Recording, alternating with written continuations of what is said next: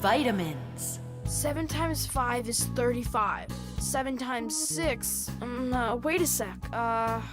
It's, Tom Thomas, are you ready? For what? For our walk. Did you forget? Oh, yeah. I'm having such problems with my memory. I keep trying to memorize this table, but I can't. If you want to improve your memory, you need vitamins.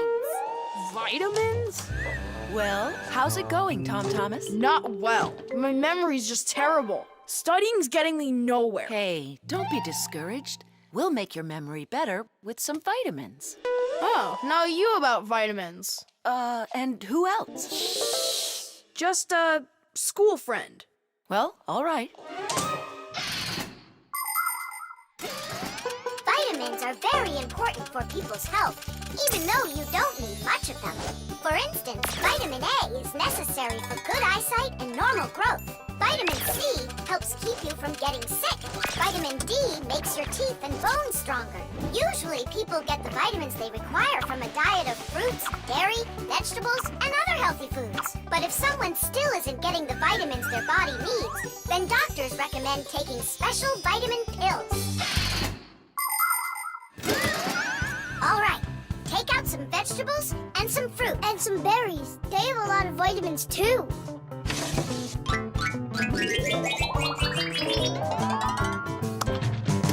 Forget about it. We're strengthening your memory with vitamins. And you'll study the multiplication table at the same time. All right, then. There are 3 cherries in each pile. Tom Thomas eats 5 piles. Go on, eat. So, here's the question. How many cherries did Tom Thomas eat altogether? I don't know. What'd you say? I said I don't know. Try counting those pits, then. Huh. 15. That's right. And that means that 3 times 5 equals 15. Now, try my problem. Tom Thomas ate 3 pairs of apples. That's easy.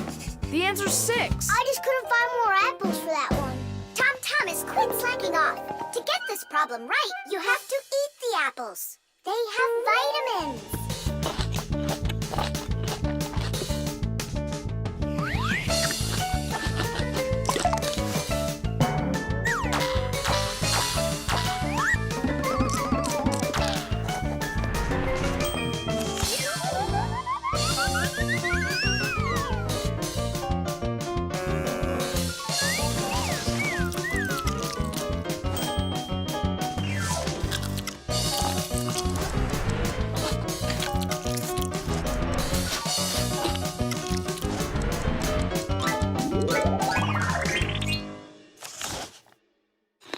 That's all. I can't eat anymore. Keep eating. They have vitamins. Anyhow, we don't have enough carrots for me to learn how to multiply by 9. All right, then. I'll help you. To multiply 2 by 3, all you need to do is just add 3 2's together. It's much harder to multiply a number by 9. That takes too much time to add. That's why at schools they want you to memorize the table. But there's a simple way to multiply by 9 without the table or a calculator. Let's say you need to multiply the number 3 by 9. Put your hands face up in front of you. Now, find the 3rd finger from the left and bend it down. So what do we see? There are 2 fingers to the left of the bent finger and 7 fingers to the right. 2 and 7 means that the answer is 27. You got it? Great! Let's do another problem. What is 7 times 9? Here are 6 fingers, and here are 3. That's right! The answer's 63. Thomas, did you eat all of that? But you're the one that told me you need to eat vitamins. That's why I got these vitamins for you. That little? What do you mean, little? There's enough in this bottle for a month. Go ahead, try one. They're very good for you. They taste good, too. Right. Better than an onion. Or a radish. Can I have another one? No, that's enough. You shouldn't take more than 1 vitamin every day. I remember where I saw this. I saw the same kind of bottle with a green lid over at Katya's. Speaking of memory, let's check your multiplication table. Let's say that you and Katya are each taking 1 vitamin a day. So, how many have you eaten after 9 days? The answer's 18. Well done. It's getting better. Vitamins really work. The umbrella. Well, so why isn't it working? We'll figure it out, colleague. Let's start by disconnecting the hoist. Otherwise, you know... Ah, Tula, you're finally here. Where have you been? Looking for an umbrella. What? What do you need an umbrella for? Because it'll be pouring rain today. Where'd you get that idea? I heard it. You're leaving already? Yeah, I have to wash the car before I go in. Ah, then I'll take an umbrella to work. You know the omen, dear. Once you wash your car... It'll rain? Oh, Todd Thomas's mother was just joking. you don't joke with omens. It's going to be raining for sure, but it's no big deal if you've got an umbrella. Umbrellas are an ancient invention. They're almost 3,000 years old. In China and Egypt, umbrellas were made out of leaves, feathers, and paper. Servants carried them over their kings to protect them from the hot sun. When umbrellas became fashionable in Europe, people started using them as cover from rain. The most convenient are folding umbrellas. Their design is simple. The edge of the fabric is attached to ribs. When you open an umbrella, the ribs spread out in all directions and stretch the fabric over your head. Automatic umbrellas can open very quickly. Just press the button and it pops right open, keeping your clothes dry as if there was no rain at all. An unopened umbrella can be used as a cane. And if the umbrella's handle is also collapsible, then it can be stored in a bag when it isn't needed. Well, the contacts are normal. And all of the wires are in place. Then what's the problem? I don't know. We're gonna have to test it.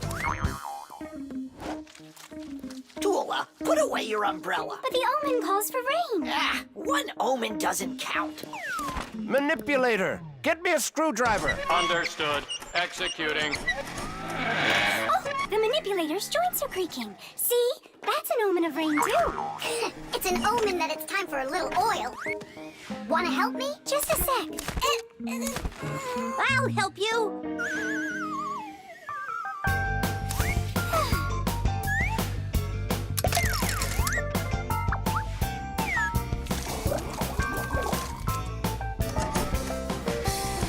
Thank you. Well, so much for that omen. It's going to rain anyhow, I know it. Just take a look at those flowers drooping. Isn't that an omen? The reason that they're drooping is because Elisa is on vacation. And my colleague forgot to water that plant. Oh, yeah. We'll finish the repair and I'll water them, I promise. Ah! This is the reason that it broke. This damaged part has to be replaced. Come on and help me. I'll get a replacement from the warehouse. Fire's flying low, isn't he? And what? When birds start flying really low to the ground. Fire isn't a bird. But he's flying low, didn't you see? Tula, give me a sledgehammer, would you? And put away the umbrella already. Look, there isn't a cloud in the sky. That's because it's morning. You have to know this, Owen. When there's no clouds in the morning, then in the afternoon, it's sure to... We're standing inside with a roof over our head. It can't rain.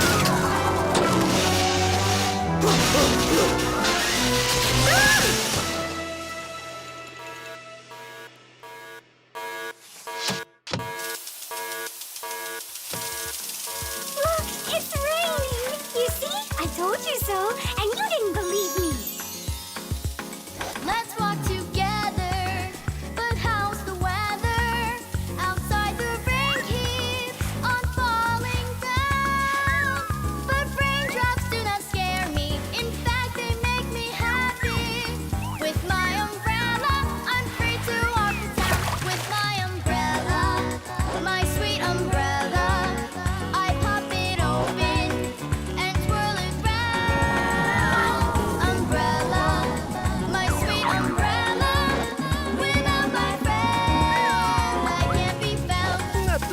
need to water the plants. You're right about that. Let's walk together. But how's the weather? Outside is sunny, a perfect day. But there's a superstition that comes to its fruition. With no umbrella, the rain will start to spray. With my umbrella, my sweet umbrella, I pop it open and twirl it round. Umbrella, my sweet umbrella, a better friend I have. The time machine. Oh, wow! What kind of device is that? Maybe an alarm clock? No, this is a time machine. Beep, beep, beep, beep, beep. Time machines, they don't exist. Whoa! What a shame. I learned that, studied that. Well done, Tula. What did I just bump into? What do you mean, what? Into a time machine. But I thought time machines aren't for real. Of course they are. You get in and take off for the future. Or the past. Splendid. Lots of us would love to be able to travel in a time machine. Maybe to go back in time and fix a bad grade, or to get a peek into the future. Of course it would be interesting, but time travel isn't possible, and thank goodness! Just imagine how mixed up everything could get. Someone brings back a dinosaur from the past, while someone else brings aliens from the future. No one would need to invent anything. Appliances would sit unused, and Fixies would have no work to do. It's awful! So you've got no idea of the answer. I studied this, but I don't remember. Too bad, because tomorrow we've got a hard test. Make sure you're prepared. I'm sure I'm gonna fail. You're gonna pass? You studied all of this, right? So, So you just need to stop worrying so much, that's all. I wish I could. Poor girl. How can we help her? Hey, I know how. This morning, Tula believed that thing over there is a real time machine. Sounds like an anti-scientific plan. Stop worrying. It's simple. We'll send you to tomorrow. You'll sit down, take the test, and come right back here. I wish I could go. It's like a dress rehearsal. The main thing's not to worry. Then what do I do? You just pull on that wire and you'll get them back. Well, time to go.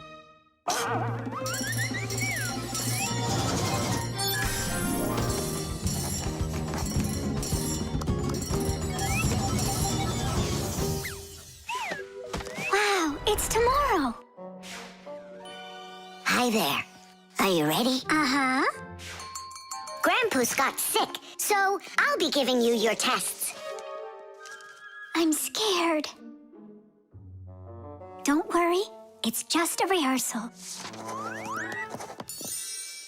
Well then, who had the best test? Congratulations, Tula! Oh, so cool. Awesome. that wasn't scary at all. Impressive. By the way, what's wrong with the professor? Grandpa's... you know, don't you? A bolt fell on his head. You dropped it, remember? I did? Yeah, yesterday. I'm not sure I like this future.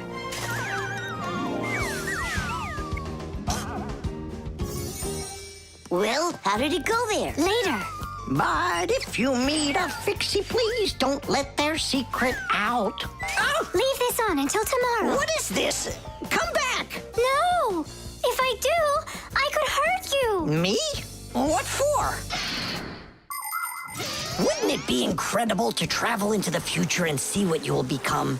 Unfortunately, that's only possible in our dreams. But if you have a dream and aren't afraid of challenges and setbacks, your future can turn out just the way you imagined. Do you want to become a champion? Then you need to start your training right away. Do you dream of becoming the best programmer in the world? Then first pull up that grade in math class. Do you dream of sailing the oceans? Then you'll need to do a lot of reading because a captain has so much he needs to learn. Start creating your future right now. And we Fixies will be right there to help you, making sure the machines you need to reach your dreams will keep on working for years and years to come. Hey there. Are you ready? Uh-huh. So far, everything's exactly the same. Tula, take this, please. It worked. And pass out the tests. you may begin. These questions are different. Who had the best test? Congratulations, Tula! What am I worried about? I know everything is going to be fine. Tish! Well then, all of your test results are great. Only none of you could guess what this device is. What do you mean? Isn't it a time machine? No, it's for automatically watering plants, that's all. You see?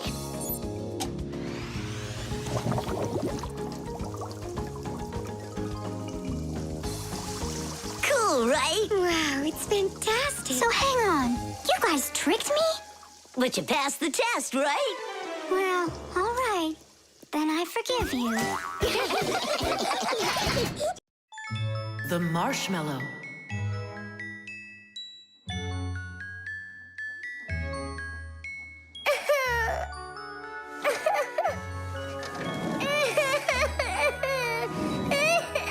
Fixies, why are you so sad? Christmas is just around the corner. Maybe it'll be a lot of fun for you, but not for us. Why's that? Marcia and Papoose had a quarrel. Over what?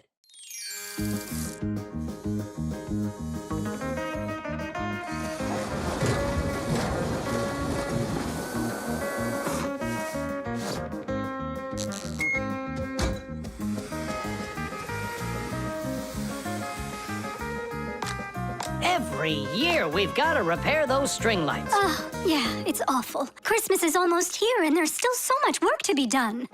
What do you think of that? And this! Whew. Here you are. You don't hear the phone ring, you don't answer messages, and we have string lights that aren't working right. We need help. Papoose, can't you give us a few more minutes? You said that an hour ago. Haven't you wasted enough time? We are not wasting time. Look in the camera. What? Look. Got one of Marcia? Look. Oh, There you are. So, having a good time? we were just about to leave, and... You can stay right here. I've already done everything myself. You obviously have more important things to take care of. So you left me over there, by myself, working my tail off, just so you can play? Where are you going? To relax. Oh, yeah? Fine with me. So now we won't have our Christmas. Don't panic, Nolik. We'll get your parents to forget. I mean to forgive each other. How? My dad always says that the way to a woman's heart is to give flowers and candy. And where are we gonna find flowers right now? Oh, we'll make them out of marshmallows. People are always trying to improve recipes. The French used an ancient Egyptian mallow root recipe to create the marshmallow, a fluffy dessert that can decorate a cake or be roasted on an open fire. In Russia, pureed fruit and berries were mixed with egg whites and sugar and then whipped together to create their own fluffy dessert, zefir. Some ingredients have changed over the years, but these old desserts are still popular. What will they think of next?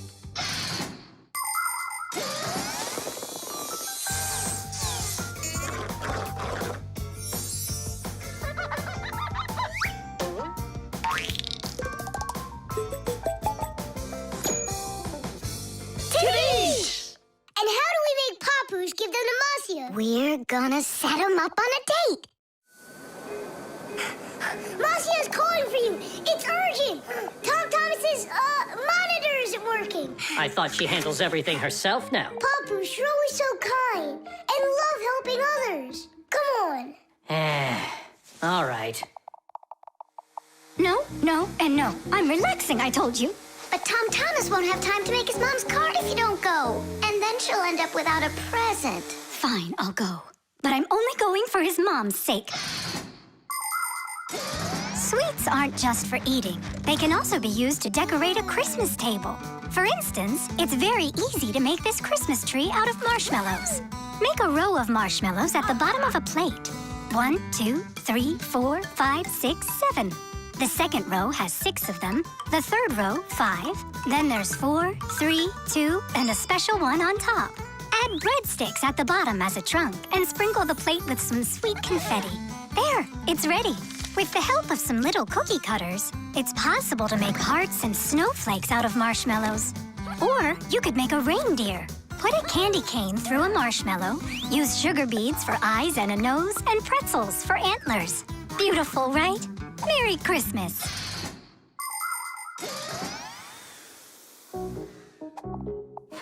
I don't get what's going on. The monitor's working. What did you call me for? I didn't call. And you've got nothing for me to do here. No. Ah, then I guess you came to apologize? No. You know what? I have had enough. Well... Huh? What's it say? For Marcia? For me? Yeah, for you. That's so sweet. I hope you can forgive me for yelling at you. I'm just tired. No, I should apologize. It was bad of me to leave you alone. And where are the children? It's almost Christmas. There you are. Come here. Papu, Marcia! Oh, my sweetie. Hooray! Merry Christmas! Beauty.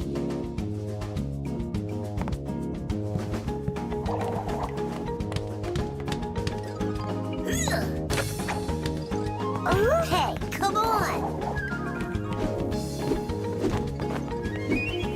Wow. You're such a show-off, Verda. And one. Ha! Check that out. What's going on? It's a shame Fire didn't see that. I'm just training for school. You're the one that's doing all these twists and turns for Fire. Me? It never even crossed my mind. Nolik, slow down! Tula, why don't we go and play some chess? Don't you think that figure skating's beautiful? Turn me. How cool! Why did you yell like that? I just got a pair of tickets to see the one and only Vector. Splendid! And who's going with you? Actually, I don't know. I haven't thought about it yet. What's there to think about? Just invite the most beautiful girl in our school, right? Yeah, not a bad idea, my friend. Woo-hoo-hoo! Did you hear that? The most beautiful one will get invited. Well, I'm not even interested. And you know what? Neither am I.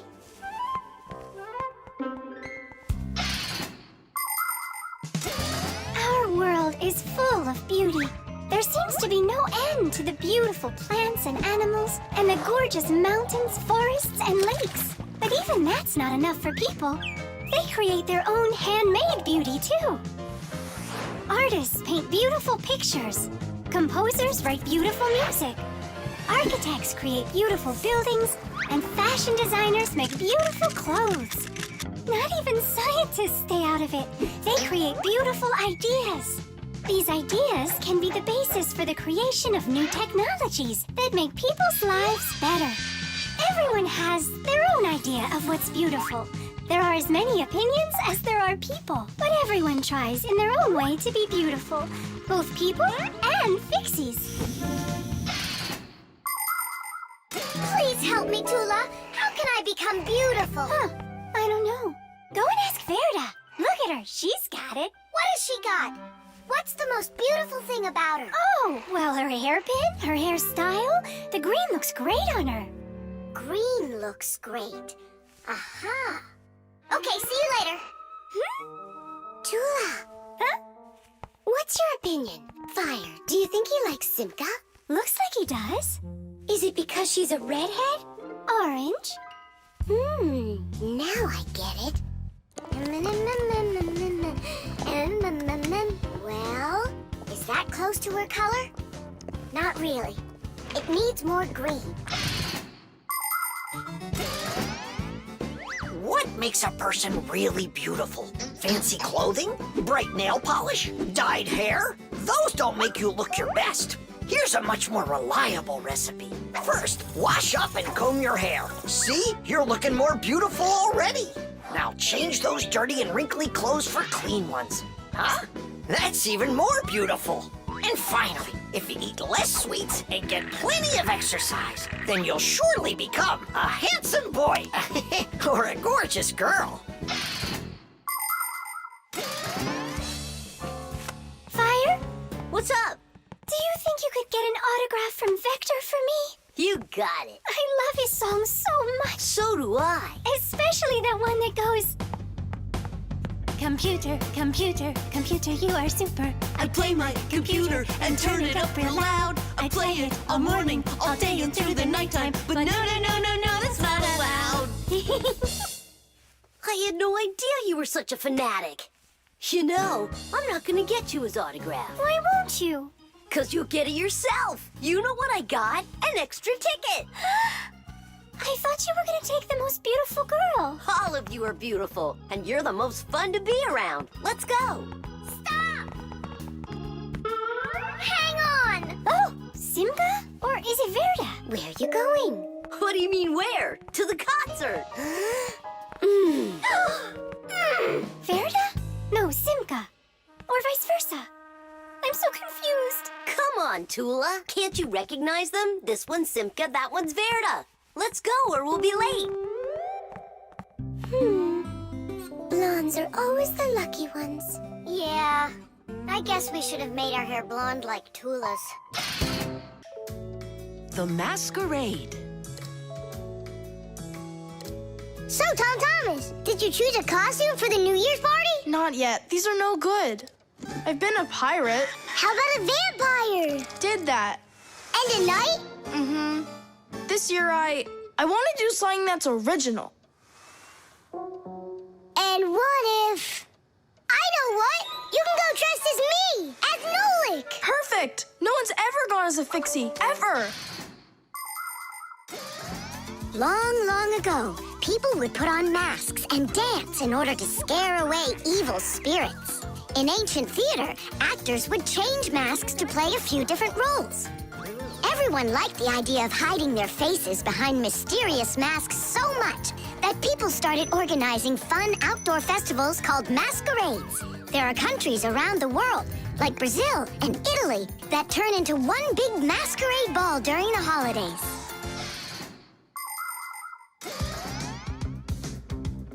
Hey there, what are you making? A costume for a masquerade! Can you guess who I'm going as? Yeah, but why does it have to be Nolik? 'Cause I came up with it. Fired be a much cooler costume. That's not true. Stop arguing. I can go dressed up as you and you.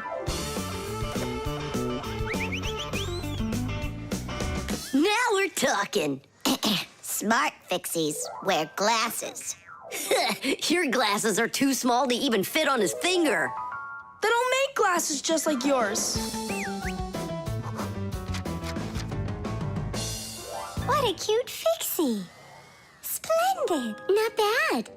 Only if I were you, I'd add a backpack to your costume. Any fixie who's fashionable is wearing it. And maybe add my curls to it, please? If you don't, then our feelings will be hurt.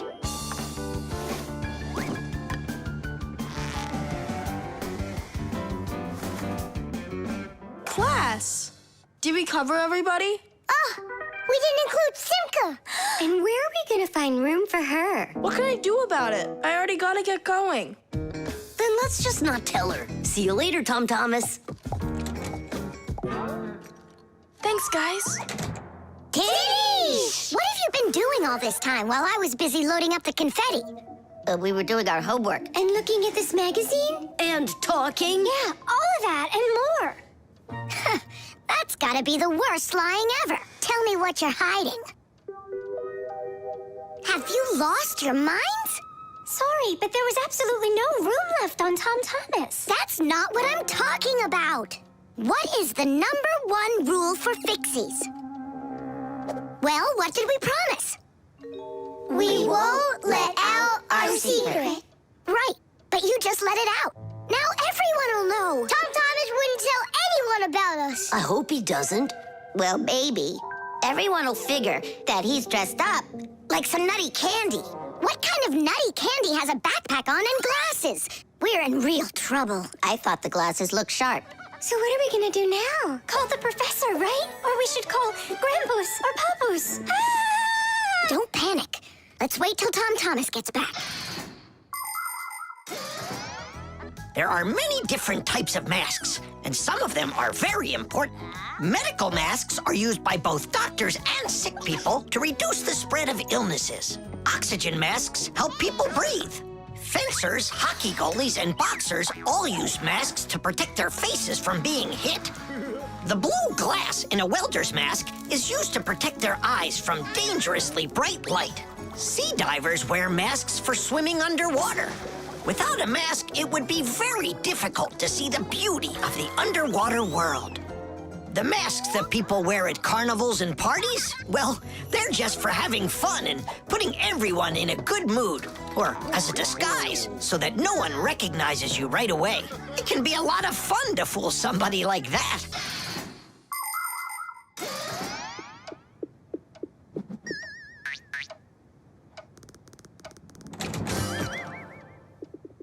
So how was it? It was great. They had a contest for costumes, and I won. Hooray, that's all. Say bye to us. I hope you won't be upset, guys, but I couldn't tell anyone that I was a fixie. Here's all I could think of. Grand prize for best costume, robotic toucan. Hey, come on. Do you think we look like toucans? Yeah? Yeah. Yeah. Yeah. All right there, fixie toucans. We've got work to do. Oops. Happy New Year. The construction set. Tom Thomas. Huh? Why are you sitting in the dark? Because it looks better this way. Check it out. Oh, look at that. What a beautiful castle this is. It's like out of a fairy tale. No, it's from my construction set. I put it together myself. Class. Oh, let's be knights. I love that game. And so does the old dragon. Who locked the fair princess inside of the castle? I get to be the princess.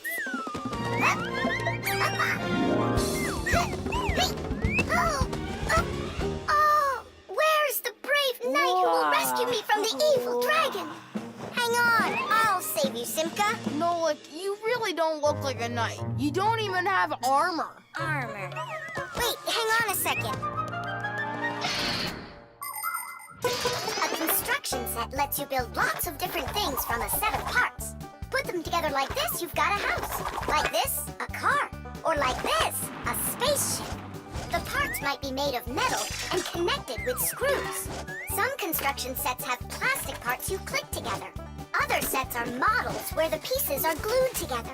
You can also find magnetic sets. Touch the parts together and magnetic attraction makes them stick.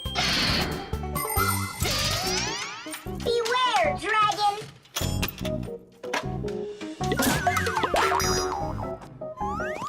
Oh, save me! Oh, help me! Where's that knight already? And where's the castle? The planet has been attacked by robots, and they have destroyed the castle. And they've kidnapped me. And are you still a princess? Of course I'm still a princess. Oh, save me, brave knight. Right. What's going on? This is a magnetic construction set, and your armor is made out of metal, so you got attracted to the magnets. Tom Thomas, it's not fair. Unattract me. Okay. Oh, rescue me! Help me! You gotta save me! Hang in there. I'll be right back. I gotta change my costume.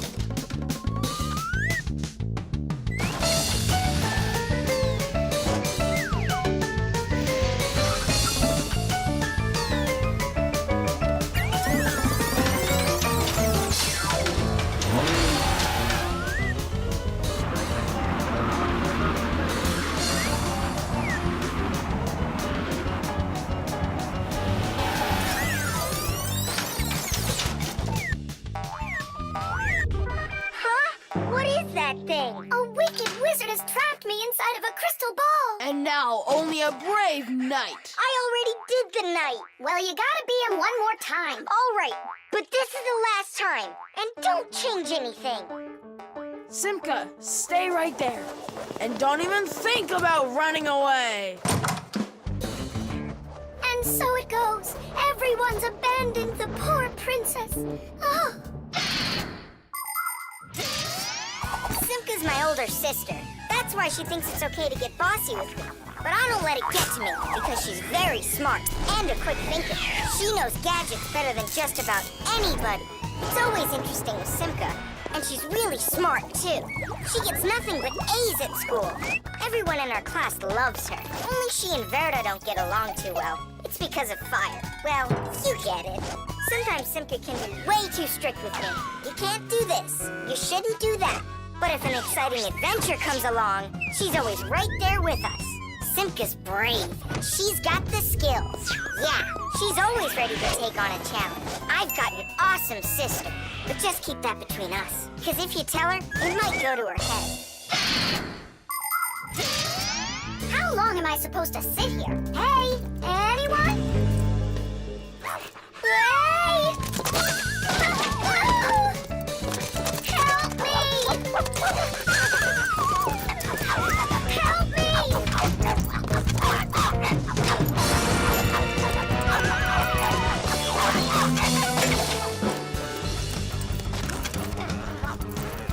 Chusaka, you give that back.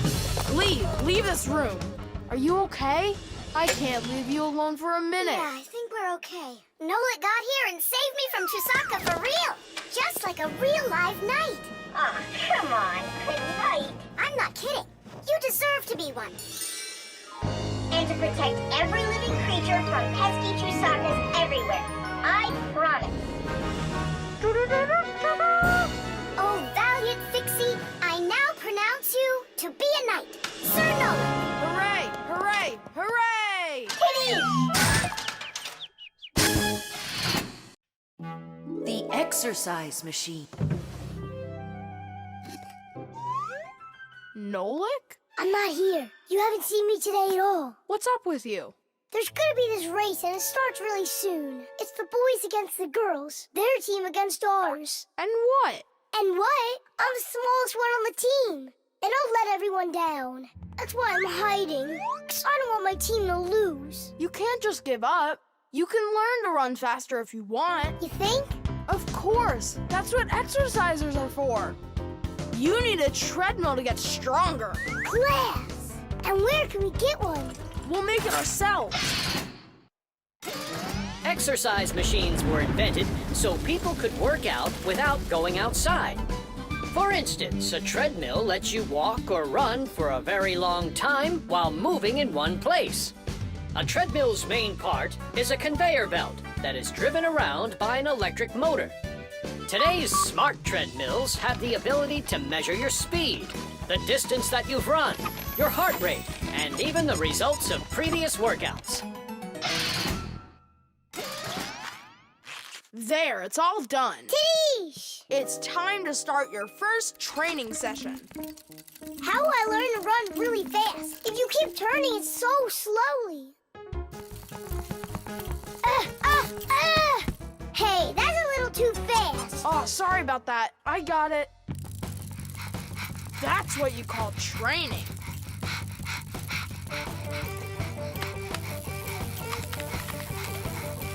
Tom Thomas, so, what do you think? Maybe I trained enough? Not yet. You need to keep going. Oh, I can't do this any longer. Let's stop. Whew. No way. Turn the handle. Yeah. There are all sorts of exercise machines to help you improve your health. This one simulates skiing. It exercises your arms, legs, and heart. And this one you can row like a rowboat.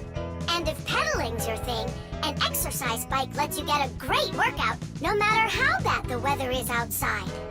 There are also weight training machines. These machines can help you build big, strong muscles and tone the shape of your body.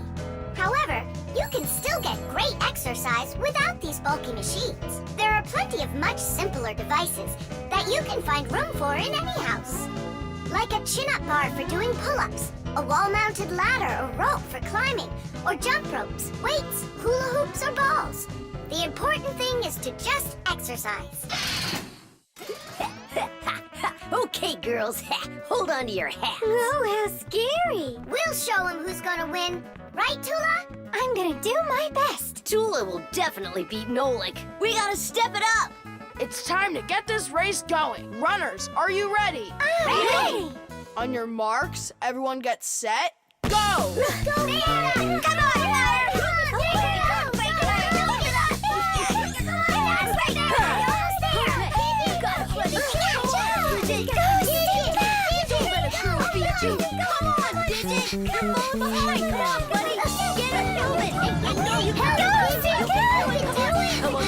Come on, Digit!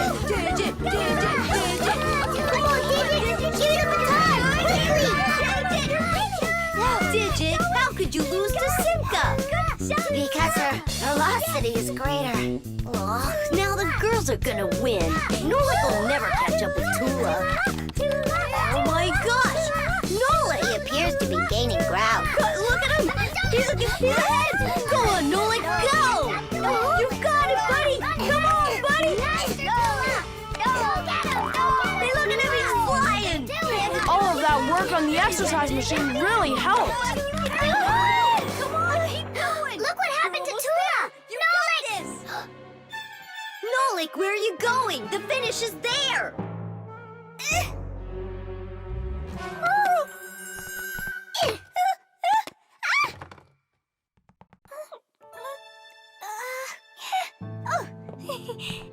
Thank you, Nolik. You're my hero. Come on, Tula! You can do it, Tula! Hooray! So, which team won the race? We did! It's a tie. Tom Thomas, that's just not fair. It was a tie. And a very noble one. All right, you just wait for the next race. Nolik's gonna win it big time. Now it's time for you all to get up on that winner stand. Oh no! All the first places are taken. For you, we'll find one.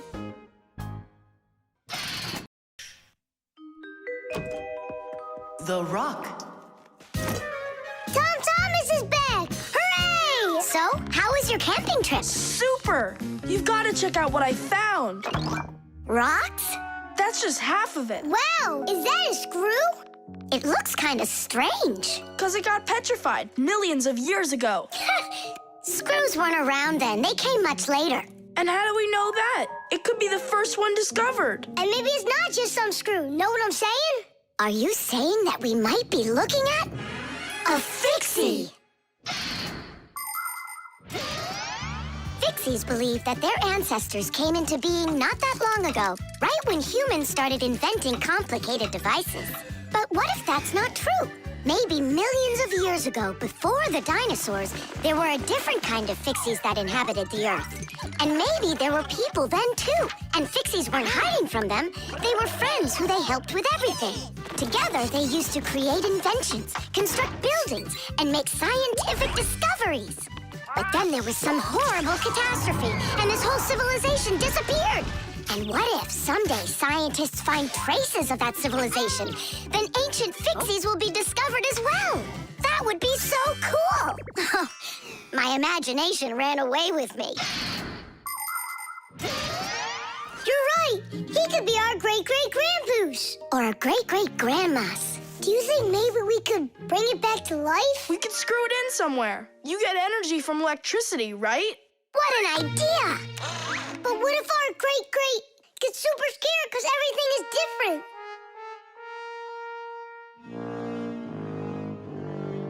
We can build him a prehistoric world to wake up to.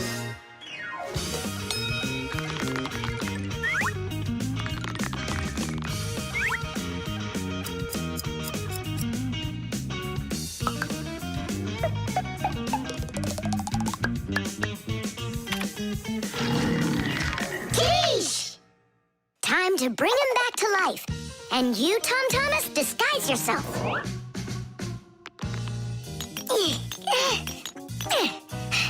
We'll break him like this. We need a different way to do it. We need more power for this.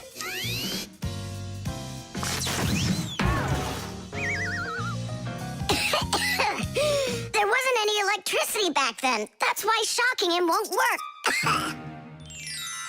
Oh, our great-great ancestor who came to us from ancient home. Be released from this stone. Be free. Why is it always so difficult with relatives? Wake up! Wake up! And what if...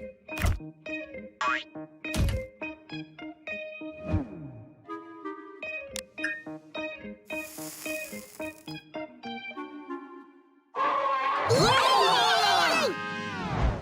We've tried everything. This is just a waste of time. Let's sing that song about the screw.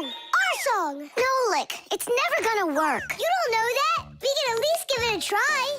If you think a screw is nothing, take it out, but just beware. Everything will break without them, with no little screws in there. Look, it's moving. It's impossible. It really did. If you think a screw is nothing, take it out, but just beware. Tom Thomas, hey. Well, how was your camping trip? Seems to me quite a success. Yeah. So, let's see what you found there. Do you know what this is? Well, it's a rock. It isn't. It's the stalk of a sea lily. You mean a flower? An animal who lives at the bottom of the sea. Its stalk makes it look like a flower, like a lily. On planet Earth, there are lots of rocks. Some of them are hiding deep below the surface, and others appear with volcanic lava. Remember those fairy tales where an evil witch would turn everything living into stone? Well, it's really happened, just without any magic. Some prehistoric plants and animals were petrified way back when, and they've remained that way ever since. Thanks to them, we can get an idea about what life was like on Earth millions of years ago. And this one's a devil's finger, the squid's ancestor. How do you know all this stuff? When I was your age, I collected fossils and rocks. Let's go. I'll show you my collection. Do you think any of our ancestors were sea lilies? Shame. Why did I let myself get so carried away? There weren't any ancient fixies in the world. But I still believe in them. They just haven't found the right rock yet. But they'll find it. I know they will.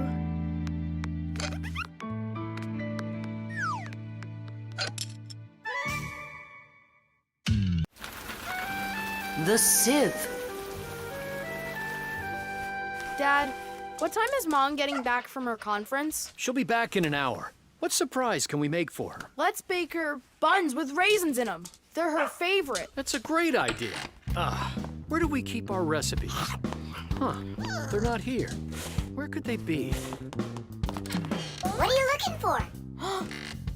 A recipe. They're in the drawer by the stove, over there. Great, thanks a lot. Here they are. That's fantastic. Let's see. What do we need? Milk, Flour, eggs. some cinnamon and raisins. The cinnamon's right there. But you're out of raisins.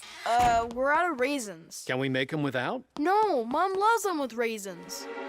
It's too late. The stores are closed.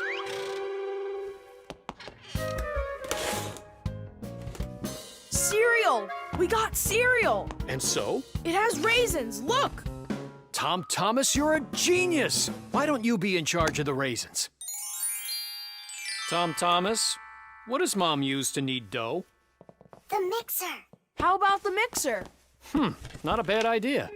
I don't think you have enough raisins. But you haven't made the dough yet. It'll be really quick with the mixer. All right, Dad. We'll see who finishes first. Come on, faster, faster. Don't be so clumsy. If you think you're so good, then why don't you help? Fine, we'll help. Catch!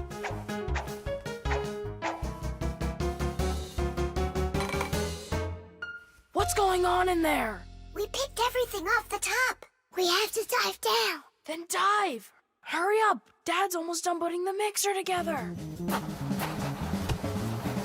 Where are the raisins? It's dark down there. We can't see any raisins. Well, try diving again. No, this way won't work. We need a filter. In order to separate seeds from the husk, air from dust, and water from harmful particles, we use filters. The simplest kind of filter is a metal netting. These kinds of filters are installed in washing machines and dishwashers. They keep the water clean by capturing small debris and sand. As a result, Machines work better and go longer without breaking. In other words, filters help separate what is wanted from what isn't. I think I know what Mom uses. Perfect. That filter's a sieve. Grab the bowl and hold the sieve over it. Pour in the cereal. Now shake it so the tiny flakes fall through the sieve and the raisins stay in it.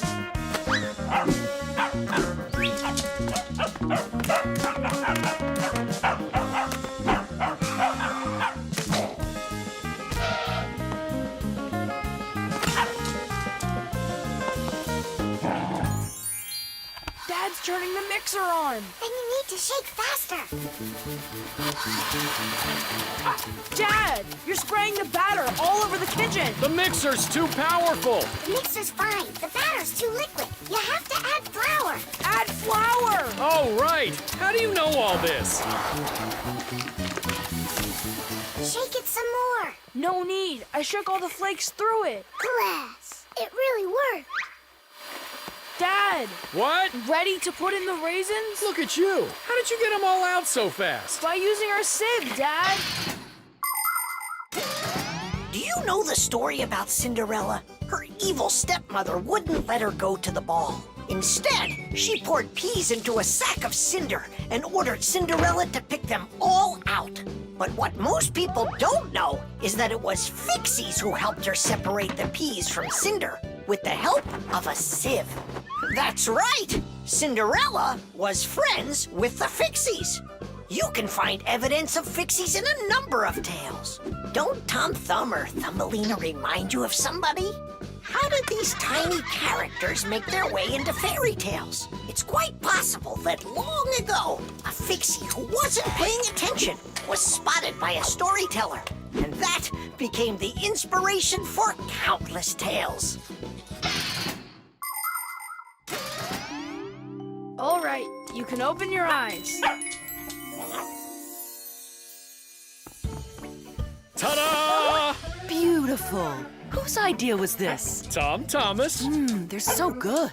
What recipe is this? Tom Thomas found it. And you remembered that I love raisins. Tom Thomas sifted them out of the cereal. Well done, Tom Thomas. All by yourself? I should say so. Tish! The parrot. Adisa, do you want a cracker? Wow, Tom Thomas. Who is that? Simka, Nolik, this is Adisa. My dad brought him from Africa. I can't believe it! You've got a real parrot! Can he talk? My dad said that he can, but I haven't heard him yet. Well, let's see if he can. Okay, say, Adisa's a good bird. No, he should learn my name. That would be awesome. Adisa, say, Nolik. That's my name. He doesn't want to talk about you, Nolik. Maybe he doesn't know how to speak human language.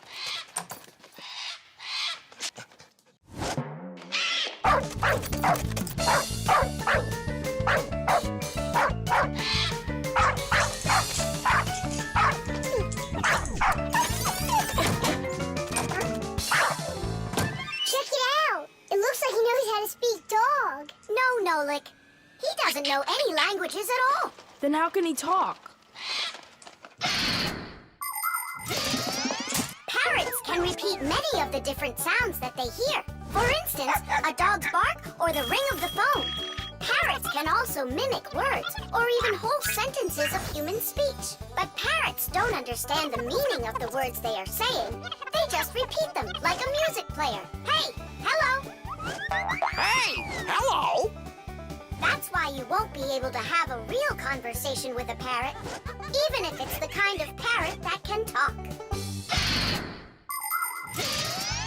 All right, then let's have him repeat something. Hey, Adisa, Tadish, it's the Fixies' special sign. Say it.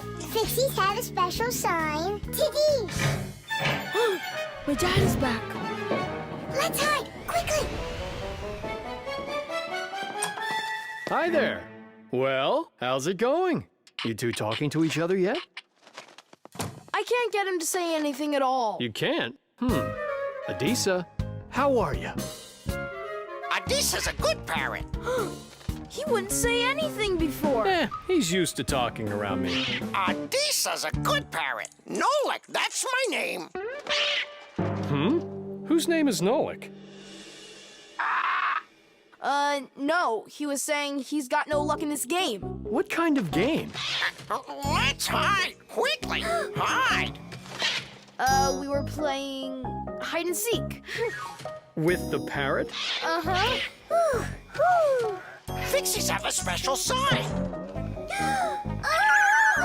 Fixies have a special sign. What? Fixies? A special sign? No. It was physics. It's a special science. That's what we're studying about right now at school. You know how special physics is. Wow, that's impressive. Well, keep up the good work, son.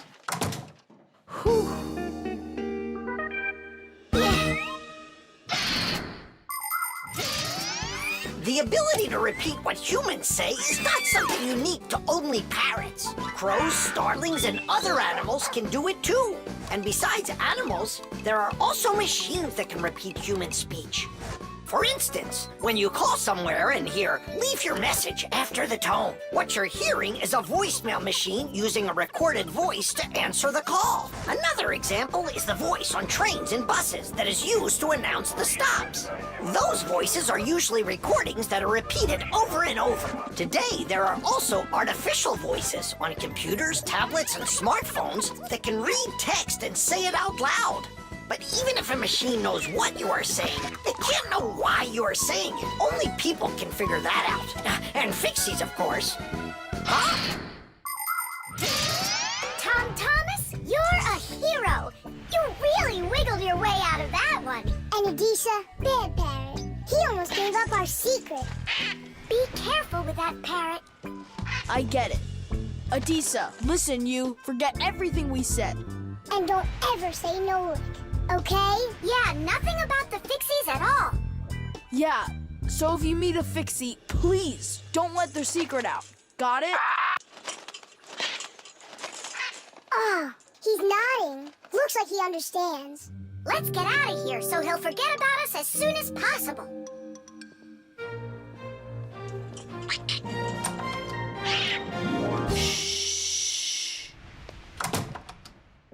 So if you meet a Fixie, please, don't let their secret... Ow!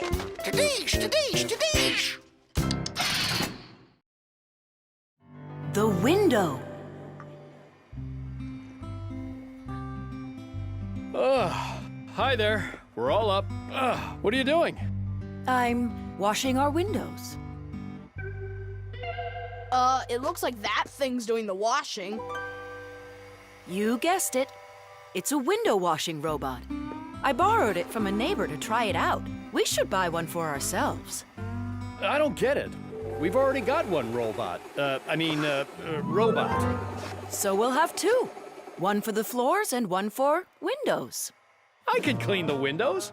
But it can be dangerous work. What's so dangerous about it? I'll just go and wash them right now. And instead of a robot, we'll buy something useful. Like a skateboard for a boy. I've already got one. So you'll have two. Class. Uh-huh. If you say so. There just so happens to be a dirty window in your office. Let's see how you do with that one. Consider it done. Mm-hmm. And we'll clean the tiles with the robot. A window is much more than just a hole in the wall. Windows provide houses with light, ventilation, and views to the world outside. Modern windows are made with several layers of glass. Between each layer is a space that's filled with air. The air works as insulation to keep heat from escaping outside. Do you know how to tell how many layers of glass your window has? Just shine a flashlight at it. The number of reflections tells you the number of layers.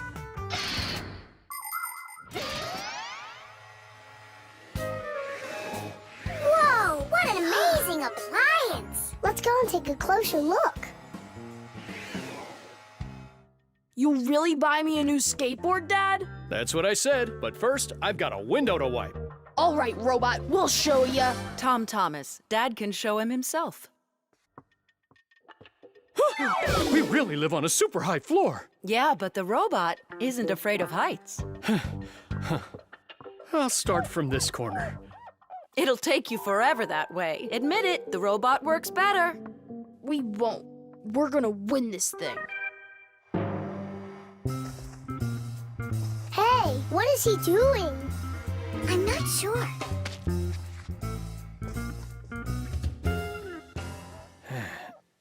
Huh? Mom! The robot made such a mess in there. It's impossible. Look, Good joke. just wait.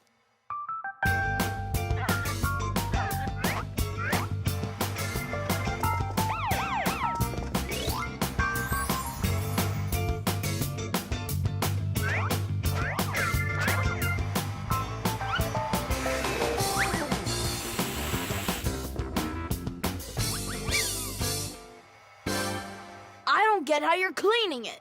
Easy. You can talk? You gotta be kidding. And you are misbehaving. You guys? You're the ones trying to stop me? You tried to make the robot look bad, so we had to defend it. It's only 'cause my dad told me I'd get a skateboard. Yeah? For doing a bad thing? Ah, aren't you ashamed of yourself? I am. You learned your lesson, and don't forget, Fixies look out for appliances.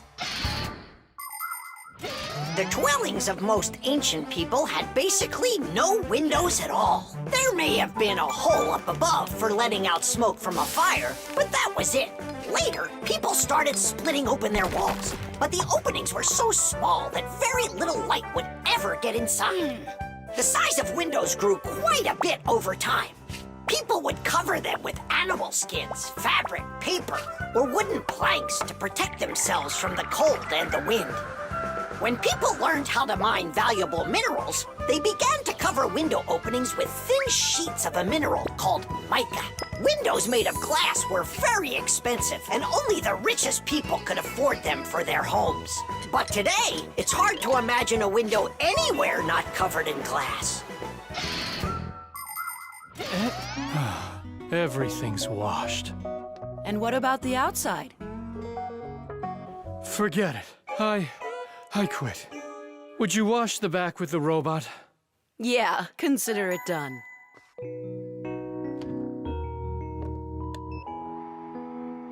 Yeah, you're right. I see. It really is a great appliance. And that washer's defender is even better. You're right about that. Jeesh! Money.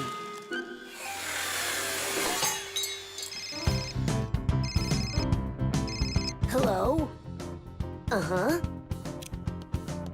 Fire, can you help me, please? Sorry, Verda. I need to go to, the warehouse right away. But I helped you yesterday, didn't I? Well, I helped you the day before that. Yeah, well, what about last week? I helped you 3 times, remember? Well, You helped one another when it was time to. I don't see why you have to count. Of course not, Tula. You ask for the most help from all of us. I do not, Verda. Look how Elisa helps Professor Eugenius. And she doesn't argue with him. Of course not. She's in love with the professor. Actually, it's her job. And for helping the professor, she gets money. Money. That's a smart idea. Money constantly moves from one hand to another. A person does his job at work, and in exchange, he gets money for it. He can use the money to buy things he wants, like clothing or food. Or he can pay somebody else for their work, like getting a ride from a taxi driver, a haircut from a hairdresser, or a computer repaired by a technician. All people take part in this circulation of money.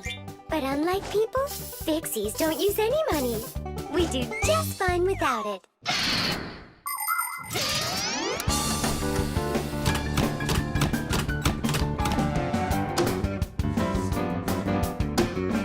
From now on, we'll do it like people do it. If you work for somebody, they give you money for it. And if you need some help, then you pay. And that'll stop the arguing. And all the false accusations. And those are for Simka and Nolik.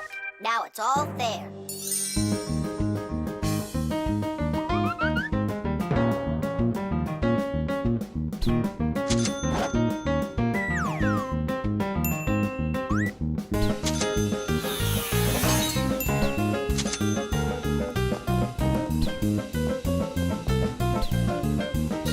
What is this? Money. What are we supposed to do with it? You don't know? You pay for someone to help you. I don't like this new idea at all. At all.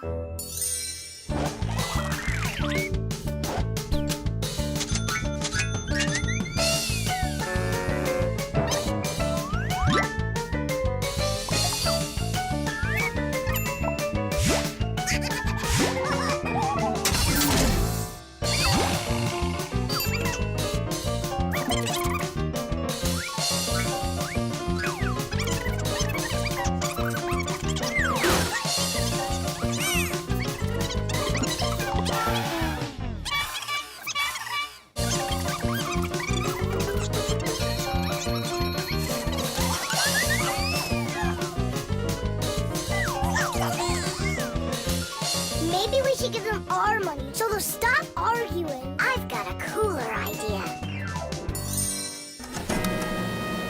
Hey, who needs money around here? 'Cause we've got it.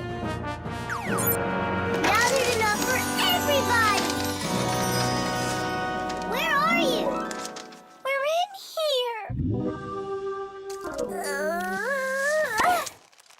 This is all your fault, Fire. And your fault. No, it's the money. That's whose fault it is.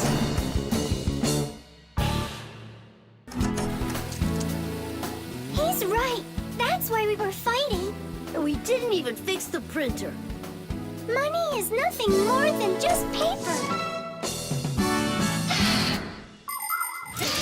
Although money is printed in strict secrecy, we still know something about the process. The paper used for money is made out of cotton and linen.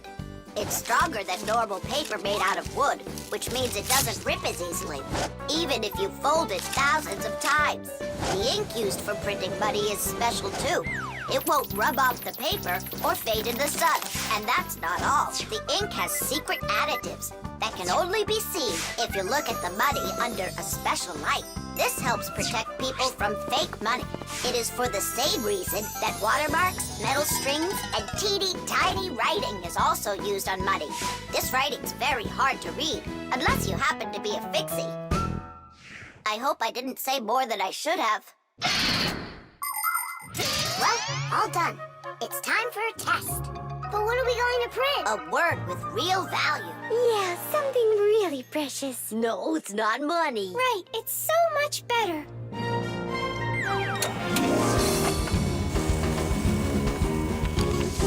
Friendship! Teach! The movie. He fakes left. He shoots. Ha! Class! And can you do it backwards? Yeah, sure.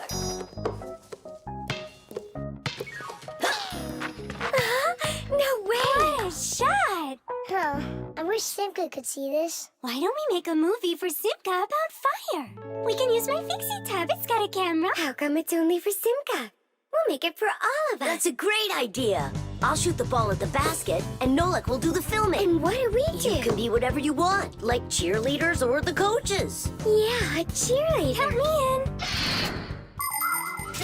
Motion pictures, or movies, appeared more than 100 years ago after the invention of celluloid film. A movie is made up of a series of still photographs called frames. When you look at the frames quickly, one after another, the picture on the screen appears to move.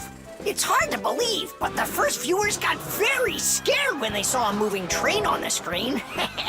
At first, films were silent. Only later did people learn to make them with sound. And soon after that, people learned to make movies in full, beautiful color.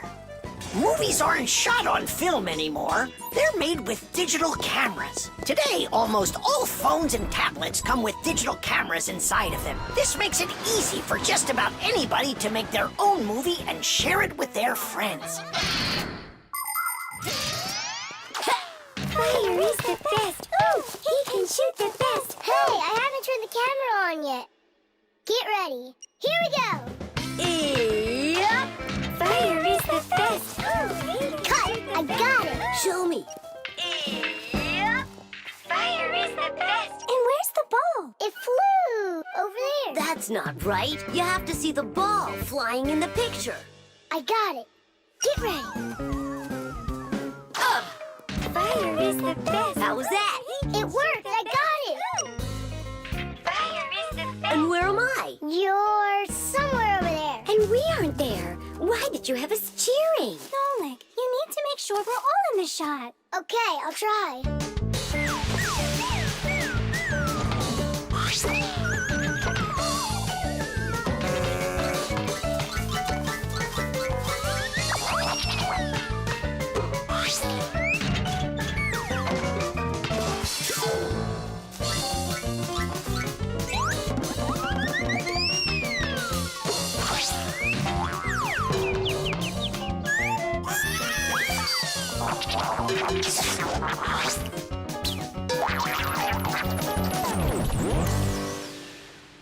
How about I shoot the ball and Fire films it? No, Nolik. It's better if Fire takes the shots and you do the filming. Fire can't even hit the basket. You try to hit the basket when everybody's bothering you.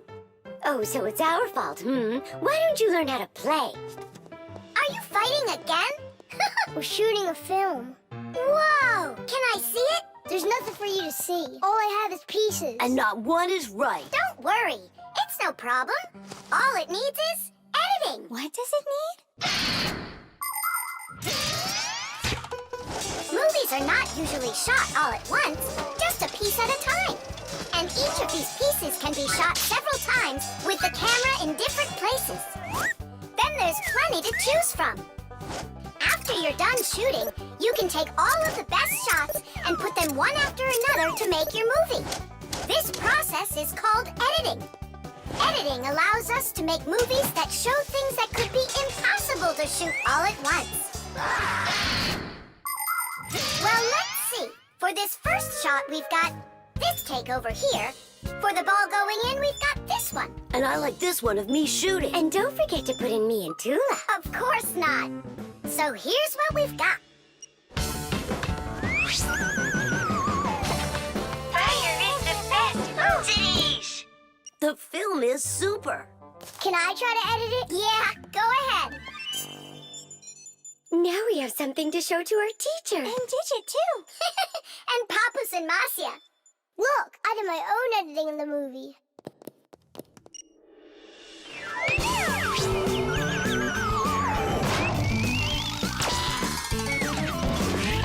What was that? That's not true. It is so. With editing, it's just not fair, Nolik. Fire was able to put it in 100 times without any editing. You sure didn't. Hey, guys, don't fight. Do you want me to teach you all the right way to shoot hoops? Yeah! All right, here we go. And shoot! Fire is the best. Oh, he can shoot the best. The blood test.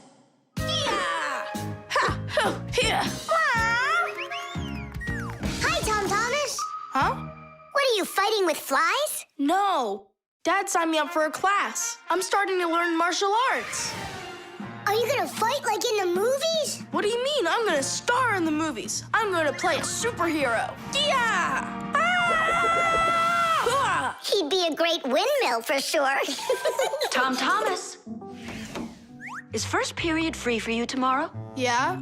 Excellent. Then in the morning I can take you in for a blood test. Oh, blood test? Why do I need that?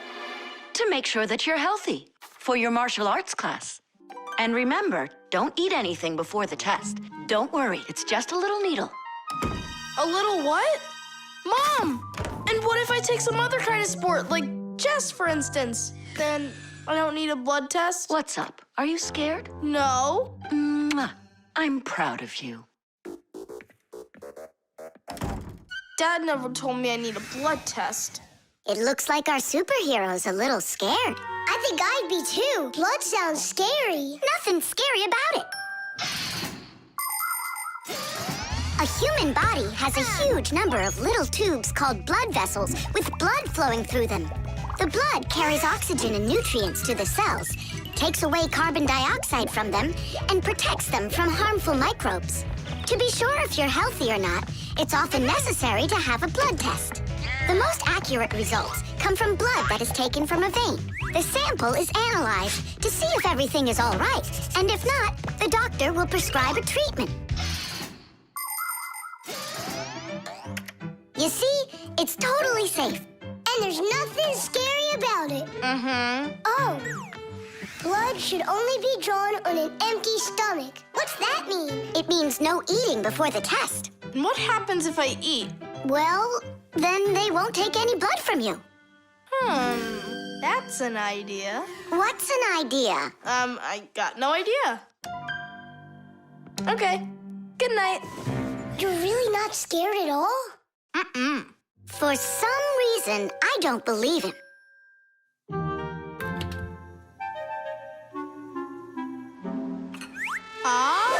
Huh? Hey, what's going on? You're not allowed to eat. Give it back. Oh, my mom's coming. Oh. Tom Thomas, did you forget? You're not allowed to eat now. Do I have to have this test? Go on. Go get yourself ready.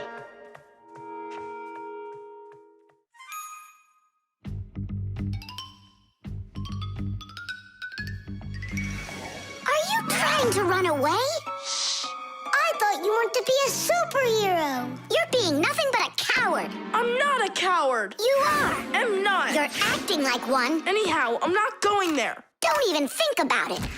Nolik, help!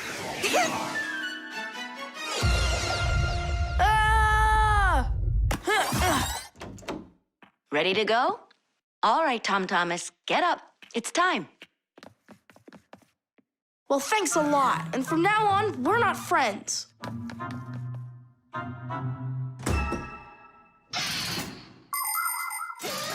Making an accurate blood analysis is not a simple task. Originally, this work was done by people that would examine a drop of blood under a microscope. Today, in modern laboratories, technicians analyze blood with the help of smart analyzing machines. These machines can do the job much faster, and they don't make mistakes like people can. After you give some blood to be analyzed, the test tube is sent on a real journey to reach the laboratory for analysis. In the laboratory, it moves from one analyzer to another, each one of them examining a different part of your blood. Then, all of the data is put together, and that's it. The blood test is done.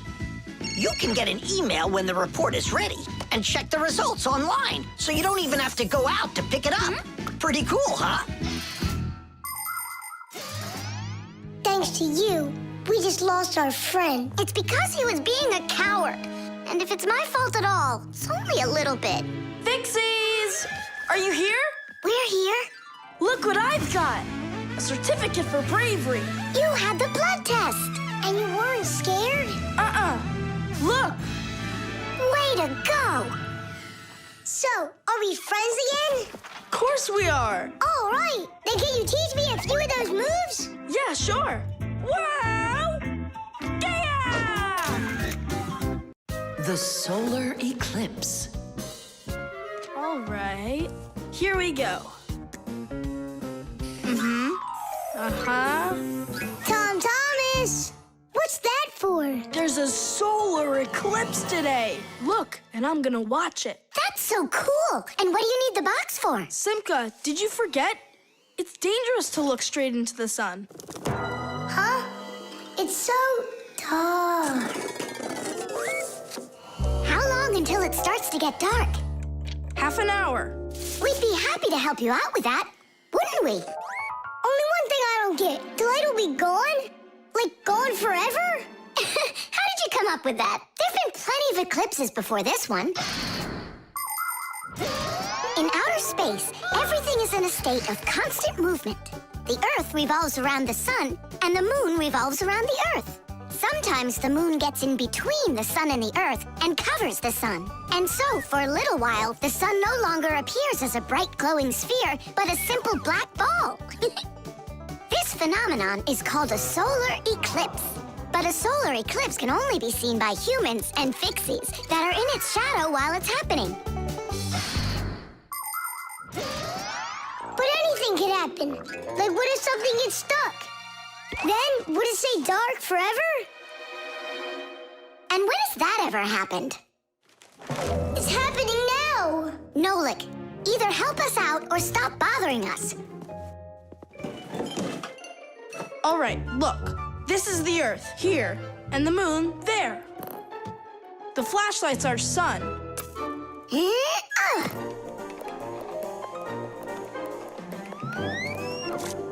You see? The moon's shadow falls on the Earth. And now watch. When the moon starts to go, the light comes back. Did it get stuck? Just like I said, the end is near. The end of the light. It's just that someone should be more careful with the glue. It's possible to take an ordinary box and make a special device that was invented by people long ago. It's called a camera obscura. This clever invention was used by artists as well as scientists. It was the basis for the very first photo cameras. It's quite easy to make your own camera obscura. Cut out a small square on one side of a box, cover it with aluminum foil, and poke a little hole in the center of it. Put a sheet of paper on the opposite side. The light will pass through the hole and shine through the darkness. And on that screen, you'll see the eclipse, only it will appear upside down. To see it, you'll need to look at it from above, but make sure not to let extra light in. Beautiful. And remember to be careful with those scissors. But don't you understand that it's scary in the dark? And it's impossible to live in it? Don't be a coward. You glow in the dark. But what about Tom Thomas? Is he gonna have to walk like this?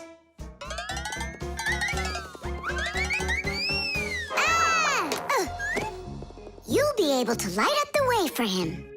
And if I run out of juice? I'll use my flashlight. And when the batteries run out? Relax, I'll find more. In the dark? No, we have to get prepared right now.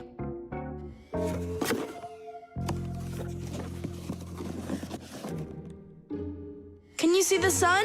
Uh-huh. 1 minute left. You ready? A minute? What? Hold on, I'm not ready yet. I'll get charged a little more. No, I need to get those batteries. 10 seconds. 9 seconds. 8 seconds. What should I do? 6. What should I do? 5. Ah! 4. 3. 2. Marcia! Here it goes. Whoa. It's totally beautiful. Nolik, come on out. You'll miss everything. It's amazing. Class, it's so awesome that we did this. Look, look. Now the sun's coming back out. Show it to me. It really didn't get stuck?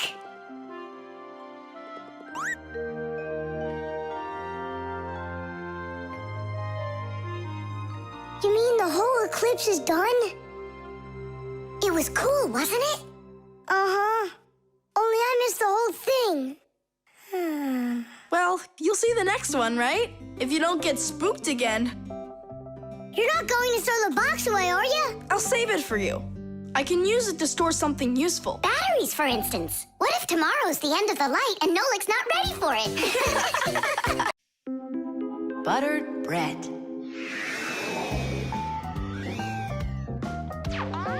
Tom Thomas, it's not right to eat when you're playing a game. I know your mom told you that. Come on, stop distracting me. Oh no, that's the game. Now that's what you call Murphy's Law, Nolik. No, that's the law of buttered bread. The law of buttered bread. There's no way that's a real law. People say that bread always lands buttered butter side down. Scientists laugh at that, but there is a grain of truth in it. First of all, a sandwich usually falls from the low height of a table, and so it only has time to make a half turn. Second, the side of the bread with the butter is heavier, and that pulls it towards the ground. And third, people remember the bad things that happen to them. So, they believe that buttered bread always lands the wrong way. That's just goofy. I don't believe in that law. It's true, and not just for buttered bread, but any open-faced sandwich. Then let's do an experiment. We got tons of food in here. We just cover some bread with it and then throw it. All right, let's do it.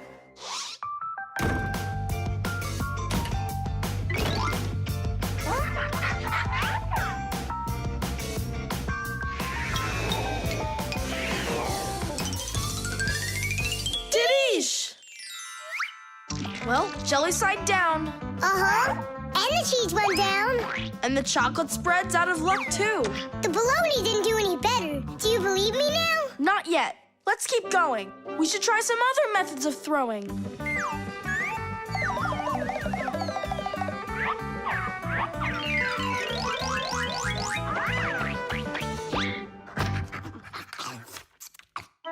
Oh, that's everything. There's nothing left. No, there's still some turkey. Where did you see that?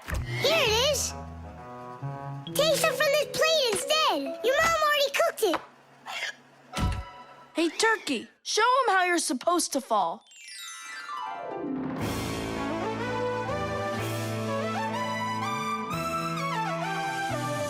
Aha! Didn't I, tell ya? You vandals! Why are you throwing food all over the place? It's simply awful. Hey, give it back. Please, we're testing the law of buttered bread. You gotta be kidding. Your mom is gonna love you for that. Can you please put the sandwich on a plate already? It's too heavy for us to keep holding it up. Good. There you go. Tom Thomas, do you have any idea at all how nutritious that turkey is? And delicious, I'd imagine. And turkey's a healthy food that has lots of protein, vitamins, and what do you call them? Microelements. That's not all. Eating that turkey could make you grow. If you eat that sandwich, you could grow a centimeter. I think that's true. Yeah, and it'll give you some extra strength, which you're gonna need when you clean up your kitchen.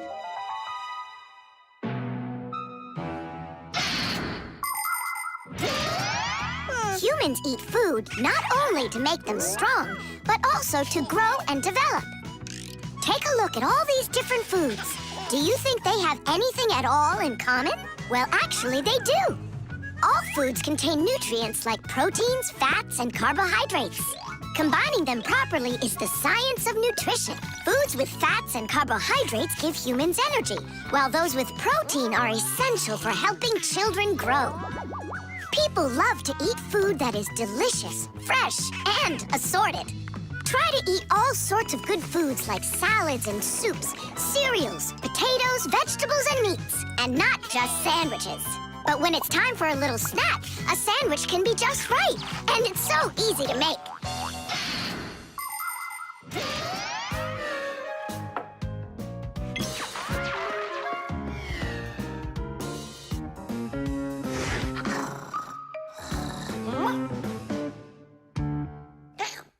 What happened to all of our bread?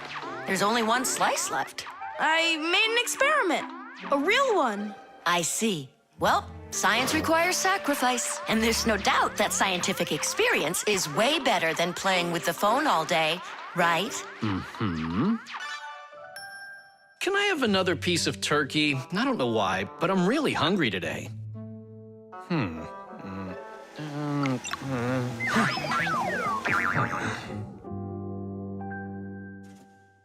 No, that's what I call Murphy's Law. No! That's what they call the law of buttered bread, Dad. Did you hear? The law is a law. The pencil. Well done, Tom Thomas. Your mom's birthday's today and you're still sleeping. Hey, what's that? It's a drawing, a portrait of his mom. In my opinion, this mom doesn't look very much like Tom Thomas's mom. Maybe he didn't get to finish the picture yet. He was tired and passed out. This is not good. We gotta do something. Ah, him! The pencil's right here! A pencil has lead inside. It's the lead that makes the drawing. Only lead doesn't grow on trees. It's made out of a mineral called graphite that's mined out of the Earth's crust. But how does the lead get inside a pencil? It's simple. Pencils are made with rods of lead and 2 wooden boards. Grooves are cut into the boards, and the lead's placed in them. The halves are glued together and cut into pencils. The artist's tool is ready.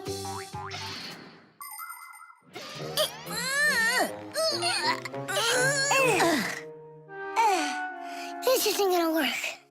Oh, give me a place to stand, and I shall move the pencil through the air.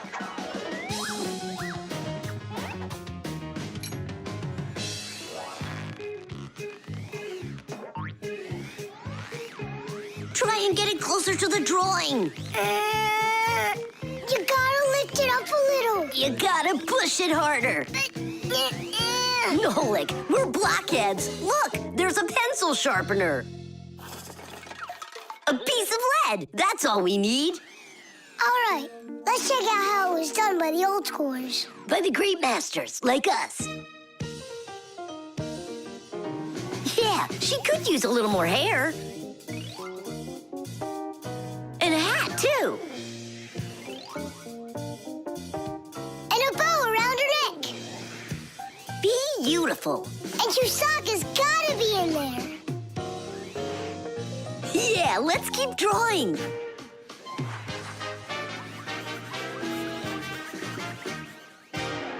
Tom Thomas, are you still sleeping?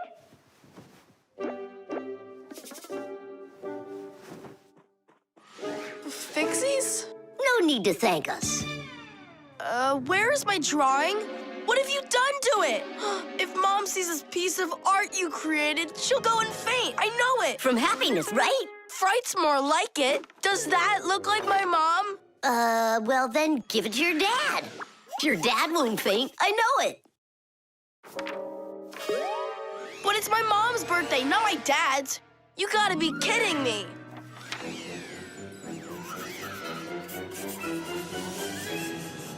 There's also a famous painting like that. It's called the Black Square. It's a classic. You don't think she'll like it? People want to remember the highlights of their lives. And so they take photos of nature, of their families, of themselves, even of the food they eat. People have been doing this even before the invention of photography, by drawing. An artist might draw the sun, a river, some apple trees, and soon he's made a landscape. And if the apples aren't on trees, but on a plate next to a vase, cup, or basket, then a still life is what it's called. If a person's in the center, then it's called a portrait. And when artists make pictures of themselves, it's called a self-portrait. Of course, it's easier for us to take a quick photo of things we pass along the way. But just like the old masters, we put a piece of our souls into our drawings. And if you draw more often, you'll see it for yourself. I promise you that. Maybe you could just give her one of your older drawings. Maybe you should just erase the mess you made of this one. That could work. Erasing's gotta be easier than drawing. Whatever. There's no way you can make it worse. Hey, I think I know a way you can fix it. You can use the eraser for drawing. A portrait. Portraits don't seem to work out too well for us. But a still life drawing is a piece of cake.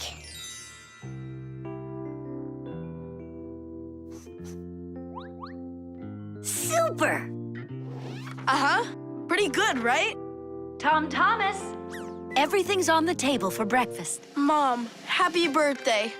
I drew this present for you. Thank you, Tom Thomas. What a lovely still life, so unusual. I tried really hard. We'll hang it up on the wall. Now, let's go eat.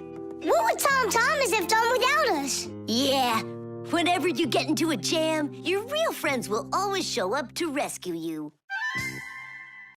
The traffic light. Red, yellow, green. All right, let's go! Tom Thomas, why did we stop? There's a crosswalk. When there are lines like that, you have to let pedestrians cross. Go on. Thanks. Have a good trip.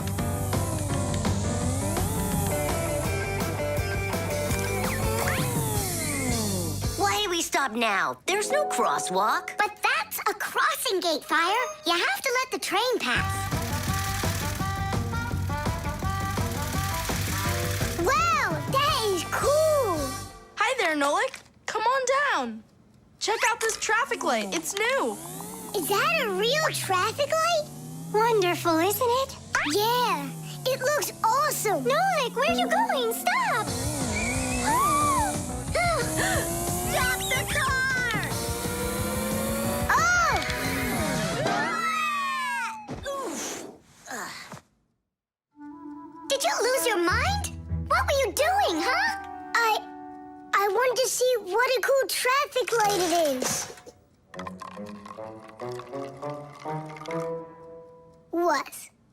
And my dad just got this for me today. Now look at it. You were supposed to let me cross. You ran into the street when the light was red. A traffic light is a street lamp that sends multicolored signals to vehicles and pedestrians so they don't get in each other's way when they're on the road. When the light is red, it means stop. You must stay where you are. A yellow light tells drivers, caution, prepare to stop. You are only allowed to start crossing the street after the traffic light changes to the color green. And even then, it's important to remember, look both ways before crossing. Got it? You can only cross on green, Nolik. Even really little kids know that. But the light was green. No, it was red. No, green. It was red. It was green, I swear. Maybe you're colorblind or something. Yeah, possibly. What does it mean if you're colorblind? It means you can't tell colors apart. So you don't know which one's red and which one's green. That's what I am. Right. You never mixed up colors before this. Okay. What color is that nightstand over there? It's red. And the plane up there? Oh, that's green. How about me, huh? What color am I? Greenish, bluish, brownish, gray. With polka dots. I'm what? It's true. He's colorblind. Poor kid. Told ya. Wasn't my fault.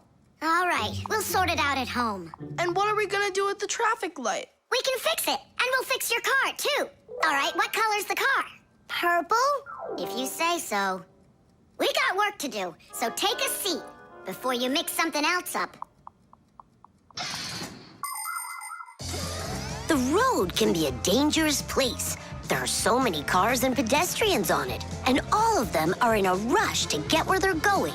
But be careful. Even if a driver notices a pedestrian on the road and brakes, it can still take quite some distance before the car comes to a complete stop. To avoid disaster, have respect for one another. If you need to cross the street, go to the nearest traffic light, crosswalk, or sign with a pedestrian on it. While you're still on the sidewalk, look to your left and then to your right, and see how far away any cars, motorcycles, or bicycles are. If they're close, then just stay where you are. If the driver is responsible and polite, he will stop for you if he sees you from a distance. If you want to make yourself more visible when it's dark, attach safety reflectors to your clothes, and then it will be safe for everyone on the road.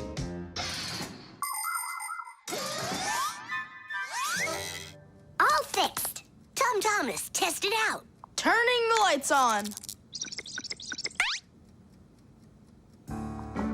So, is it right?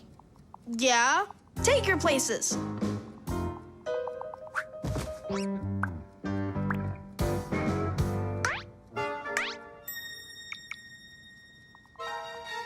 All right, let's cross.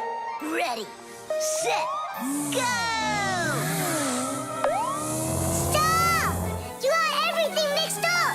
The light is green in all directions. Ah! Heh, the game is up. You aren't colorblind, Nolik. You know what you are? You're a feigner. Me? Well, Yeah, I got a little of it right in here. And once in a while it goes up here. What The telescope.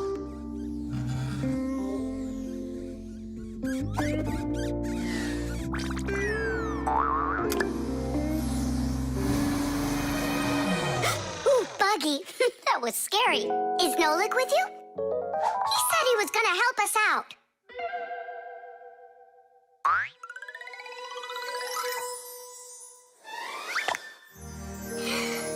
Beautiful. Whoa, just look at all those stars. It's just like magic, this telescope. Splendid. The simplest telescope is a tube with 2 lenses. They gather and refract light. We look through a telescope at a faraway moon and see craters, mountains, and crevices on its surface as if they are very close. A telescope helps us examine stars and comets, distinguish the colors and shapes of planets, and find their moons.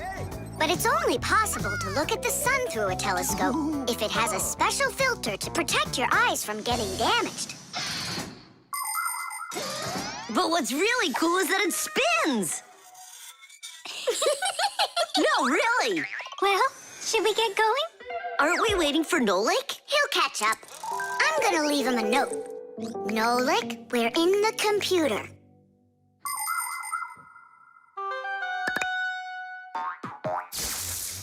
Hey! Here I am. Hello? Where is everybody? A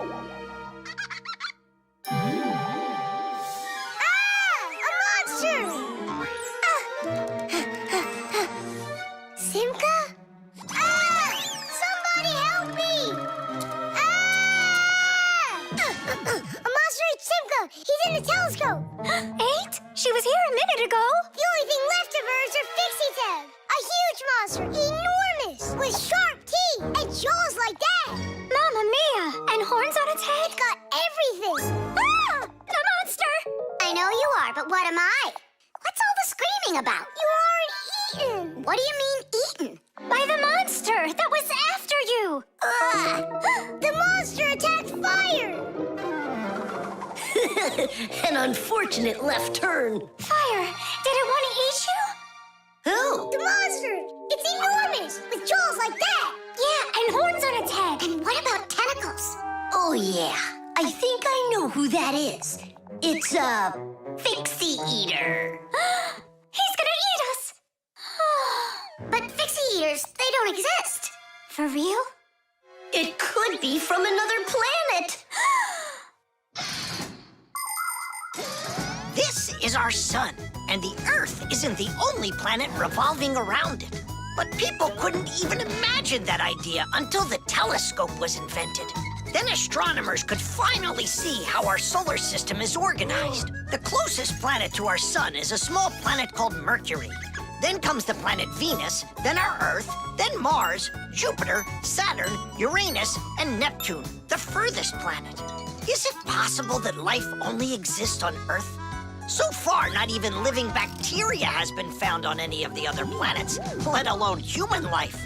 But we'd like to believe that deep in space, someone is looking through a telescope, and just like us, dreaming of finding their outer space brethren.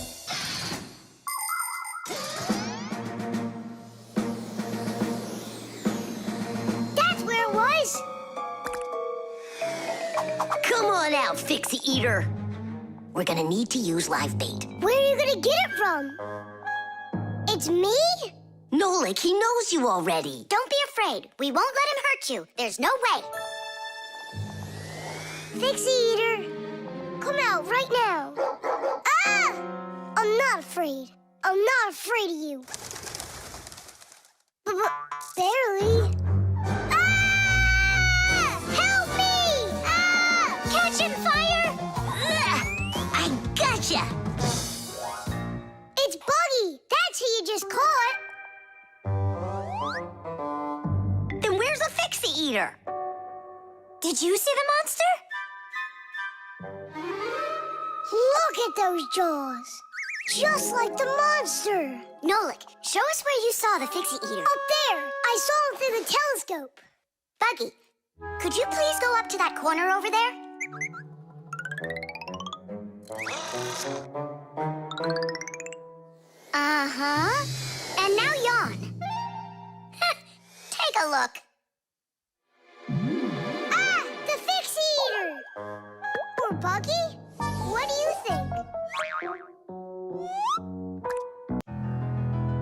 concrete.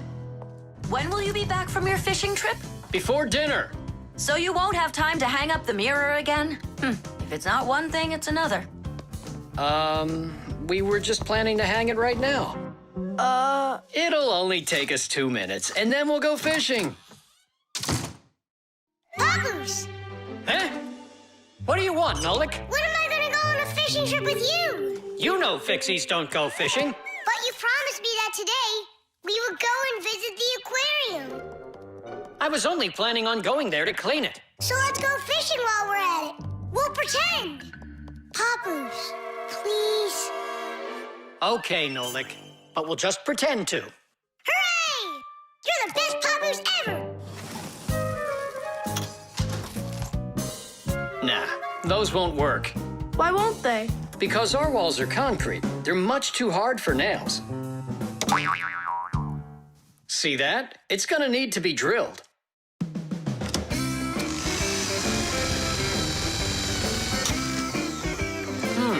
I guess we'll need to use a special drill bit that's right for this wall. Concrete is a very strong building material made out of small stones, sand, cement, and water. When the concrete mixture dries, it becomes very hard, like a solid piece of rock. For building houses, bridges, and other large constructions, reinforced concrete is what people use. To reinforce the concrete, it is poured into a mold with steel bars. When you drill into a reinforced concrete wall, you have to be careful not to hit the metal bars. Papoose! Shh, humans. Not big enough. It won't hold up this mirror. But it's all we've got. So we'll have to go and buy another. That stinks. Means there's no time to go fishing now. Actually, I think this will hold it for a little while.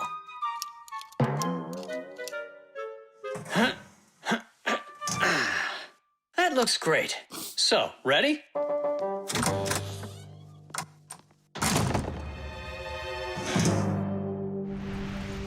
Papoose! Huh? Do we own fishing rods? We don't, but we'll figure it out.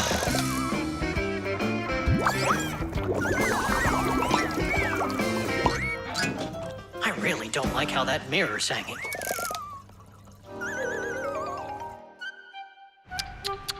That's what happens when people are in a rush to finish. We're Fixies. We never do things like that. Papoose, we going fishing or not? Yes, we will, after we take care of this mirror.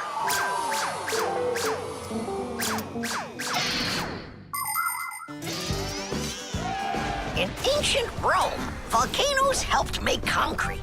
After they erupted, people would mix the volcanic ash with stones, lime, and sand. This concrete was used in many of the famous buildings constructed in that time. For instance, the Pantheon with its concrete dome. And this one is the famous Colosseum. It was also made with concrete. The Colosseum is almost 2,000 years old, but it's still standing strong. Later, when that land was conquered by other nations, people forgot about concrete and how to make it. Thank goodness that 200 years ago, they suddenly realized what a great material it is, and they reinvented concrete. It's true when they say, all everything new is well forgotten old.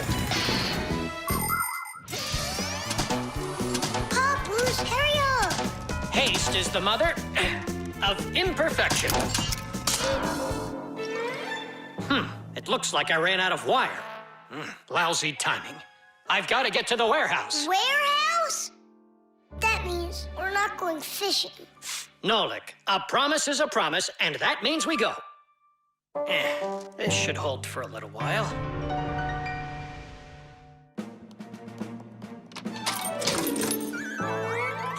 It's funny. We almost left without the fishing rods.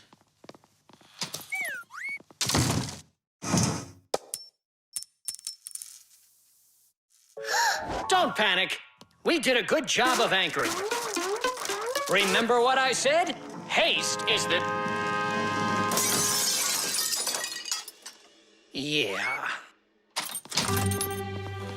Yeah, I'm not hearing things. Looks like a trip to the store after all. For screws? Yeah, and a brand new mirror. It looks like today's fishing trip's canceled. And ours is too, Nolik. At least the fish will be happy.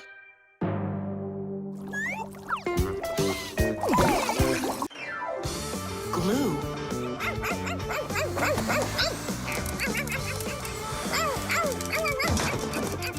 Nolik, let's split up!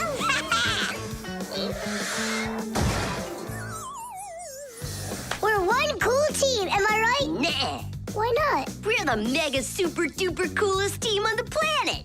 What do you say we do everything together and never ever fight with each other? All right. Children, if you look right here, you can see that the handle has broken off the professor's favorite mug. And it's our duty to fix it by gluing it back on. Here they are, the inseparable friends. Class, quiet down. Since the two of you were late today, why don't you go fly over to the warehouse for us and get the glue? Yes, sir. Yes, sir. They crack me up. Is there any glue left in there? Nolik, try jumping on the tube a little. Great, there's plenty. Our super duper team has done some super excellent work. What's going on? Our hands are stuck. We gotta pull. This glue is sticky. With the help of glue, you can stick almost anything together. Paper, plastic, glass, rubber, wood, and even metal. The reason that glue works is because everything, even an ordinary sheet of paper, has a rough surface. Just look at those pits and ridges. If we take 2 sheets of paper, fill those pits with glue, and press them together, the molecules of the glue will start joining with one another. After that, all that's left is for the glue to dry. Now what? How about we fly like this? Good idea. Everyone will laugh at how funny we are. Heads up, everybody. Mission complete. Well done. Take your places. And put your hands on your desk. We can't do that. We got glued together. It's all right. Come on over here. We don't want you to take our hands apart. We're sure this glue's gonna make our friendship stronger, right? You really think friendship can be measured like that? Jump!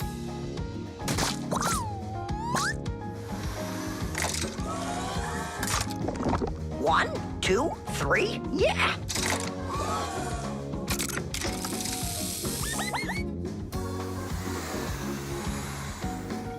Tish!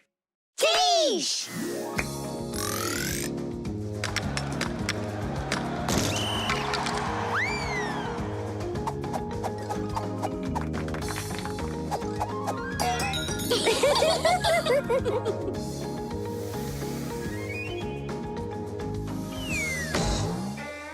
Come on, I need to go over there. Well, I need to go over there.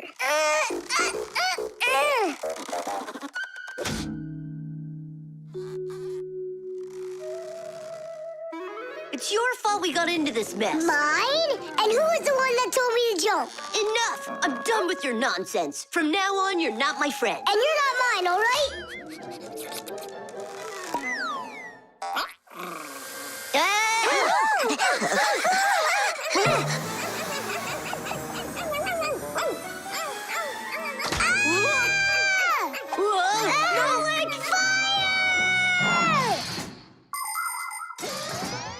Like many of the common substances people use, glue was invented by nature itself. For example, fish glue their eggs together, and mollusks produce a sticky liquid that lets them stick to any surface. A spider smears glue on its web.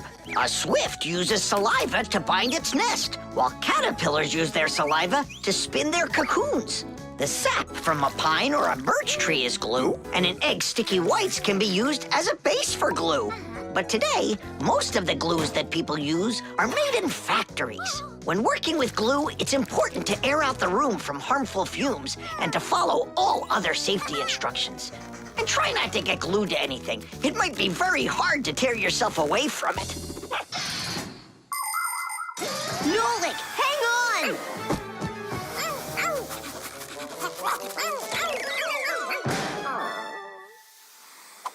Fire! You just saved me! But But how come we got unstuck? Maybe it was bad glue? No, we were trying to get you disattached for so long that the glue lost the adhesive properties it had. And our friendship? Did it also lose its properties? You know what, Nolik?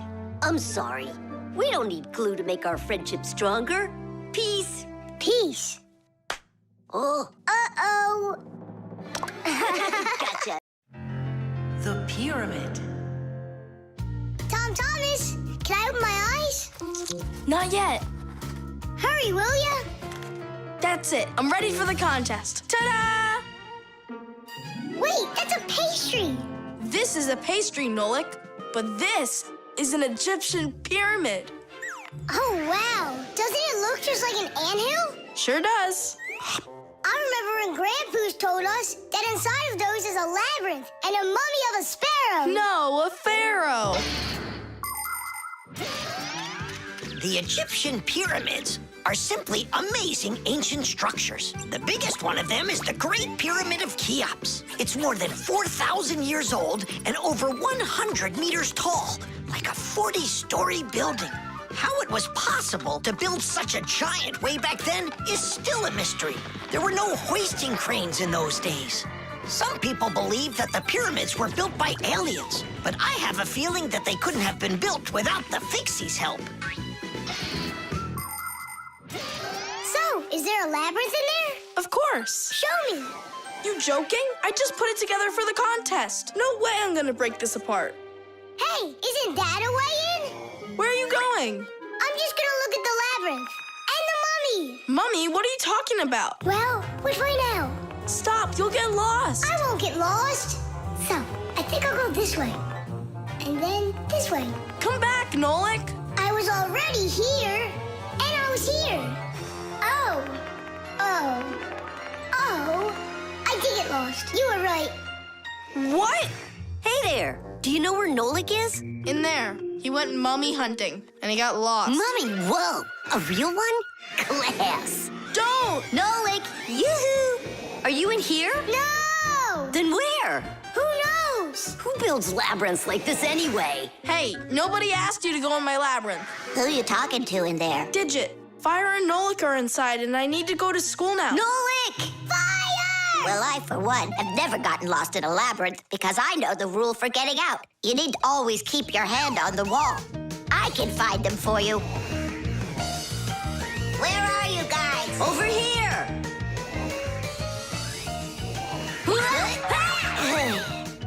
I forgot which of these walls I was touching with my hand.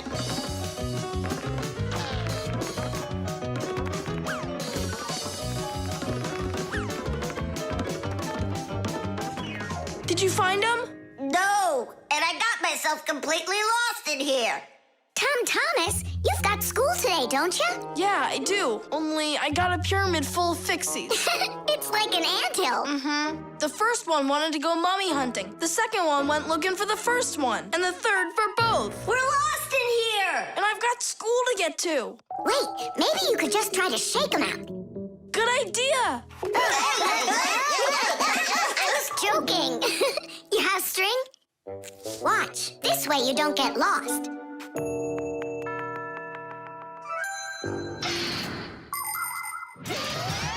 When you're going on a trip, think about how to keep from getting lost and how to find your way back. Don't just rely on maps and the GPS in your phone.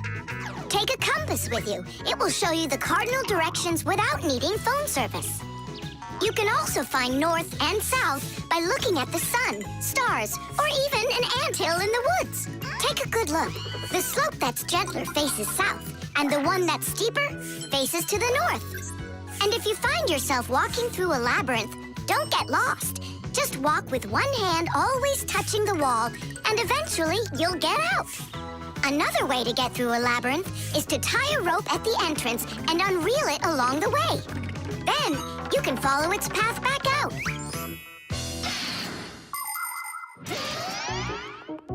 Here's the first one. And the second. And Nolik? A mummy! Is it alive? It's me, Nolik. But I couldn't find yours. That's because there's none in there. What? You mean I got lost in there for nothing? You were in such a hurry, you didn't listen to what I said. But without a mummy, how can you win? Oh, then maybe you could be my mummy. No, thank you.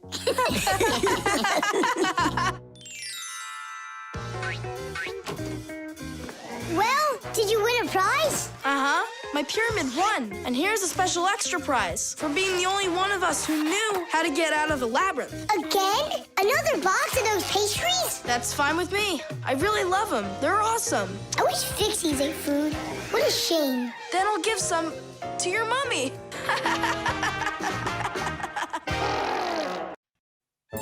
Musical notes. Yeah! No. Yeah! No. Yeah! No. Hey, what a thoughtful conversation you're having there. Been going on for a while? Yeah! No. Simka, please tell Nolik what this is. A present, right? Uh-huh. From Katya. And it's got a secret code right here, you see? There's no secret on there. They're just notes. Musical notes. Ha! See? I told you. Those squiggles could have been music. I don't believe you. Come on, two people said the very same thing. Simka is not a people. She's a Fixie. Anyway, there are two of us. You're ganging up on me. We're not ganging up on you, Nolik. Music is something you can play or listen to with your ears. But that's not all. You can also write it down. When we want to write down words, we use letters. And if we want to write down music, we use special symbols called musical notes.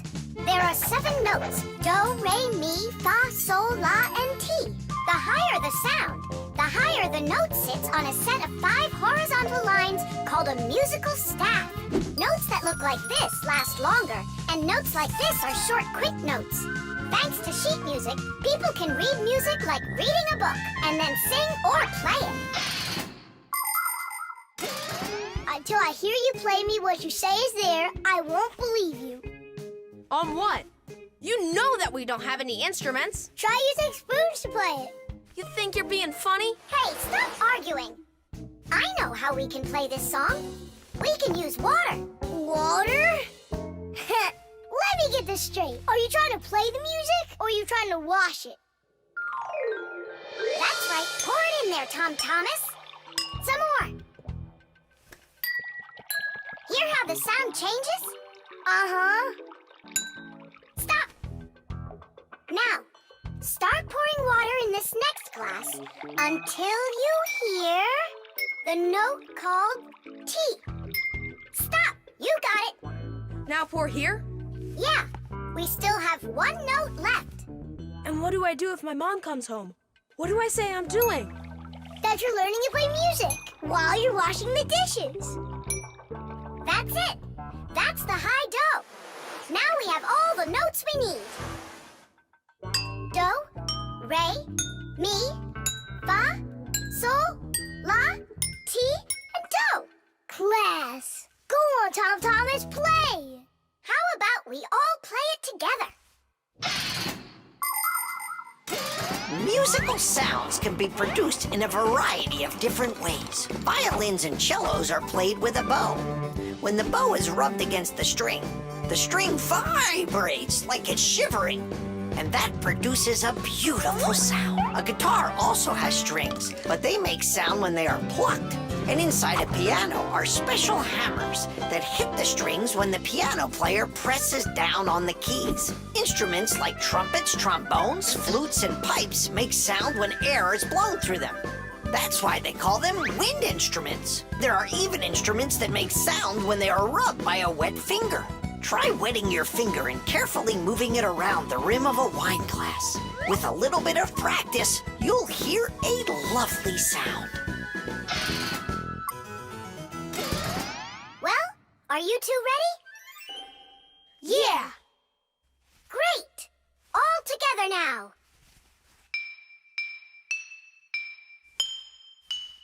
I know this. Happy birthday to you. Happy birthday, Tom Thomas. Happy birthday to me. Tom Thomas, we also wish you a happy happy birthday. You see, Nolik? And you didn't believe that this was music. But I was the first to guess what song it is. Hey, thanks so much for helping me figure out Katya's present. And how about sending a song to Katya? Yeah. We can write down the musical notes to a song about the Fixies. The Fixies? We can't. We can't write down the words, but if it's just the notes there, then it's no problem. Hooray! Want to play it? Of course we do.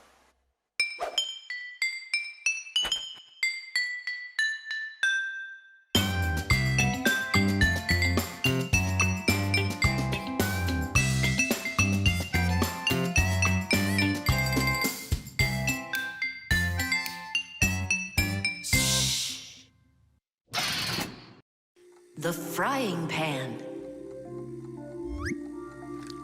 Woohoo! Can you do this? Easy. How about this? And voila! I could be on skates and still do it. If I was on skates, I could jump 10 times in a row. Well, I could do 100 with my eyes shut. Then let's see them. There's no skating rink. There will be. What will there be? A skating rink. Where? In the frying pan. Uh-oh. All right, my bragging buddies, go get your skates. Fixies love playing sports. You might find Fixie adults working out with weights, or maybe working on a gymnastics routine. Fixie kids love having Fixie board contests, or taking part in parkour competitions, where they have to run, jump, and hop over all sorts of obstacles. These kinds of competitions usually take place inside of sophisticated appliances. Orienteering is held inside these appliances too. That's when Fixies use a map to follow a complicated route. And the route is quite exact. You can't make one wrong turn. But the Fixies' favorite game has got to be hide and seek. Nobody can compete with them in this game. You don't believe me? Watch.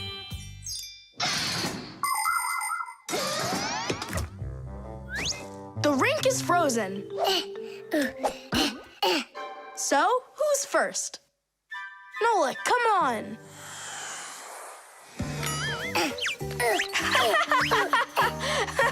Well, are you going to jump? Wow, class. And that's all? Not at all. Nolik, Nolik, Nolik, He's not Nolik. gonna make it. Too short a start. I can't do anymore because I'm injured. Sure, say no more, Mr. Braggart. Then it's your turn, Simka. Now watch and see how it's done. La la la la la la la la. Oh, wow. Nolik, you never had a chance. La la la la la la.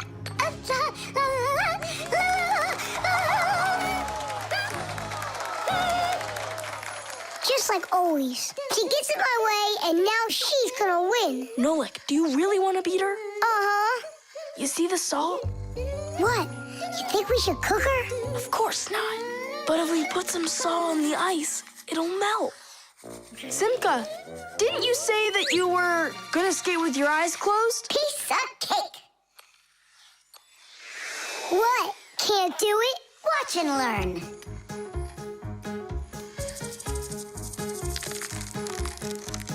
One.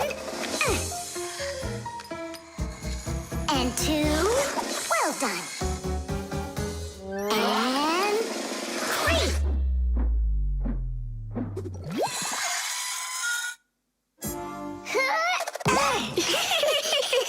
Hey, this is salt. That wasn't fair, guys. You wouldn't have done 100 jumps anyway. Let's start the contest all over again, but this time we play by the rules. Oh, look, there's a scratch in the pan. What? What a disaster! You can cook just about anything in a frying pan. Meat, fish, vegetables. In order to stop food from sticking to the pan, modern frying pans are covered with a non-stick coating like Teflon. You can cook in these pans without even using oil, and they're easy to clean. But you have to treat this kind of kitchenware very carefully. It's better not to use metal spatulas or forks that can scratch it, because you shouldn't cook food in a pan that has scratches on it. It can be really dangerous for your health. Yeah, this pan's completely shot. It's all because of your dumb bet. It's all because someone was cheating.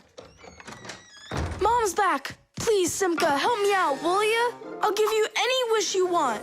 Or 3. No, 5. 5? I can help you. If you guys jump up and down 100 times on one leg, we could do 200. Tom Thomas, what do you say we make those crepes?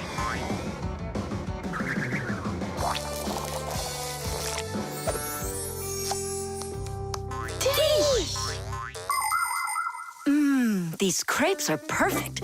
I just love cooking with this pan. Why are you jumping? I want to make my legs stronger. Anyway, you never could have jumped 100 times in there. bet on it? The toilet.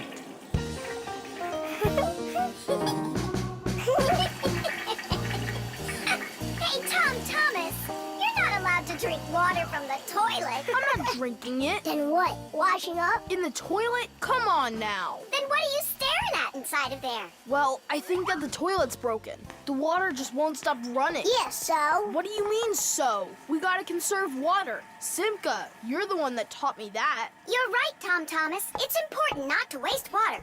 But the problem in this toilet isn't where you were looking. Then where? Here in the tank, not the bowl. Almost all toilets have tanks that are used for storing water.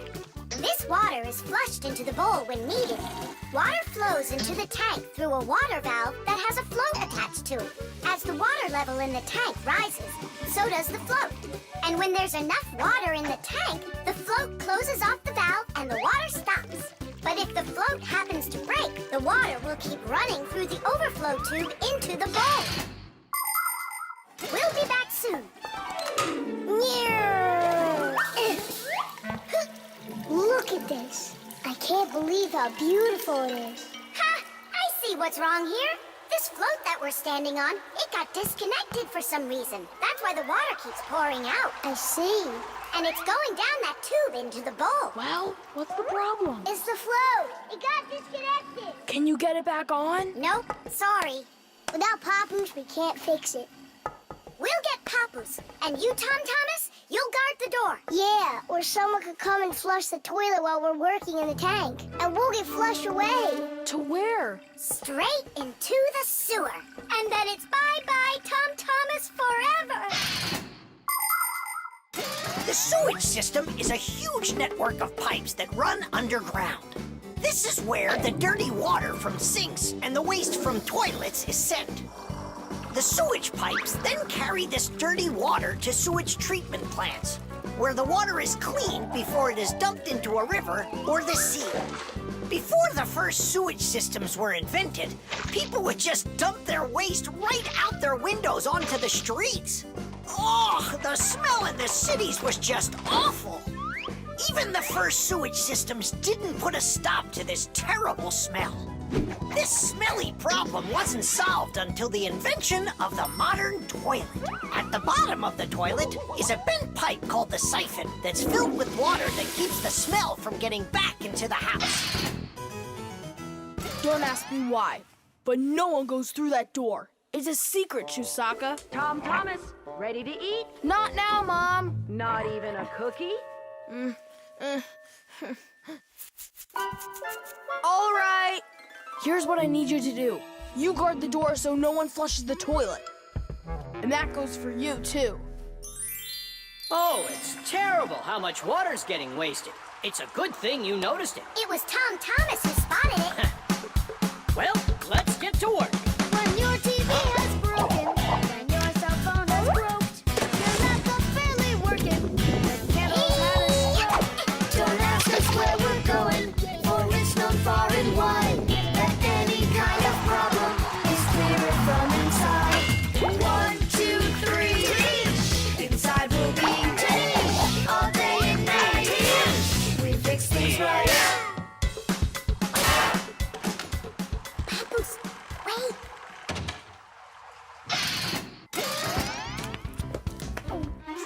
America.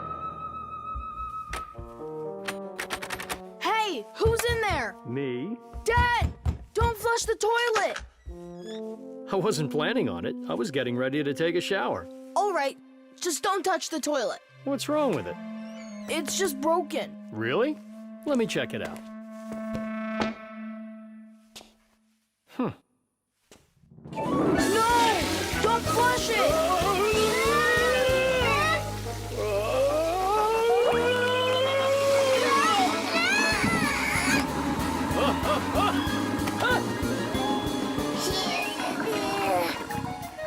I told you not to flush it!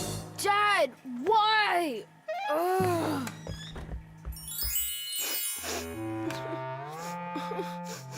Why are you crying? We fixed it.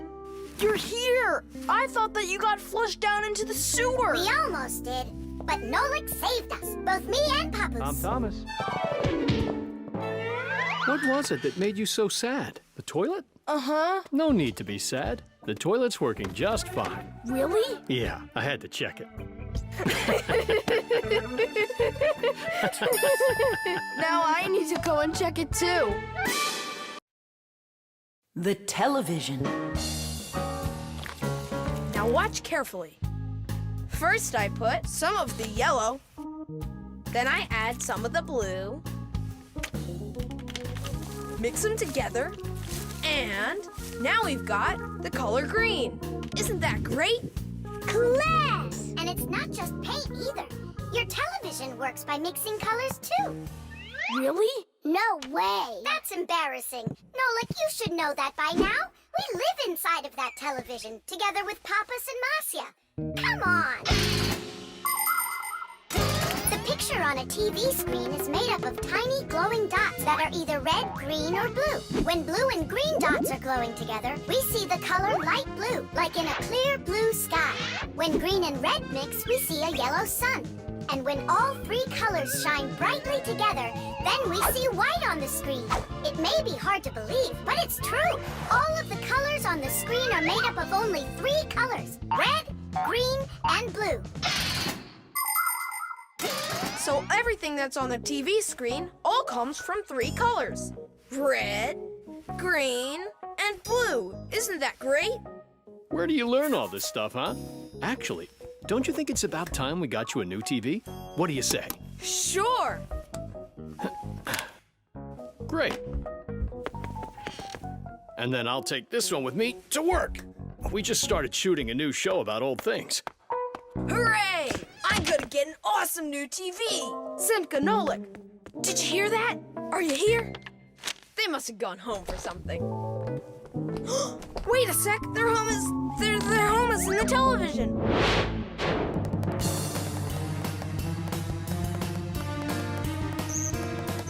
This was such a nice home for us. It's okay. We'll move into one of the other TVs here.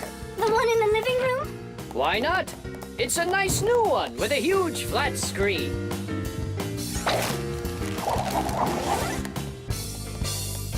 We're gonna have to leave the sofa behind. What? There's just not enough room in that TV. Then I'm not going to move there. Then where? Into the fridge? No, thank you. My nose is running. How about the stove? And what about us? You're the one that says that a stove is off limits for kids. Maybe the microwave will do. No, it's dangerous there. Then, in the piano. What piano? There's no piano in Tom Thomas's apartment. What a shame. A piano's the best place of all to call home. Huh? It looks like he already put us into a box. We're trapped. Good.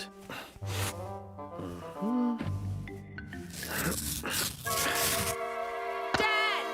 Hey, Dad! I changed my mind. I really don't want to get a new TV. Why don't you want a new one? I'm just used to this one. You're a junk collector. Uh-huh. Just like you, Dad. People have always dreamt of seeing things that are far, far away. All of us have heard fairy tales about crystal balls and magic mirrors. But the magic of television began only 100 years ago. The screens on the first TVs were so small that people had to attach magnifying glasses to them to make the picture big enough for watching. Ever since those first TVs, both the outside and the inside of this amazing device continue to change. Bulky picture tubes have been replaced by electronic chips. Screens have grown wider and wider as TV sets have changed from big heavy boxes to flat light screens that can hang on the wall like a picture. And someday, real soon, it's quite possible that TVs will be made to roll up like a rug and people will be able to carry them anywhere. All right, I'll put it back. But under one condition. If it breaks, we'll buy you a new one right away. Yeah, sure. We'll never let it break, right? Never ever!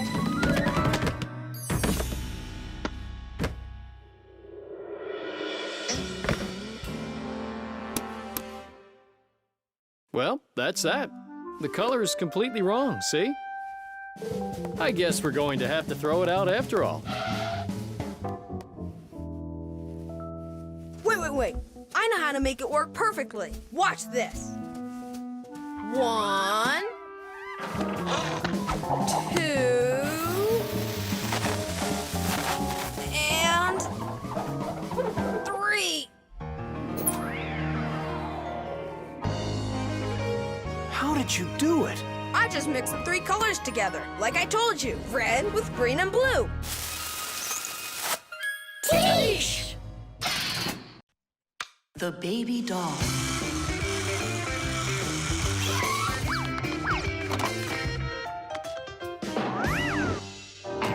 Tula, you gotta get out. We can't all fit in here. This time we'll take a ride, and next time you can. And I'm by myself again? Hey, don't worry. I'm gonna be getting such a cool car later today, Tula. Will it be a big one? It'll be big enough for all of you. Tom Thomas! Here, your toy came, just like you wanted. Awesome!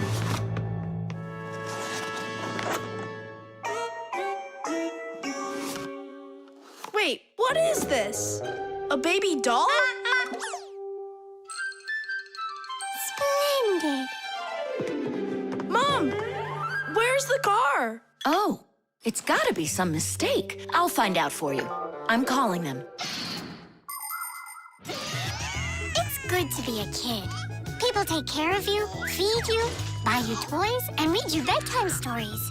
But in return, you have to listen to adults. Go to preschool, then school, and always remember to put on a hat. All kids dream about being a parent, at least for a little while. Because moms, they're just superhuman. Human moms can do laundry, cook meals, iron clothes, and check their kids' homework all at once. Fixie moms can fix irons and hair dryers and can teach young fixies how they can do it.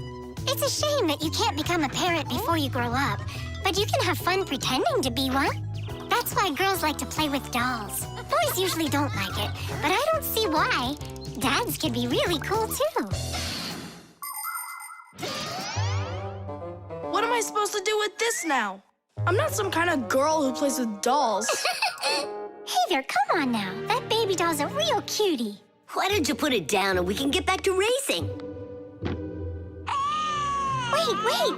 The baby's hungry. He needs to eat. Tom Thomas, help me. No, I won't. Won't you please? He's crying. Don't you hear?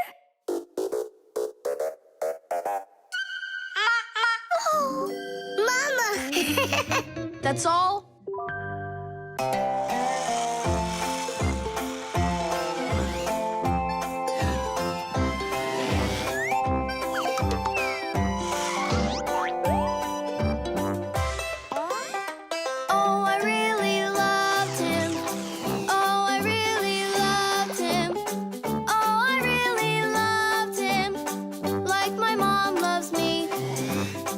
Every day I feed him.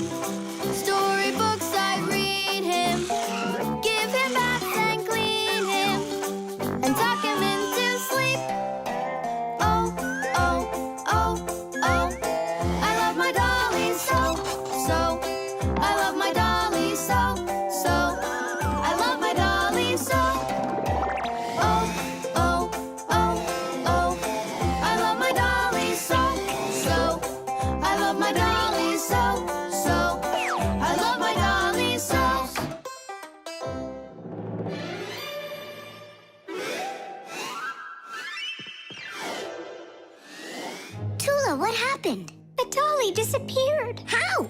Tom Thomas, have you seen him? No. I'm not watching after that boy. But what if something terrible has happened? My dolly's eyes were shiny, toes and fingers tiny. He never acted whiny. I love my dolly so. Now my life is gloomy. How this happened to me? I can't find my cutie. My dolly's gone. Oh no! Oh no! Oh no! Where'd my dolly go? Go! Where'd my dolly go? Go! Where'd my dolly go? Oh no! Oh no! Where'd my dolly go? Go! Where'd my dolly go? Go! Where'd my dolly go? Honey, don't be upset about the car. It's gonna get here soon. By the way, why did you put the doll in the cupboard? It was so hard to find. But is it still home? It's in the box over there. It's gotta go back to the store. My poor dolly's gone. My dolly! We're supposed to send him back today. Oh, Only I told Mom that I'd rather keep him. Hey, and what about your big new race car? Later. did you do all this for me? You know, Whoa!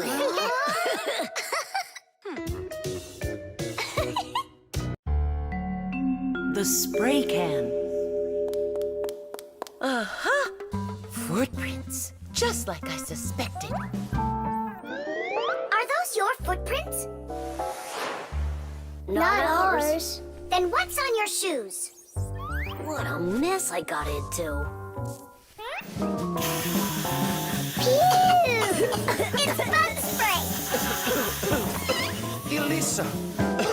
What a terrible smell. What is it? It's poison.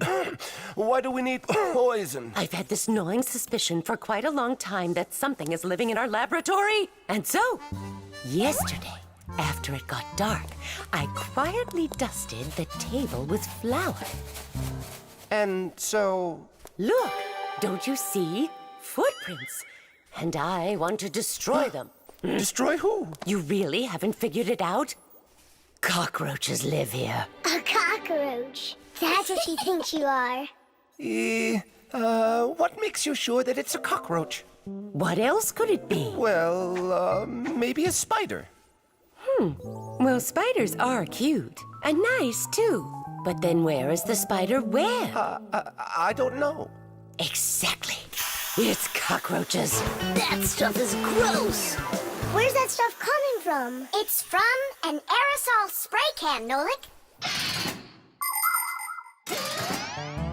Aerosol is made of tiny little drops and particles that can hang in the air for quite a long time. Dust, smoke, and fog, they are all aerosols. People learned to make aerosols long ago. For instance, they took a liquid that repels mosquitoes, poured it into a can, and injected some gas into it. Then, when you push the button, the gas forces the liquid to go out through a tiny hole, turning it into a bug spray. That spray will poison the Fixies. We have got to stop Elisa. Let's destroy the aerosol can.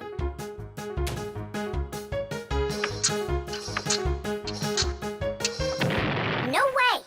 We just can't do that. And what if we switch it with a can of whipped cream?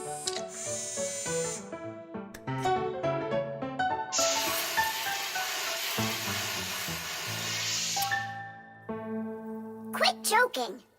We've got to get Elisa to believe that it's a spider and not cockroaches. She thinks spiders are cute. You're right. Let's go get Buggy. Spray cans have all sorts of different uses. For example, they're very convenient for getting medicine into a sore throat. They can be used to fill the air with the sweet smell of perfume or to cover unpleasant smells with deodorant. Spraying paint from a can is also very useful. It applies the paint very evenly. Some spray cans are even used for food. But there can also be deadly poisons inside of spray cans, like bug killer. So make sure you know which one you're using. And you must always remember how to handle spray cans properly so that nobody gets hurt. You must never open, take apart, or pierce a spray can. And spray cans should never be heated or put next to an open fire because they contain gas that can explode.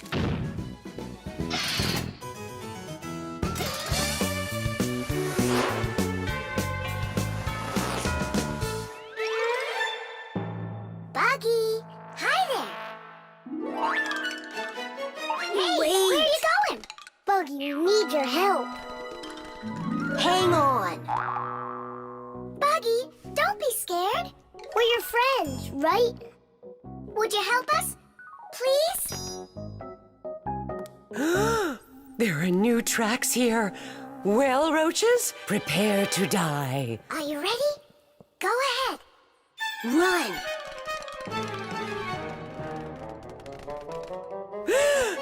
Oh, don't kill Buggy. No. You are so cute. What a sweet little spider. Can I be your friend? That worked great. I hope that's the end of her spraying that poison. My little spider, I almost poisoned you. Spider, where are you going? Aren't we friends? Yeah, that's a good idea. You're better off being our friend. Buggy, wait! She's upset. She could have been poisoned and we didn't tell her. I'm sure she'll forgive us if we go and apologize.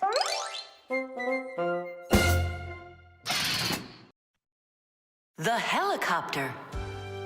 It's very important and I need your advice. Sorry I'm late. Oh, girls, I can hardly wait to see this. Here it goes.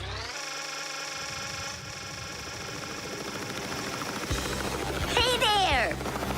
Where did you get a helicopter? Professor Eugenius threw it away, but we fixed it. Come fly with us. Hop in. There's no way. We're busy. Doing what? Something important. Go find somewhere else to fly. You got it. No problem. Now back to our job.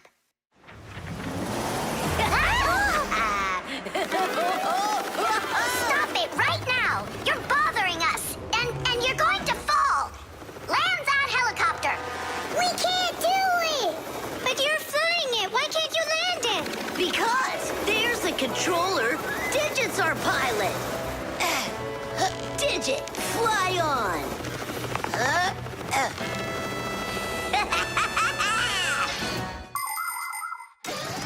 Helicopters fly with the help of propellers. The biggest one is called the main rotor blade. When the engine turns it, the rotor pushes the air with such a powerful force that it lifts the helicopter up off the ground. Of course, helicopters can't fly as fast as airplanes, but they have the ability to easily land on a small patch of ground. And unlike airplanes, helicopters can hover in the air for a long time and even fly backwards. Digit, turn us to the left. No! Turn right! And higher! Digit, Fire and Nolik are being dopey, but you're smart enough to know it's dangerous. Just land it. Hang on. This is one amazing rotor-driven machine. Leonardo da Vinci himself had a design for one, and now look who's controlling it. It really is impressive. You're a total ace on that controller. And so smart. And brave. The girls really like boys like that. That's how I roll. Sure, yeah, you're great. Now land it. Digit! Oh! Whoa! Nolik, don't panic. We're gonna have to jump. Whoa!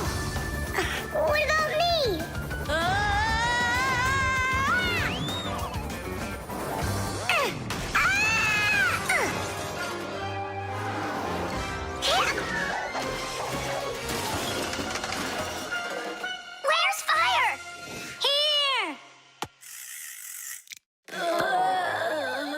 You could have crashed. And if it wasn't for us... If it wasn't for you distracting our pilot, everything would have been okay. A real pilot, you know, shouldn't get distracted. And first he has to learn how to fly on a simulator, right, Digit? Uh-huh. That's true, but we don't have one. Don't go anywhere.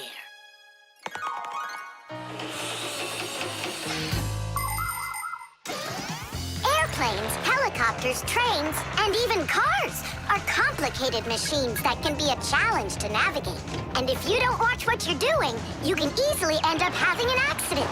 That's why future pilots, train operators, and drivers all take comprehensive training classes that include learning how to fly a plane or drive a train using simulators. This, for instance, is an exact copy of a cockpit, only without wings and with screens for windows. You pull the controller, and the cabin moves the way it would if you were actually taking off. And on the screens, the Earth is racing under the clouds. It takes your breath away. Commercial pilots are required to take part in many simulations like this before they're allowed to pilot a real airplane. Our pilot simulator is ready to go. Oh, wow. And I'll be the first one to try it. Here we go. Kids. Right, Digit? I'm only going over there just to take a look. You know how those two can behave. I'll just watch them. My turn again. Hey, wait! It's my turn now! Boys are just silly. They're never serious. They just joke around. Speaking of serious, we have some important business to take care of. You're right.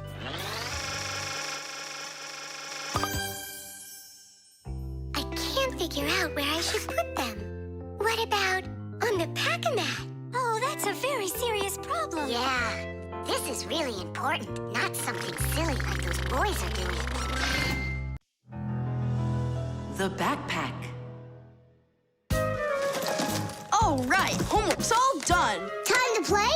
Tom Thomas, is that how you pack your backpack? Why not? What's wrong with it? I don't know how you think you're going to find anything at all in there. I will too. Then go and find your ruler. Here you go. An eraser? Hang on, I'll get it. Where is it? You can't find it. What a shame. It's because this backpack is so lousy. The backpack is just fine. If you don't want to lose anything, you gotta pack it carefully. Or have a pack-a-mat that can just hand everything to you. Oh, yeah! That's just what I need, a pack-a-mat. Only Fixies have pack-a-mats. And I'm gonna have one. I'll make my own. There's no way. Way? Because I'll help him do it. Sure, Nolik. A backpack is a bag with shoulder straps attached. It was invented to make it easier to carry heavy loads for long distances, and also for freeing up the hands. Backpacks help us maintain good posture and avoid slouching by putting the load's weight onto our back muscles and our spine. And you can fit so many things into a backpack, especially if the backpack has lots of separate compartments and everything is packed nice and neatly. The first backpacks were quite heavy and uncomfortable. They were made out of wood and leather. These kinds of backpacks were worn by ancient hunters. Later on, lighter backpacks appeared that were made out of canvas and became quite popular with travelers and soldiers. Today's backpacks are so light that even kids can carry them. Testing of the world's first pack-a-mat design, especially for humans, begins. Ready? Ready to go. First thing out of your backpack, pack-a-mat, an eraser. Got it. Watch me.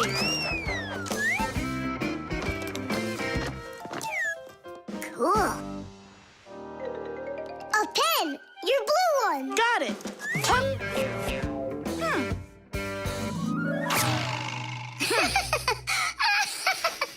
We're experiencing technical problems. We need a break. Testing of the world. I know. Just start.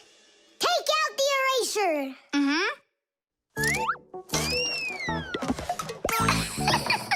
We'll say you did it. Take out the blue pen. Oh, wow. The ruler's next.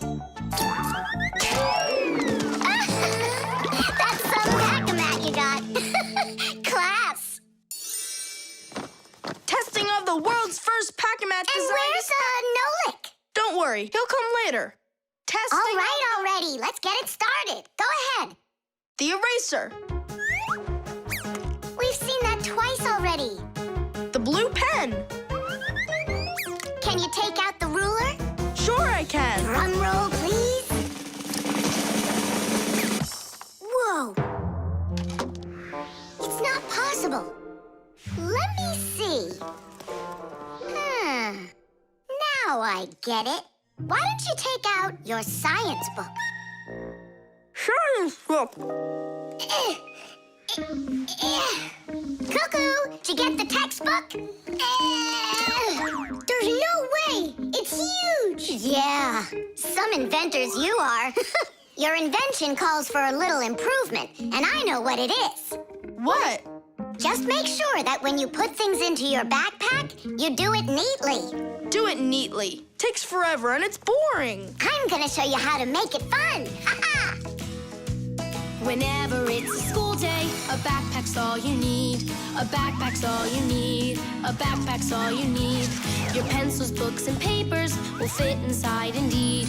Will fit inside, will fit inside, will fit inside indeed. Without a backpack on your back, you won't get by, you won't succeed. But with a backpack on your back, you will go far indeed. Whenever you go hiking, a backpack's all you need.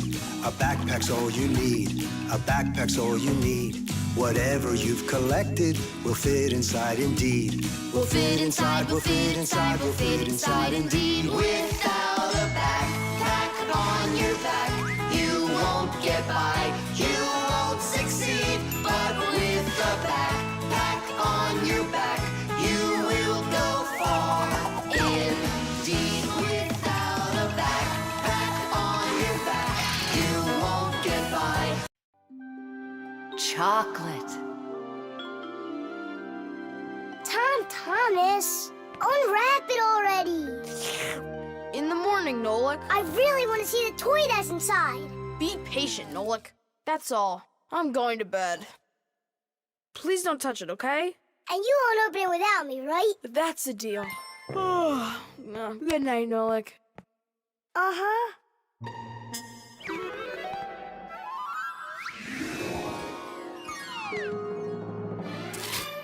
You doing in here? Me? Well, I was... Oh, it's a chocolate ball with a toy inside.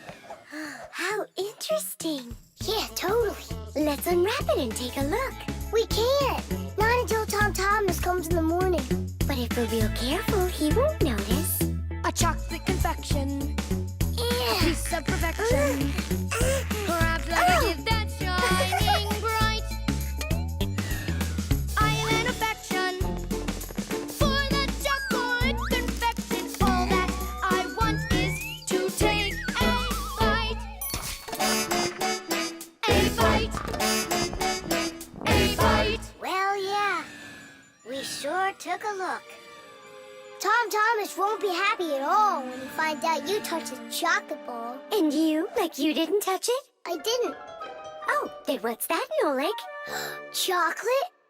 Absolutely. It's 100% natural milk chocolate. It says so right here. The key ingredient in chocolate is cocoa beans. They are roasted, crushed, and ground. After that, the ground beans are pressed to extract the oil from them. If you mix butter, cocoa, and sugar, you'll get dark chocolate. And if you add some milk to it, then you'll get milk chocolate. Then you just warm it up, pour it into molds, and cool it down. You can add raisins or nuts into chocolate. Sometimes chocolate is even made with flavors like flowers or salt. Chocolate wasn't originally for eating. It was used in a drink made by mixing roasted beans with water and then adding hot peppers. Not every adult could drink it, let alone a child. Today, chocolate is a favorite treat the world over for children and adults alike. How can we put it back together? How about Scotch tape? Come on! We'll start by warming up the chocolate so it softens up, and then use that to make a new ball. And then to make it hard again, yeah, we just cool it off.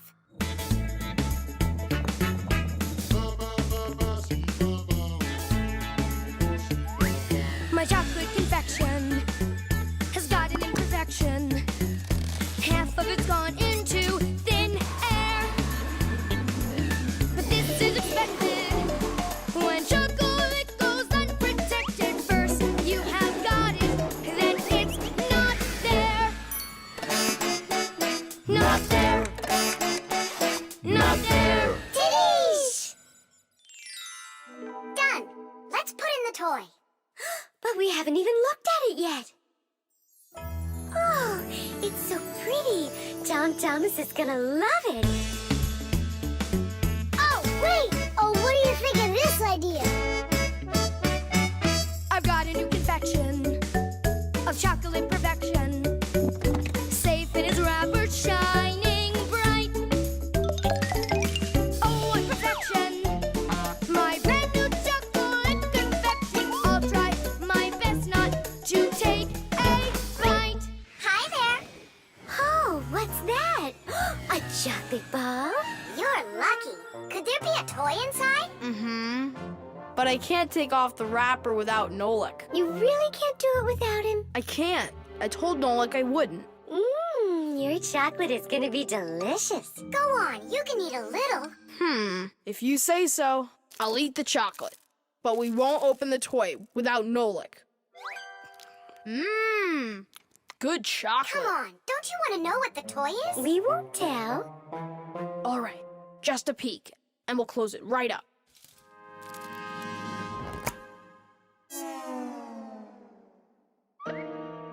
What is this for? Tish! Nolik? Really? How did you get in there? Surprise! You were in the container. The container was in the chocolate ball. And the ball, that's just impossible. Ah, he went and got you two to help. We helped a little. Hang on, Nolik. You promised not to touch the chocolate till morning. And you promised not to open the toy without me, right? Oh, what perfection! My brand new chocolate confection. I'll try my best. The virus. Tom Thomas! Pass him on the turn! Good job! You're almost there. Now put the pedal to the metal.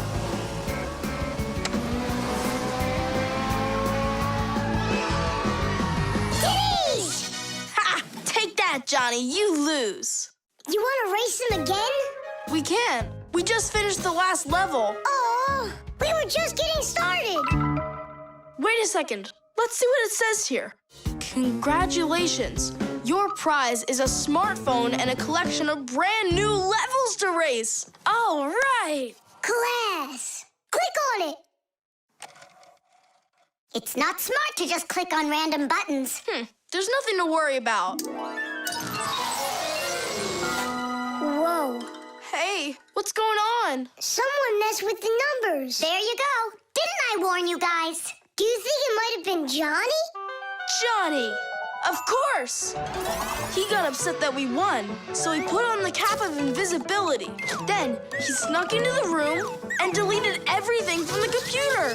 Stop! What are you talking about? A cap of invisibility. This has nothing to do with Johnny at all. Looks like you got a virus. Then we need to get Tom Thomas's mom in here. What for? Isn't it obvious?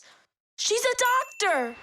She'll get rid of this virus in no time.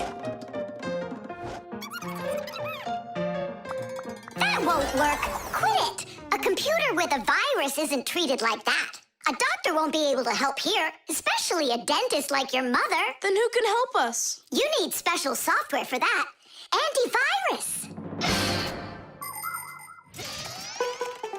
A computer virus is a destructive computer program. It can not only delete or steal important information, but completely destroy your computer. And the scariest thing about this virus is that it spreads very quickly and can infect the other computers on the network, very much like a human illness. To find and stop these viruses, you need to use an antivirus program. Antivirus programs also protect computers against new infections. And by the way, your dad's computer uses antivirus software. And mine doesn't have it? No, you won't let anyone near your computer. You never have any time. Dad, let's do it later, okay? I've got to finish one more round. It'll only take a minute. Oh, look at that. The virus is starting to wipe out everything now. That means this computer will disappear. And this room, too. And all of us.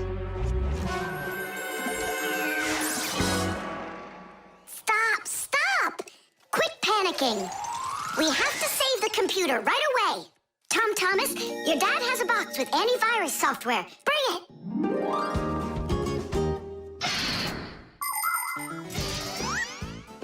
Games, music, cartoons. There are so many interesting things on the internet, but just like in the physical world, you have to follow some rules when you're online. First, you should only visit websites that you know. Sometimes a destructive virus could be hiding behind a pretty picture, and there are plenty of scammers on the internet. That's why you should never give anybody you don't know well your address, or send an SMS so you can download a free game.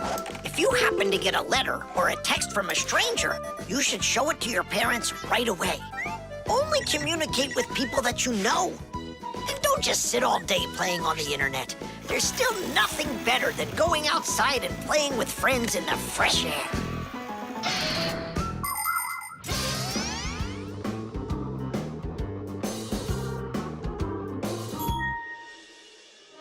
That's it. The enemy's destroyed. Well done. Let's check if everything works. Tadish! Tadish! Tadish! Now we need to deinstall the software. How come? There's no need. No, we have to. That program should only be installed by an adult. Otherwise, your parents will figure out you got help from Fixies. Sorry about that. All done. And here comes my dad. Dad, will you install this on my computer, please? You need it right away? How about a bit later? No, we can't keep putting it off. There you go. Now your computer is protected. How come you became so responsible all of a sudden? Oh, Dad, you don't know what kind of viruses are out there roaming the net. You're so right. The dishwasher. Can't catch me. You won't catch me. Enjoying yourself? Without a care in the world. What? We have more cares than both of you together. Yeah, anyone can see that. Wanna bet me? How about we try doing your job and you try doing ours? And whoever loses Has got to grant the other's wish. We have a dishwasher here in the kitchen that isn't working, and you're distracting us with your nonsense. Wait a sec. Let's do it. Find the broken part. Good as done. Find it where?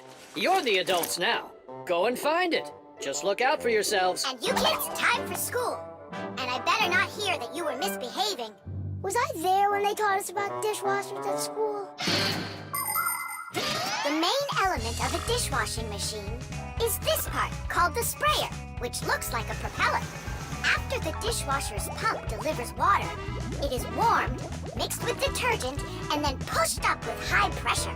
That makes the propeller spin very quickly, so it can shoot out the water with a force strong enough to wash all of the dirt off the plates and glasses. But it does it carefully, so that dishes not only come out sparkling, but unbroken as well. Is this a parent-teacher conference? It's not. It's an experiment. For today, I'm Simka. And I'm Nolik. All right. Who's ready to tell the rest of the class what we studied yesterday? Simka. Yesterday? Oh. You forgot. Be seated. That's an F. I think the problem is in the control panel. I wonder if the dishwasher ran out of water. Papoose, don't argue with your wife. This one is working. And so is this.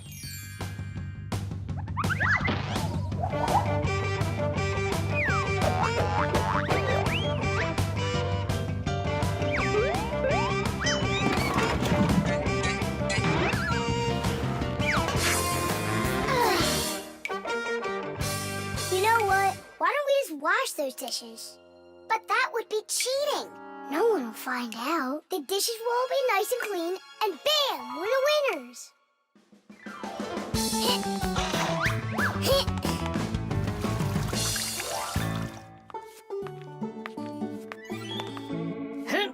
Check it out, we are all done. How come the indicators aren't lit? Fixies have to fix things. And what do you call this? And you, did you both go to school today? Of course we did. I mean Simka, got an F for her answer. Well, thanks, Marcia. And did you play with Tom Thomas? You know that we don't show ourselves to people. Tom Thomas isn't any human. He's our friend. Either you play with him, or you both lose, just like we did. No way. We'll play another round. The earliest kitchenware appeared about 7,000 years ago. Early people made these containers from stone or wood. Another kind of container for holding food was woven baskets. The baskets would be lined with clay for durability. Once, one of these baskets fell into a bonfire, and lo and behold, the wood on the outside burned away, while the clay was now hard as a rock. That discovery led to the invention of clay pottery that is still in use to this very day. Later on came the development of glass, metal, and cast iron cookware. The world's richest people can even have food served to them on dishes of silver or gold. Today, kitchenware is not only a practical convenience, but it can decorate any home as well. Forget it. This is impossible. Let's just tell them we give up. Simka, how come this button is crooked and not sticking out? 'Cause the button got jammed. Yeah, Nolan, you figured out what was wrong.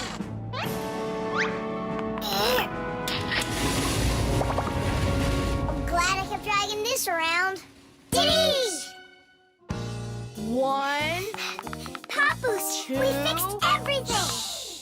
Really? Does this mean you're playing with him? What, you think we're some quitters? Ha! Then which one of us is the Ready winner? or not, here I come. Let's call it a draw. Each team gets one wish. Our team wants you to fix my And you finish this game with him. piece of cake.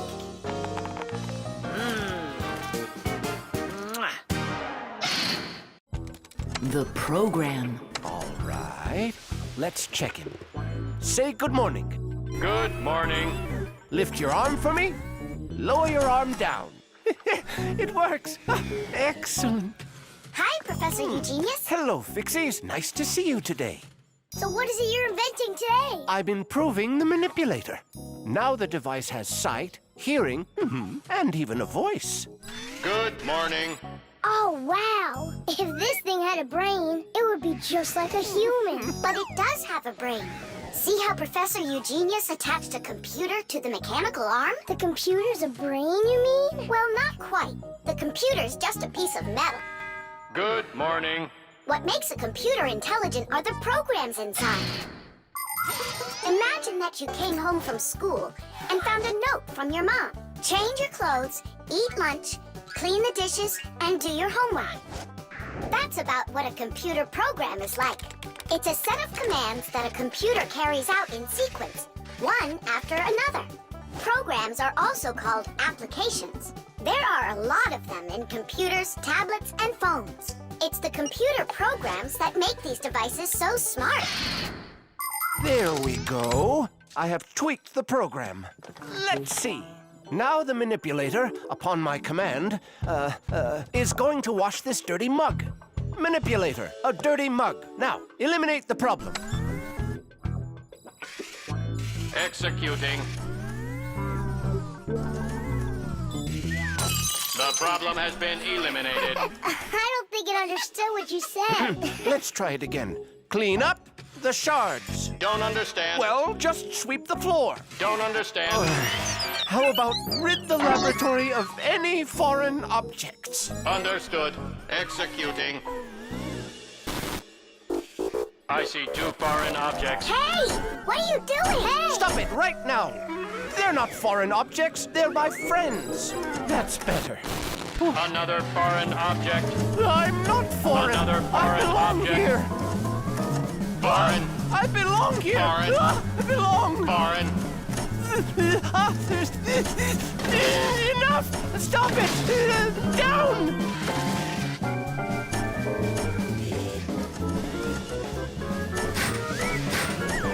What? Can't get us? You need a longer arm.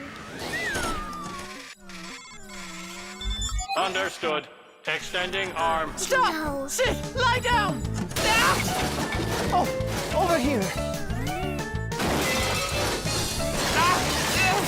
Enough!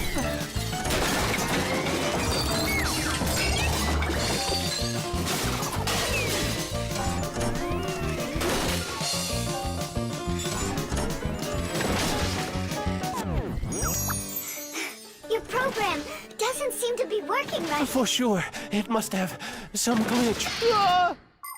Modern devices often work under the command of different computer programs. And these programs can malfunction. For instance, a car alarm might go off for no apparent reason. Or a computer stops following your commands and starts doing strange things on its own. Or your phone freezes up and doesn't respond no matter how many times you poke at it. If this happens to one of your devices, it's recommended that you restart it or turn off your device and turn it back on again. Sometimes it helps and the device comes back to life. But if that doesn't help, you may need a repairman to figure out if it's a problem with the program or with the device itself so he can fix it. How are we gonna stop this thing? Oh, we need to disconnect the manipulator from the computer. That's brilliant. I'll distract him and you pull the plug out.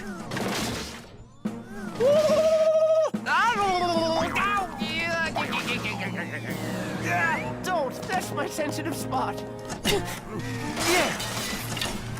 Yeah. Are you ready? And 1. Ow! And 2.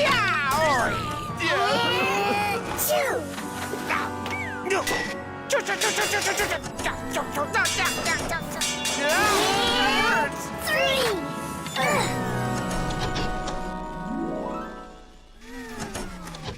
Taste! Ah, I see what's wrong. What? The program has a little mistake. There we go. Now the manipulator won't act up. Let's check it. Hang on, no way. That's enough for today. We still have to clean up this mess. Don't worry, the manipulator can help us out. The bird feeder.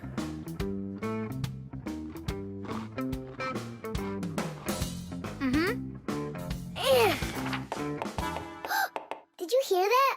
What? Oh, again. Outside the window. There. Huh, a little bird. He's beautiful. Uh-huh, only he looks sad. Just wait till he sees what I'm gonna do. I guess he doesn't think you're funny. That's because he's cold out there. He wants to eat, that's all. Maybe we should make a feeder for the poor bird. Do you know how to make a bird feeder? No, but we both know someone who knows everything. In the winter, it's not easy for birds to find food under the snow. Luckily, many people come to the rescue. They build little houses for the birds, designed to hold food. The name for these houses are naturally bird feeders. Bird feeders can be made out of wood, plastic, or even something as simple as a milk or juice carton. Building a bird feeder by hand isn't hard to do at all. But building it is only one part of the work. What's most important is remembering to keep it filled with food. Well, shall we start?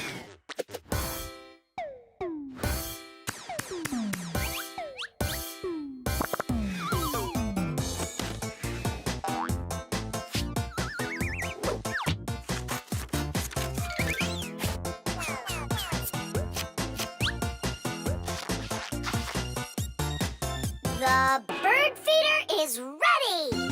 And what are we gonna put in it? I got an idea.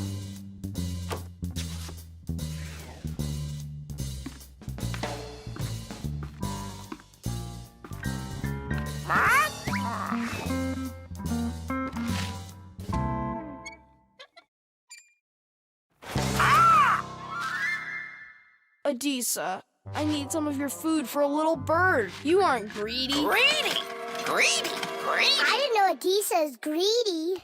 Adisa's greedy. You need to learn how to share. Adisa's greedy. What, like there's not enough food? Not enough food. Not enough food. Not enough food. Not enough.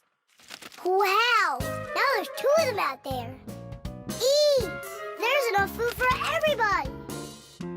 Poor Adisa. Poor Adisa. Let's bring them in here. We can open a restaurant for birds. Little bird.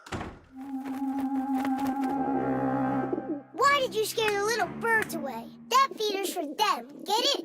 Just fly away. Shoot! He's bullying our friends. Hey, you leave! Leave! You'll never chase him away now. We'll see about that. Aha! Serves you right, Pigeon. It's not nice to bully little guys. Yeah, and how about big guys? It's all right to bully them. The poor pigeon also wants some food. Food! Food! You sure? Sure! Winter can be beautiful, but also very cold. Animals have different ways to prepare for when the weather gets cold. Some birds gather into flocks and migrate to where it's warmer. You could almost say they're flying to a resort. Squirrels, hamsters, and chipmunks collect and store nuts, mushrooms, and pine cones. There are many people who don't have pantries that are as well stocked. Badgers and bears eat a lot of extra food in the fall, and then go to sleep in their dens and burrows for the whole winter. Fish also sleep in the winter, only they're at the bottom of rivers and lakes. Frogs, snakes, and even wasps burrow in the ground, while hares, foxes, and wolves grow thick coats that protect them from the freezing cold. Although it isn't easy for them to find food.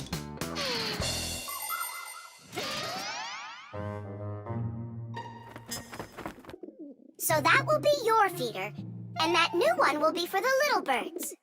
Hey, are you taking their food again? There you go. But those little birds, they'll probably never come back here. Look, Nolik! They came back!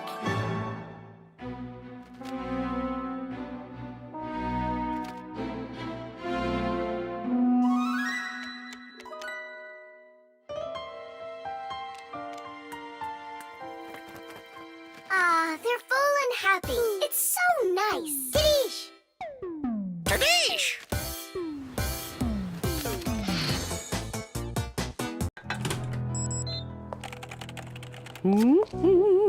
The copy. Elisa! Don't worry, I found it.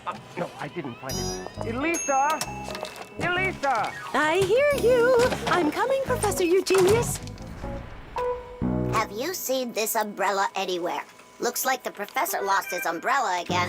More than one? Look at all these flyers. No, like, they're all copies of one flyer. Elisa prints lots of them so she can hang them up all over town. A copier is a device for making multiple copies of a single picture or document. An image that needs to be copied is placed on a piece of glass under a lid. The photocopier shines a bright light on it so it can take a clear picture. Then the image is printed onto paper with the help of special ink and a rotating drum. This way, you can make identical copies over and over again from one original until the ink or the paper runs out. What happened, Professor Eugenius?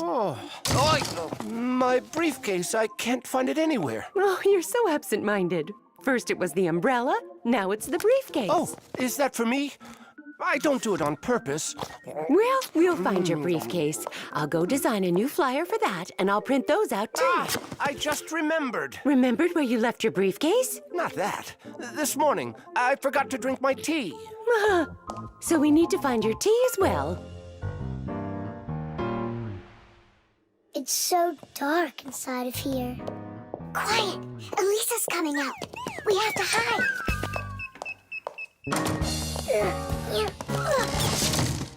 Where is that one about the briefcase? Here's the flyer for missing keys, the one for the phone, the flyer for when the professor gets lost. Here, a missing briefcase. Excellent.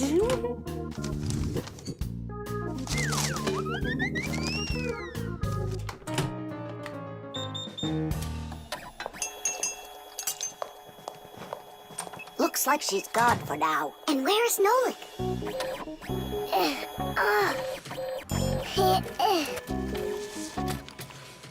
There's Nolik, in printed form. He got stuck inside the copier. We have to go and save him. Save him? We all need to be saved, Tula. If Elisa takes these flyers and hangs them up, the whole city will find out about Fixies. So what do we do then? Wait, oh, we can use those liquid erasers to paint over Nolik.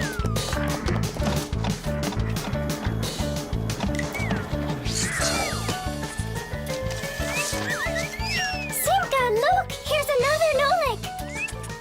Oh, here comes another one.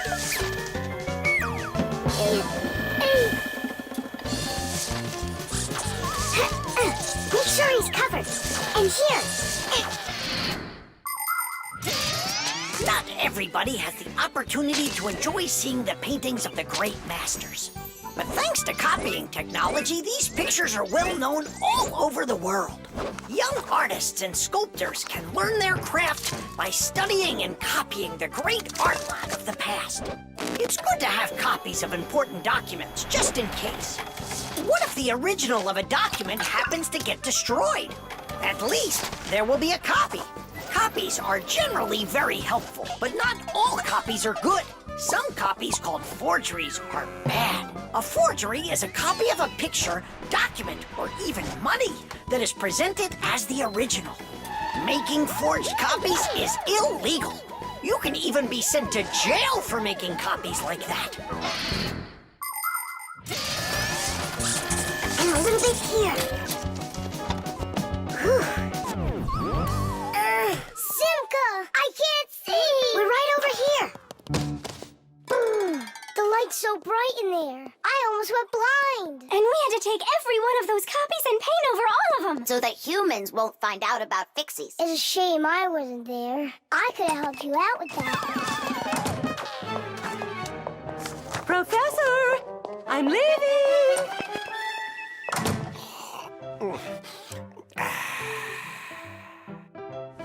There they are. Elisa!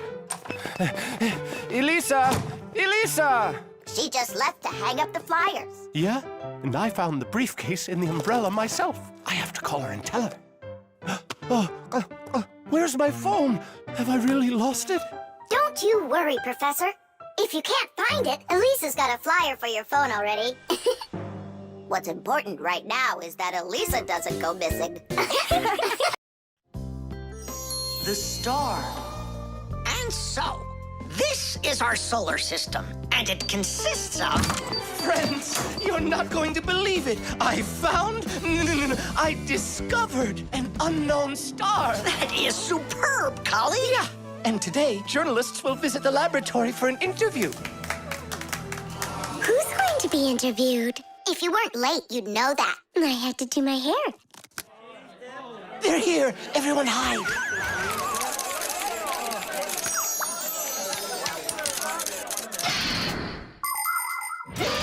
There are lots of galaxies in the universe with billions of hot glowing spheres that everybody knows as stars. Stars are each born out of huge clouds of gas and dust that are called nebulas.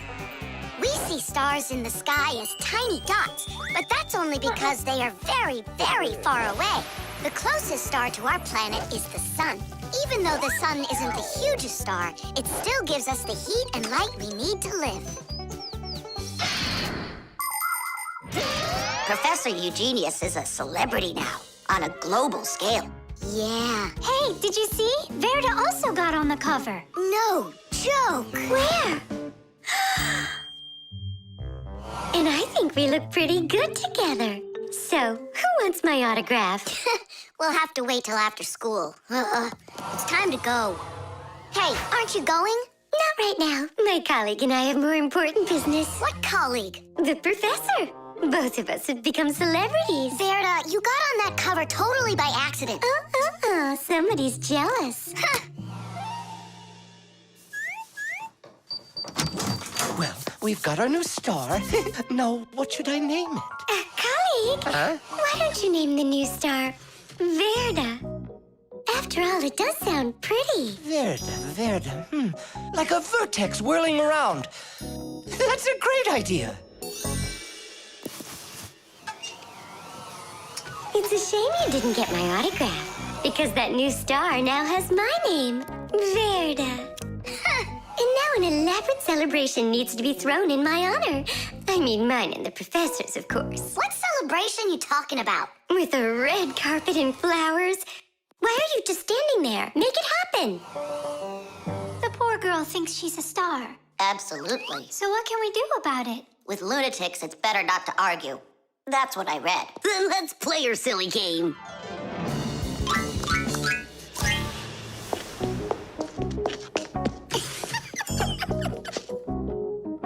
Your Majesty, your red carpet awaits. Then unroll it. And the flowers? Am I supposed to do everything myself? Of course not. Here, Your Highness, your crown. All right, now we're talking. I am a star. She's totally lost it. He's coming. Finally, my dream is reality. Hi! My little Fixie friends, it's you here. I'm so honored you gathered here to congratulate me today. Us? Yes, us, them, we all should celebrate. No, I mean you and I. Now show us what you're carrying. Of course, the certificate. It says, this star, discovered by Professor Eugenius, has been registered with the name VE03732. What? Oh, that's what we should start calling our big star from now on. What's so funny? A clear night is perfect for searching in the sky for constellations. The easiest one to find is the Great Bear or the Big Dipper, which looks like a soup ladle. If you draw a line through the two outside stars of the Big Dipper, you'll find the bright North Star, which is part of a constellation called the Little Bear or the Little Dipper. A bit further is the W-shaped Cassiopeia. And these three stars that are next to each other are well known as the Belt of Orion. If you draw a line through them, you'll find a star named Sirius. It's part of the Greater Dog constellation, and it's the brightest star in the night sky. And on the other side of it, there is the star Aldebaran of the constellation Taurus. And these are but a few of the most visible stars. It's not even possible to imagine how many stars there really are in the universe. Tula? I'm here. Fire. Here. VE73032? Is that someone new? Yeah, we've got a new student. She's a star. A new giant star. You bet. Germs. Hooray! Lunch! Tom Thomas, you brought your ball to lunch? It's filthy dirty. Don't you know how many germs are on it? Wash yourself up. Look, they're clean. Here, it's for you. I saw that. Now go back and wash your hands. Why? There are germs on Tusaka? A lot.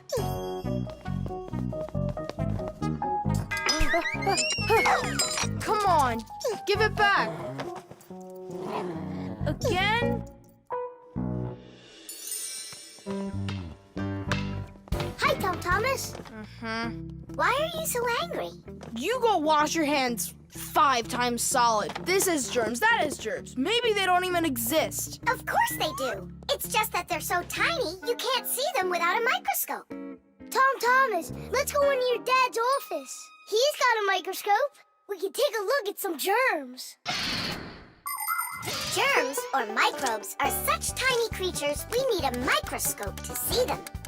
But they live everywhere. In the earth, the water, throughout the air. They're on everything, even on us. Some microbes are able to move around with the help of filaments or tails. Lots of microbes are harmless, but there are some dangerous ones too. If they get inside of you through your nose or your mouth, you could end up with a sore throat or a stomachache. Turn it a little more. Stop. Now, take a look. It's horrible. Hey, let me take a look. Wow, they're so scary. Hang on. Do I really have germs like that living on my hands too? You got it. But I washed them 7 times. With soap? No, just water. You have to use soap to get rid of germs, not just water. So which soap should I use? Either this one, that one, they are both antibacterial, so they kill bacteria. And what about germs? Will it kill them? Of course. Bacteria is just another name for germs. They're the same thing. Wash. Tom Thomas, give me a drop of that liquid soap. I want my hands to be real clean. Good job.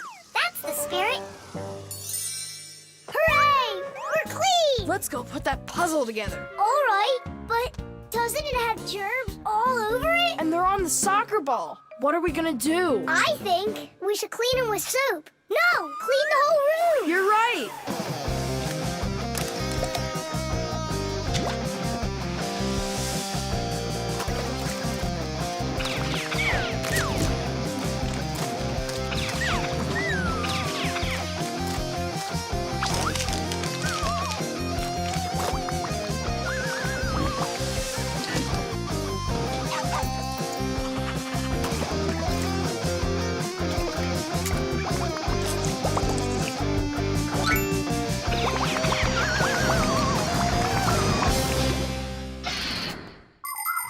We are surrounded by millions of invisible microbes, including those that can cause an illness. But there is no need to be afraid of them if you follow these simple rules. Eat only washed fruits and veggies. Keep your home clean and wash your hands very well with soap, preferably an antibacterial one, and every day. Antibacterial soap protects you for a few hours after it's been washed off. It not only cleans your hands, but also stops germs from reproducing. There are useful microbes, too. Some bacteria can be added to milk to make yogurt and cottage cheese. Others are used for purifying water. Even inside of humans are a lot of useful bacteria that help their bodies digest food. Nolik, what do you think? Are there microbes living on the soap? I don't know. We should wash that too, just in case. Hey, what are you two doing in here? Washing the soap. With soap. So there won't be any germs on it. You've gotta be joking. Listen, getting rid of all the microbes is impossible and unnecessary. You just need to protect yourself from the bad ones. Bacteria gone. Tom Thomas, I need a minute so I can mop your room. But I already washed it. What a good boy. The table's sparkling. Just look how clean it is in here. Great job. What's going on? Nothing. You're not getting sick, are you? No. Tom Thomas, you did a great job in here, only you're taking this cleaning way too far. Understand? I've gotcha. And do you get it? Me? Get what? That the most important thing is to make sure you wash your hands with soap. Okay. To the germ fighters! Making the world safer, one less germ at a time. The detective. All right, there that is. Wasn't it great that we got to stay after class and watch that movie together? Yeah, that film was great. That detective, what a guy. He figured out exactly who did it. Solving a crime's not easy at all. But it looks like a lot of fun. Ugh, I think it would be so cool to go solve a crime. Where's my lucky screwdriver? I can't do anything without it. Here we go. This could be the crime of the century. Detective Nolik, are you ready? But we're not... There's no escaping our fate, colleague. Our time has come. In order to become a detective or an investigator, you need to be very attentive and astute. Because detectives solve mysteries, find missing things, and detangle the most twisted cases. For instance, who ate the whole cake without permission? A real detective will notice the minor details right away. Crumbs under the sofa, a trail of paw prints across the room. By following the clues, a real detective will easily discover the thief. All right, it's time for us to figure out who stole the screwdriver. And the screwdriver, don't we need to find it?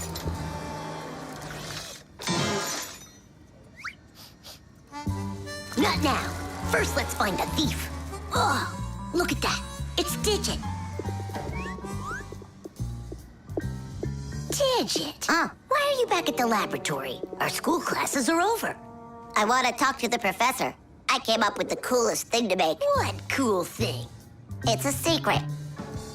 That's a bit hard to believe. All right now, suspect. What were you doing after school? What do you mean, suspect? There must be some mix-up here. You're trying to dodge the question? You want to change the subject on me? That's it. I'm leaving. No screwdriver, no experiments. Well, you want to take over for Eugenius, and that's why you stole his lucky screwdriver. You're under arrest.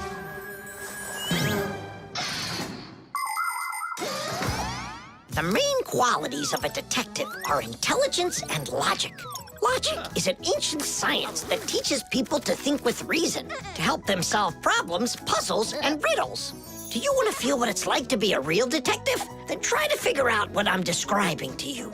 I'm thinking of an animal that you can meet at home or on the street. It has a tail and it's long.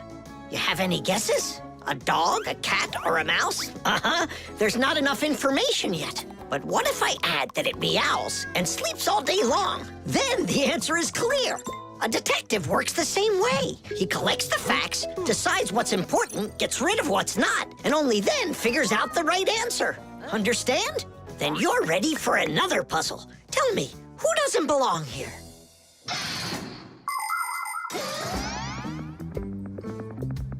Are you gonna talk? What funny mustaches you got there. Oh, it's a party, right? Mm-hmm. They arrested me. Is this a game you're playing? Tula, you believe that a lucky object can bring good fortune, now don't you? Well, yeah. And what? Now it's clear. You helped Digit steal Eugenius's lucky screwdriver. Yeah, because you like lucky stuff. Arrest her. Tula, how long do I have to wait? Sipka, you gotta see this. We caught the criminals who stole the screwdriver from the professor. Cool, huh? Just awesome. Let's go, Tula. She stays here, under arrest. Yeah, I got it. Come on, let's go. We're not joking around. Oh, and exactly what proof do you have? What proof do I have? Well, Just what I thought. You have nothing, Fire. She's their partner, of course. Nolik, arrest her at once. What did she do wrong? It's insane. Now do what I said. I won't do it. Ah, you're with them. Stand with the crooks over there. Hey, we're partners, aren't we? Now wait a second. I'm wondering if you were the thief. Me? Yes, right. It's not me, I swear. I'm a detective. Nolik, please tell him.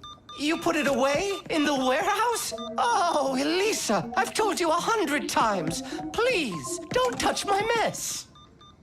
Appears I was a bit off track. You'd have been better off looking for the screwdriver, detectives. That's what I told you. All right, we'll look for a new tactic to use on our next case. What do you mean on your next case? Where's my lucky soldering iron? So, Detective Nolik, shall we begin? The submarine. And the submarine disappeared into the ocean deep, leaving the vicious sharks high and dry. That cartoon was super. Class. Splendid. I wish we had a submarine too. What do you say we make one? But we don't know anything about building a submarine. What makes you say that? The most important thing for a submarine is to be airtight, so that it's impossible for water to leak in from outside. And inside, there needs to be a reserve of air for breathing. For a submarine to go underwater, it uses special containers. When the containers are filled with water, the submarine becomes heavy and starts submerging. When it's time to take the submarine back up to the surface, the water in the containers is switched back for air, and the light submarine climbs. And what are we going to make it out of? Out of, broken toys. And where are we going to sail her? In the aquarium.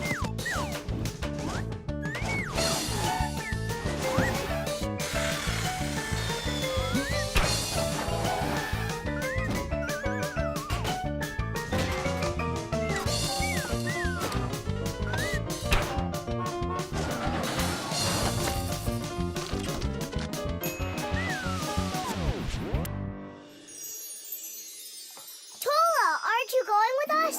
I'm afraid to. How come? What if water fills up the submarine and then we drown? Or those huge fish gobble us up? Come on, Tula. That's silly. Nolik's little and he's not scared of this. Yeah! Well, all right. Cast off the lines! The who? Unhook the rope, it means. Ah! You should have just said that. Are you ready? Time to take her down. Hooray! We're sailing! It's just beautiful in here. There they are, the vicious sharks. Time to scare them. Turning right. Go after that one. You can't escape from us. Please stop it. Come on, come on, come Stop on. torturing the fish. It's terrible. Oh, no! I don't know. There's algae wrapped around the propeller. I want my mouse here. Just be calm. There's no need to panic. Let's try taking her up. It's not working. Of course. No wonder I was scared. And so what do we do now? How about we open the hatch door? No, we can't. The water would pour into here, and then we would all drown. Well, in that case, I don't know. I need to come up with a plan. Yeah. The world's first practical submarine was built almost 400 years ago in England. It was made out of wood and couldn't dive very deep at all. Inside the vessel, rowers sat with oars, so it couldn't move very quickly either. About 200 years later, the oars were replaced with a propeller. But the propeller on that submarine could only be turned by hand, making it a slow submarine as well. Any good swimmer could easily outrace it. It was only with the appearance of electric motors that submarines started submerging to great depths and moving through the water at very high speeds.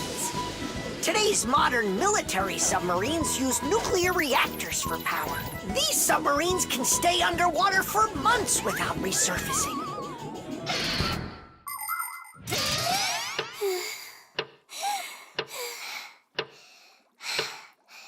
Fire, can you come up with your plan quicker? Because we're running out of air.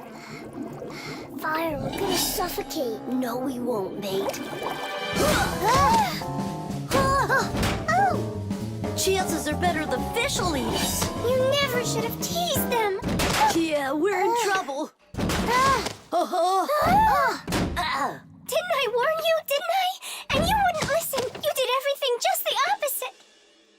Wait, it might work. Let's rewire the battery the opposite way. We should switch the plus and minus. How come? Because then the motor will start to turn the other way, forcing the algae to unwind.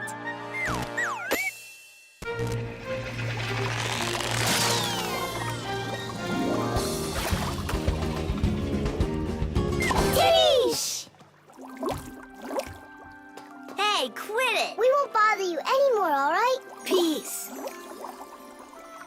Thank you so much, Tula. You really saved us. It's just because I was the one that was most frightened. No, it's because when things got really scary, you kept your cool about you. Wouldn't it be splendid if next time we built a helicopter? The iron. All done. Thanks for your help. Professor Eugenius! Yes, Elisa. The award ceremony's in an hour. You need to leave soon. I remember, Elisa. What are you getting an award for? It's the... it's the Genius of the Year. Not too modest, but fair. And well-deserved. Wow. And they're giving it to you? Well, yeah. Will they show it on TV? Why, of course. Class. And during your speech, can you say hi to me? And me, and me. And Sipka. Right. Say something like this. I'd like to send a big shout-out to all my Fixie friends. Oh, that's a great idea. That way everyone can know about Fixies. Professor Eugenius, didn't I see an iron in here earlier? Huh?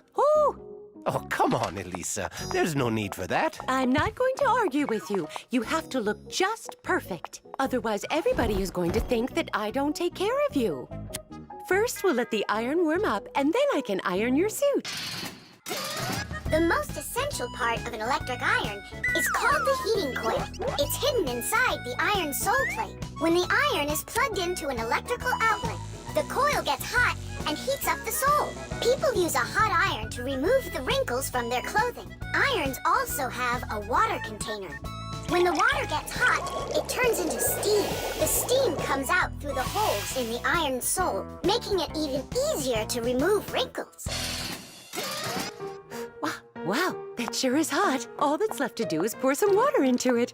Professor, this is water, right? Yeah, it's water. That isn't water. No, wait. It's not water. It's not water. Then what is it? Well, it's, juice. Juice? Yeah, juice. Oh no, the poor iron won't last. Phew, and it smells like crud. I broke the iron. It's awful. No, Elisa. Don't be so upset. Don't be so upset. It's the Genius of the Year ceremony, and you'll be in a wrinkled suit in front of the whole country. Oh, I won't survive. Elisa, hang in there. Be careful. Elisa. Elisa. Professor, you're genius. Are you all right? Couldn't be any better. We're gonna go fix that iron for you. And while we're doing that, you go fix Elisa. That would be great. Look over there. I'll fix the contact. You and Nola can scrape that burnt juice off the iron.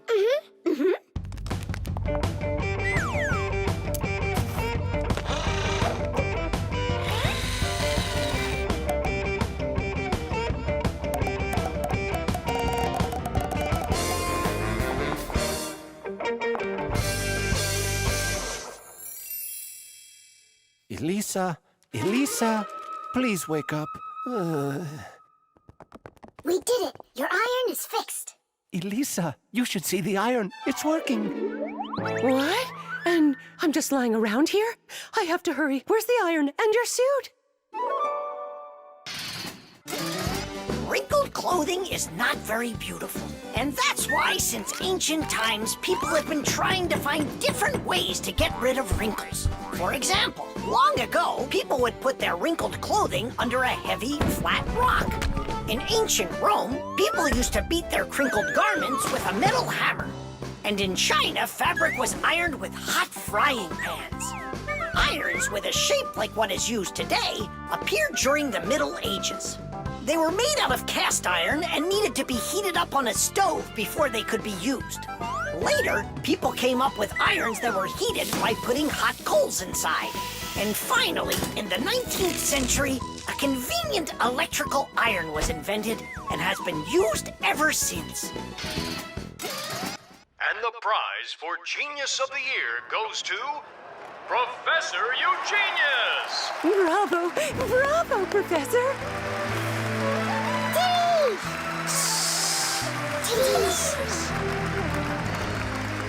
I thank you. I give my sincerest thanks to you. And may I take this opportunity to send my greetings to to all the Fixists. Just give me the prize. Oh, that was quick thinking. Brilliant! He is just astounding. Perfection from head to toe. Well, practically perfect. The spider. Chusaka. Tom Thomas, what are you doing? I'm petting Chusaka. How come? Because it makes her feel good. Just don't rub her fur off. You're just jealous, guys, because you don't have any pets of your own. What do you mean? We've got a pet.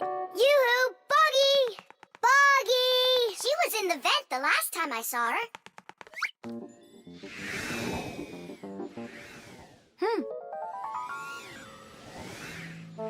Buggy! Come on out. We need to talk. Here, this is our friend, Buggy. Wait, this insect is really your pet? Ha! What a joke. Buggy's a spider. She's not an insect at all. But isn't a spider a kind of insect? Insects Insect is the term used for mosquitoes, flies, beetles, dragonflies, butterflies, ants, and many others. Spiders certainly look a lot like insects. They have very similar legs. But spiders aren't insects. They're arachnids. Insects have 6 legs, while spiders have 8 of them. Many insects can fly, but spiders can't. But spiders can weave spider webs. They may look beautiful, but really they are traps for hunting insects. How come your buggy has 5 legs instead of 8 of them? I don't know. She lost them somehow. Anyhow, she can do lots of tricks. Hello, Buggy. How do you do? We know how to do that trick. Chusaka, shake. Just see that? And I bet your buggy can't do this. Chusaka, sit. Buggy, sit. Why aren't you sitting? Lie down. Your turn. Lie down. Watch me. Like this. Lie down. She can't do that trick. Her 5th leg must be in the way. Lie down. Lie down, I told you. What kind of pet are you anyway? You can't even do a simple trick. Hey, where are you going? Wait, Buggy, don't go. Nolik, you should be ashamed of yourself. But why is she acting so stupid? Didn't you say that she was your friend? And what? Well, you shouldn't yell at your friends like that. She's right. What kind of friend are you? I'll go find her. And apologize. Buggy! Do you hear me?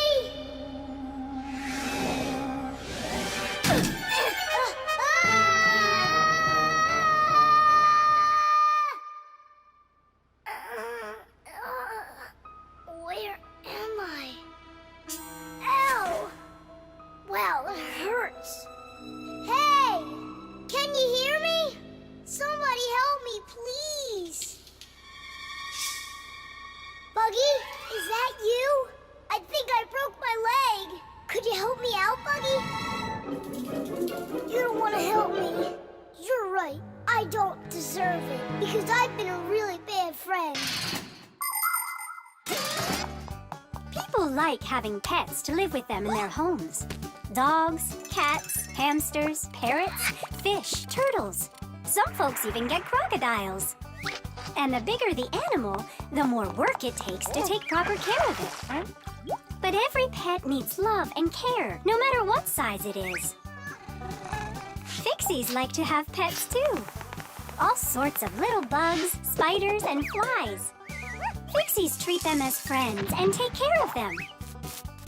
Of course, a little spider isn't as smart as a dog, but they also can be trained.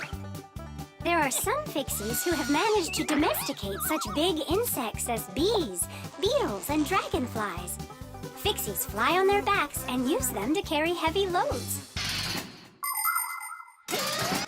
That's it. I'm stuck all alone in here. Forever. Simka? Oh, how did you find me? Buggy let me down here. Buggy, you didn't ditch me. I'm sorry. I promise I'll never ever yell at you again. Ow, my leg. Hang in there, Nolik. We'll get you out. It was so scary. You could have died down there. Yeah, I almost died. But you know what? Buggy saved me. Yeah, that's cooler than learning how to shake hands. Buggy sure is a true friend indeed. Does your leg really hurt a lot? Ah! Nah, it doesn't really hurt. I'm fine. I was just joking. Hockey. Today I'm definitely gonna beat you. You already forgot? You're just one, and we're a team, baby. Just you wait. 1-0.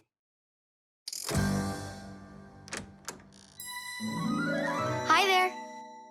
Katya? Hi, what are you doing here? Katya came to pick up something for her mom. I need a little more time. Can you wait here? Yes, of course, I'd be happy to. We can play a game. Only just not hockey. I never understood why boys are so crazy about it. I'm baffled by it too. Oh, the Fixies are here. Hi, guys. Hi there! Even though you clearly don't get hockey, I'm sorry. We're finishing this game. And after that, my dad and I are gonna go and see a real hockey game at the arena. I'm sure that a real game is just as boring. You're wrong. Hockey is an incredibly interesting game, but it isn't easy.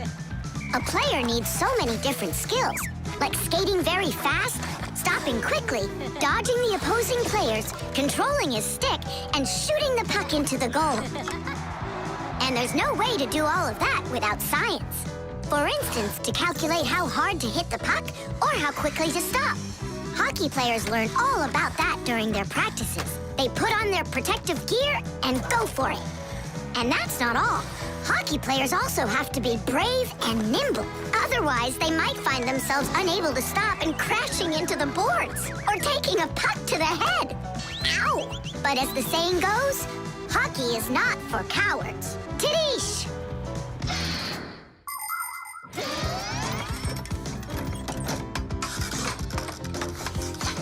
Goal!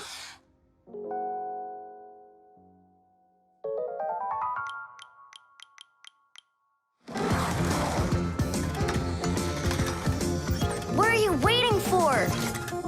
Katya, you just made me miss that. I'm sorry.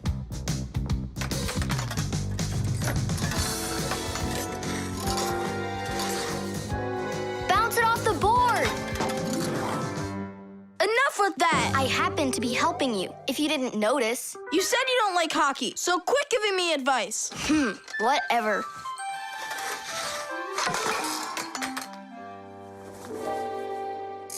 That was my second goal from that spot over there. You lucked out. Uh-huh, sure did.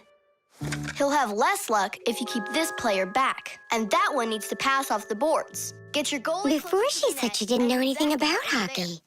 So are we playing or not?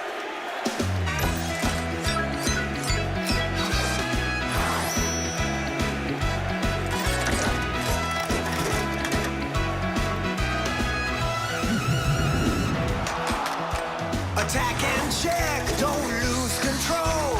A line change on the fly. The puck is zooming towards the goal to score and break the tie. It's one for all and all for one. Great teamwork is a must. Let's go and show 'em how it's done. This game was made for us. Hockey's our game. Hockey, hockey's our game. Hockey, hockey's our game. Hockey, hockey's our game. Hockey's our game.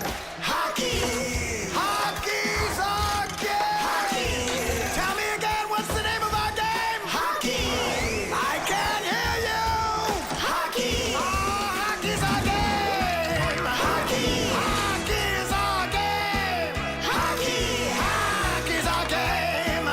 Hockey. Hockey's our game. Hockey. I love that hockey. Ow! Hooray! We won! Ugh, if it hadn't been for Katya. But the winning goal was mine. Tom Thomas, it's time for the game. Ready to get going? Katya, I'll take you home. Oh, could I go with you to see the hockey? I never realized it's such a great game. Hey, you know what? Why don't we go to the game together? Maybe I'll like it too. Great. It's about time. Let's go.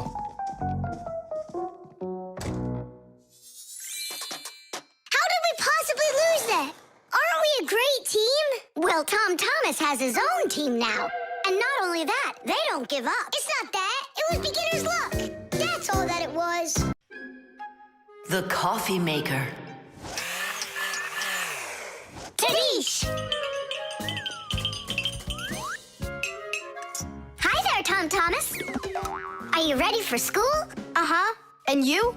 I'm helping Marcia today for school. 3 more patients? How in the world can I do it all? I have that new equipment being delivered, and I'm leading this week's case presentations.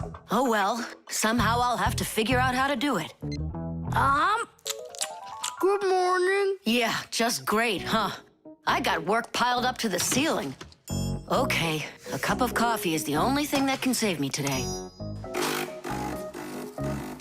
Now what? The last thing I need's to be late. The coffee maker started its cleaning cycle. She'll have to wait. What's the problem? Why don't you work? Are you going to work or what? Oh, the poor coffee maker. Tom Thomas's poor mother. That's enough! Work already! What is going on today? Hey, Mom, come on. Let me give it a try. I can't take any more of this. We've got to help her. I really hope nothing broke in there. Don't worry, we'll get it working. Just distract your mom. Mom, and what if the coffee maker just started working again right now? Would that save your day, you think? Early coffee makers would do nothing more than heat up the water and force it through the ground coffee. Today's generation of devices are often called coffee machines. They can do so much more and even remove the mineral deposits themselves. These machines can make your coffee any strength and add milk and sugar if that's how you like it. And most conveniently, they can grind the coffee beans right before brewing. Just press the button and the fresh cup of coffee is ready. And that aroma. The main thing with any coffee maker is to be nice to it. Then you just give it some time and it starts working by itself. That is just absurd. Restarting it is the first step. Simka, get over there and open and close that contact.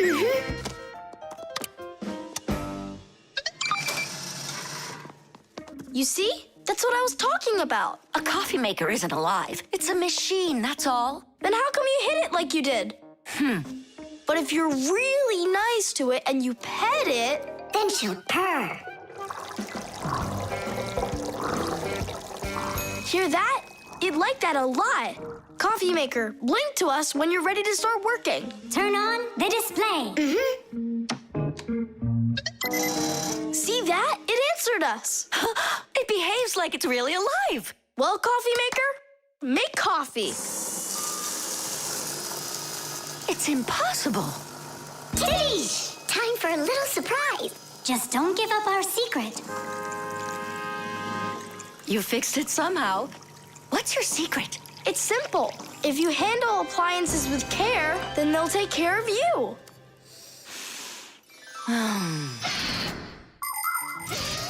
The magic taste of coffee was first appreciated in Arabia. And that's why the most well-known variety of coffee is called Arabica. Coffee trees grow throughout the world in mountain regions where the weather is warm and humid. The branches of coffee trees get covered with coffee berries. But to make the coffee drink, we don't need the berries, just the seeds inside. After the coffee beans are roasted and then ground, hot water is added. Different cultures serve coffee differently. Some serve it hot, some cold. With sugar, with milk, with ice cream, with cinnamon, with ginger, and even with salt and pepper.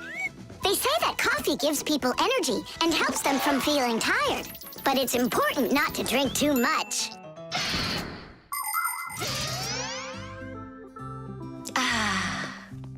Tom Thomas, you're a powerful wizard. She believes it. It's remarkable. I can't believe an ordinary coffee maker can be so emotional.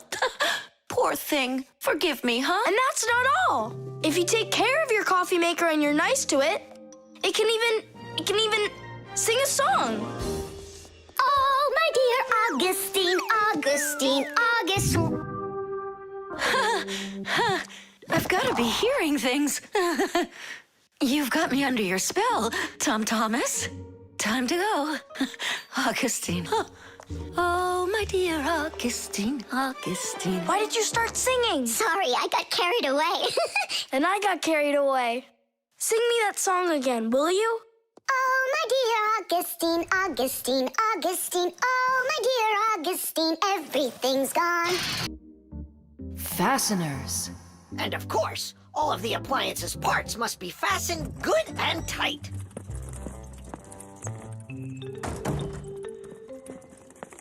What are you doing, colleague? Today, Lisa is returning from her vacation. And so I decided before she gets back, I'll clean up the laboratory. Quite a noble initiative. Now, where was I? You were saying all parts have to be fastened. You're right. And what kinds of fasteners can you name? Fire? A screw? Mm-hmm. And what else? Another screw?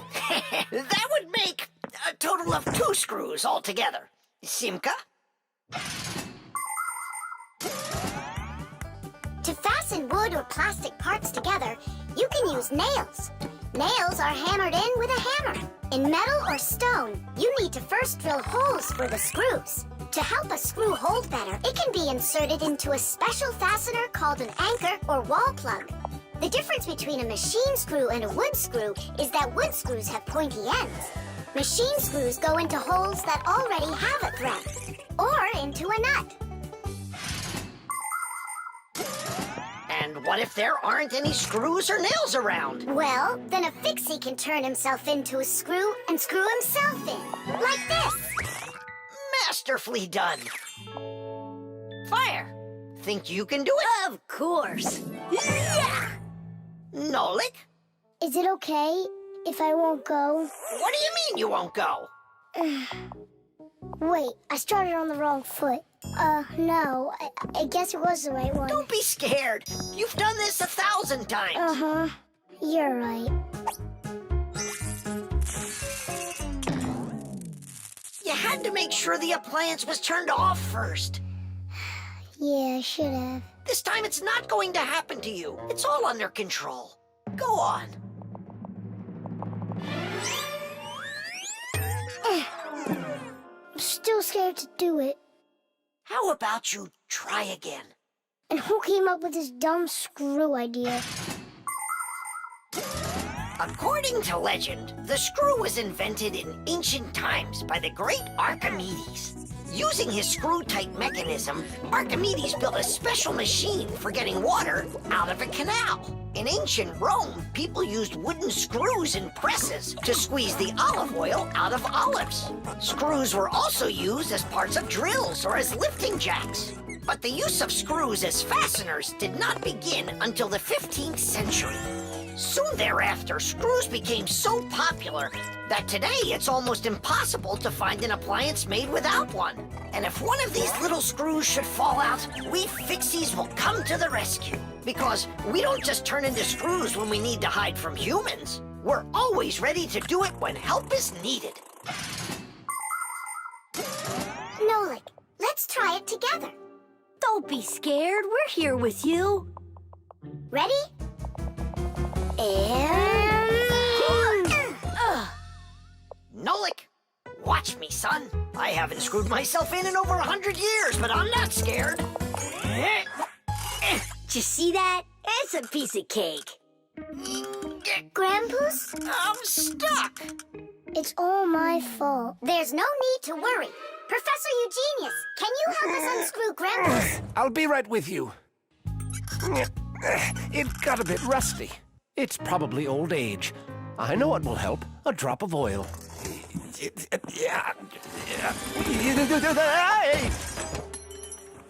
Ow! Oh. Professor Eugenius, are you okay? I'm okay. Thank you for asking. Look out, it's going to fall. We need to fasten the shelf to the wall.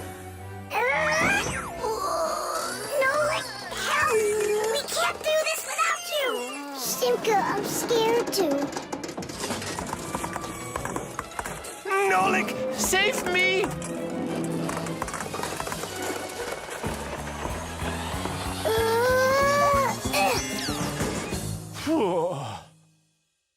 What's going on out there? No big deal, colleague. I just got a little bit buried. Will anyone unscrew me? I wish I could. And we're holding up the shelf. And Nolik?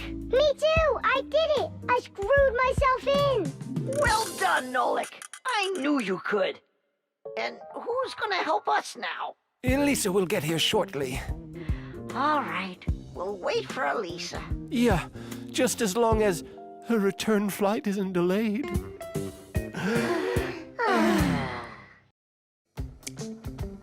Water. ready. Nolik, he's gonna stay home like we agreed. Uh-huh, see you soon. Who's that?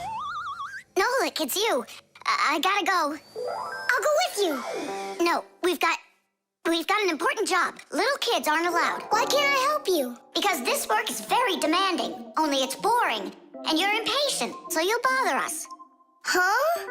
But I am patientest. Patient some? I mean patient. Like totally patient. Prove it then. How? See that, water filter? You have to count how many glasses of water it cleans. How many do I need to count? If you can reach 100, I'll believe you're patient. Why do they need that filter? Why not just drink water out of the sink? Don't worry about it. You need to be counting. That was 1.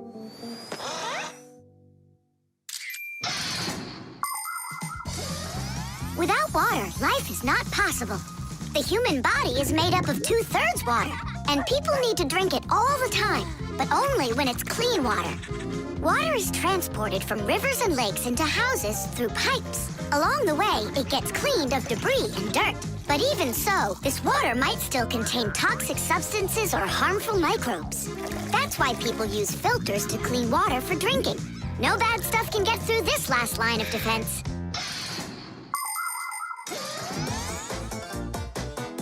2. 10. Ha!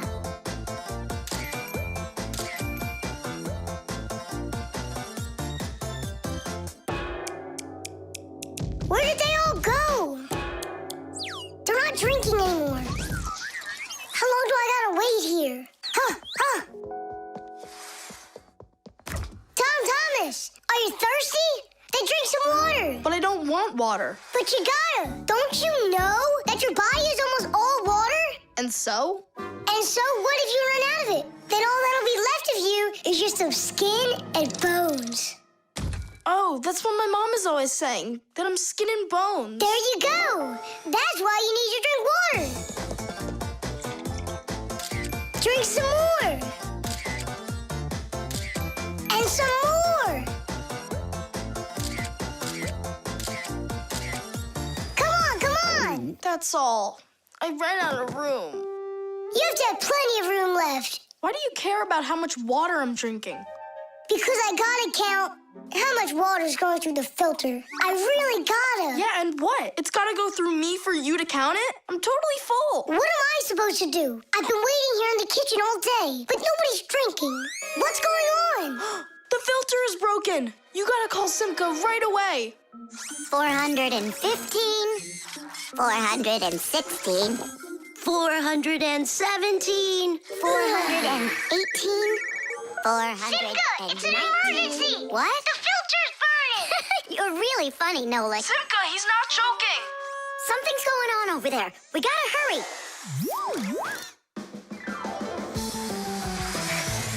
Where's the emergency? Look! So, what's going on here? Great. Now we're stuck fixing the filter. It's not broken. The flashing red light is an indicator. It means it's time to replace the cartridge in the filter. Since ancient times, people have been coming up with ways to remember things or to not mix things up. Knots on ropes were used as reminders that it was time to pay back a debt or reap a harvest. People would cut notches into trees to help remember numbers. Later, people invented the abacus, calendars, and day planners. And now, things are even easier because devices can give us reminders. Alarm clocks help people get up on time. A loud oven timer can save a pie from burning. The green light of an indicator shows that a device is turned on and ready to be used. A red light shows the opposite. Today's smart appliances can tell their owners what they need to do. Without them, humans can be so absent-minded.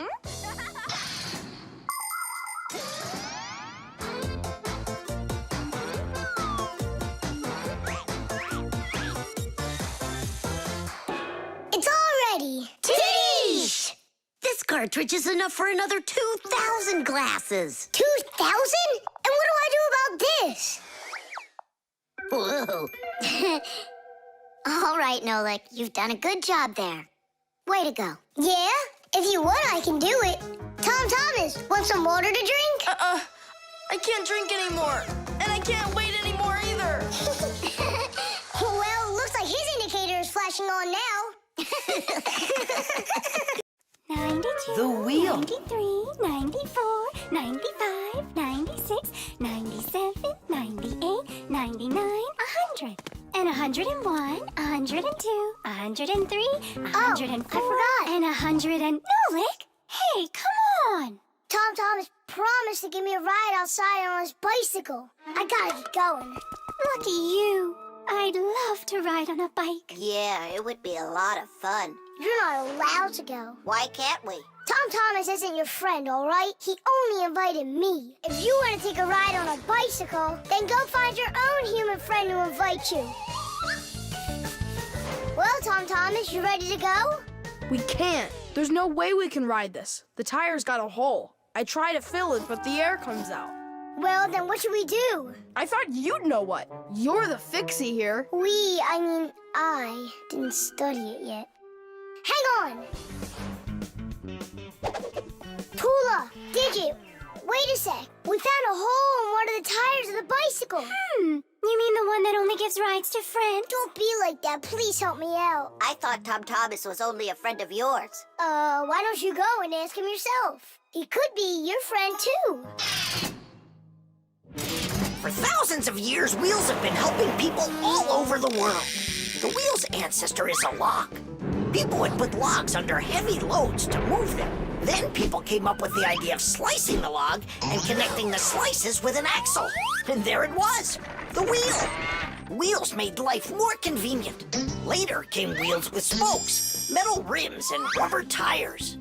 Soon people were wheeling around the world in and on all sorts of vehicles.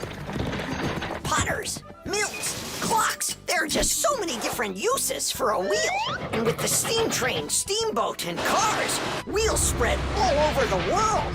They even reached the planet Mars.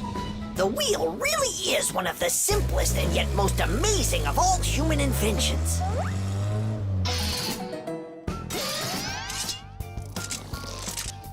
Whew, it's off. So what's next? Now you take out the inner tube. You mean this rubber thing? Yeah, that's your inner tube. There's a hole there somewhere.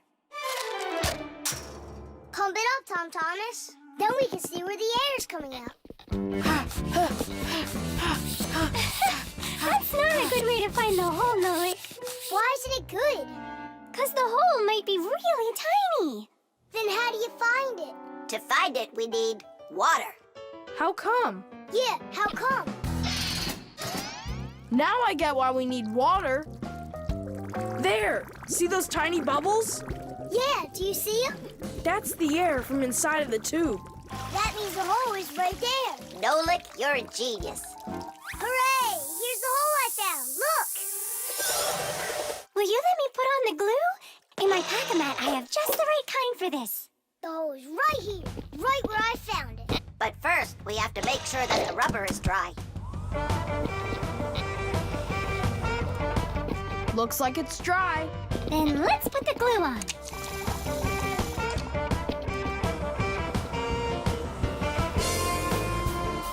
It's all fixed.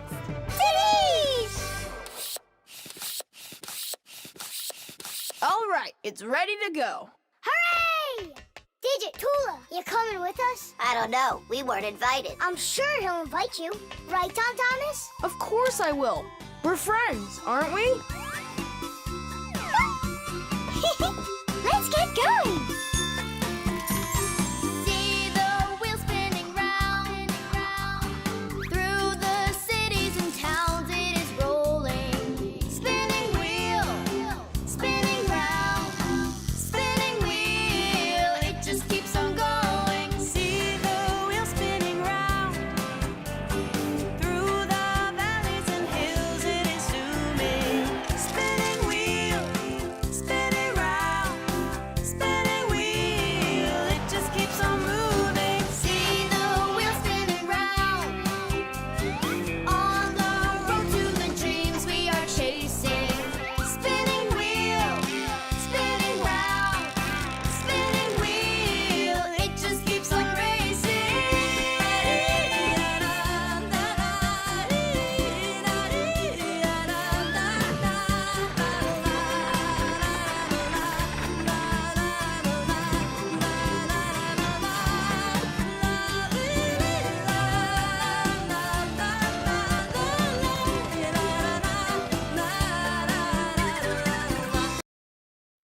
the jewel.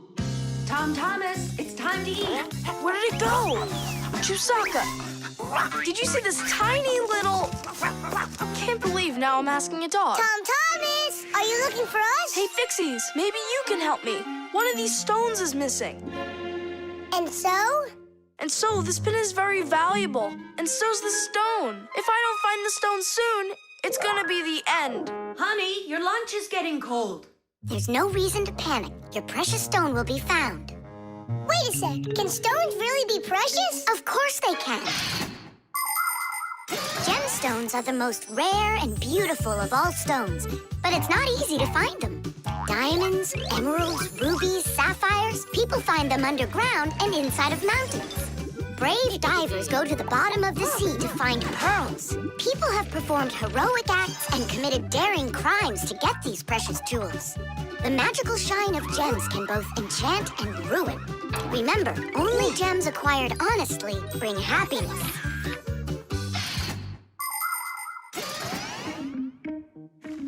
I can't find it anywhere. Maybe Chusaka took it. She saw that it was valuable and... You're right. Chusaka? Give us back the gem, all right? Give it back, we said. Why are you making Chusaka angry? Because she has to give the stone back. What stone, Simka? One that costs a ton. Dogs are supposed to keep treasure safe, but this one eats them. Maybe you didn't look carefully. For example, did you check inside that flower pot?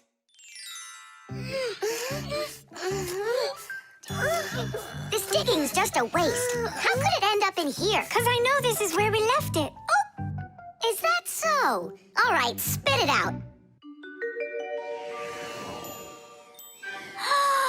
Look at this! A diamond! This will look absolutely perfect on my back-a-mat.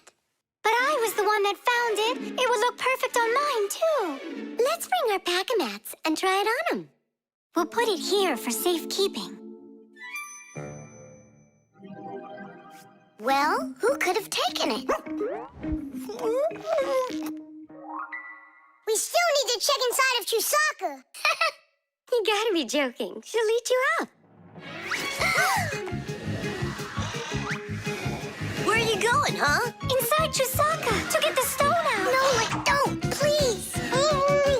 I'm ready to do anything my friend needs me to. By any chance, are you looking for this? Where in the world did you find it?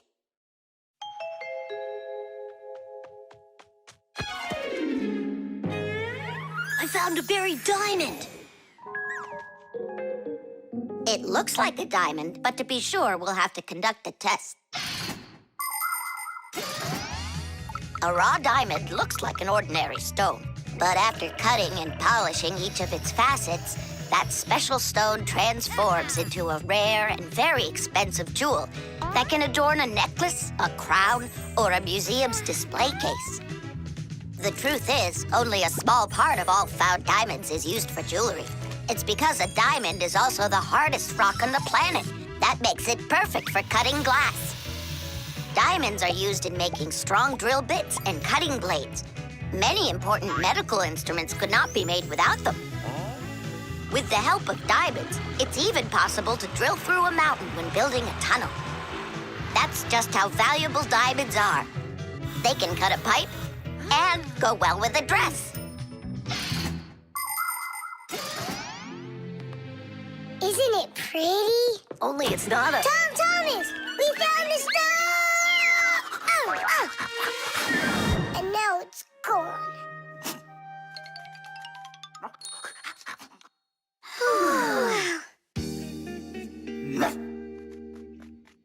Chusaka did great! Oink, oink. Thanks so much, Fixies. I was sure my precious present was gone. And who is the present for? Katya, I think she'll like it. I've got to tell you, Tom Thomas, that's not a precious stone. You got nothing but glass there. I know. But it doesn't matter. What? I was risking my life for the sake of a piece of glass? First, it was for the sake of your friend. And second, the cost of the gift doesn't matter. It's only the thought that counts. The heart. Where's my packing mat? It's not here either. I think my head's got a screw loose. Oh!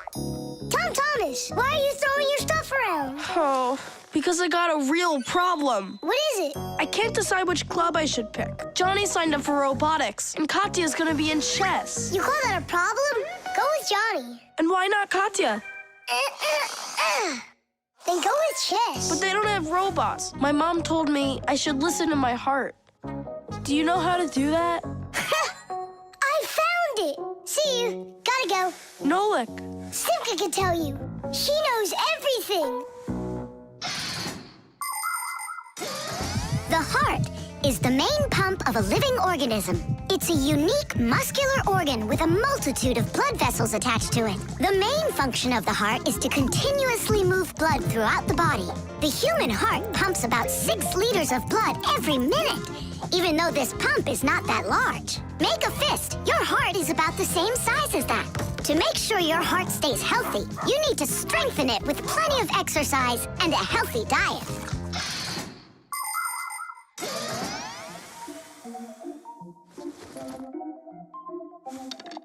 Nolik, please come help me.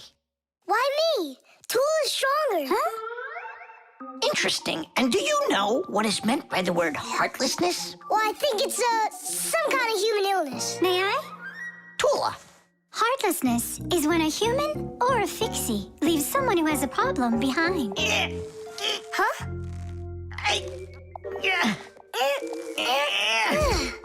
Thank you very much, young man. Young fixie. Heartlessness. Does it last forever? Of course not. We just need to help one another more often. Uh-huh.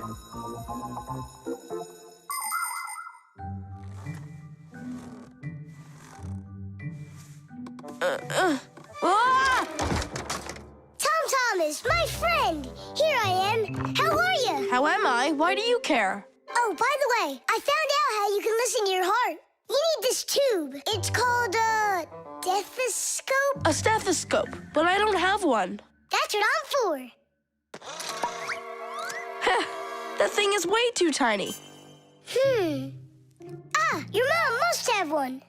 Oh, yeah.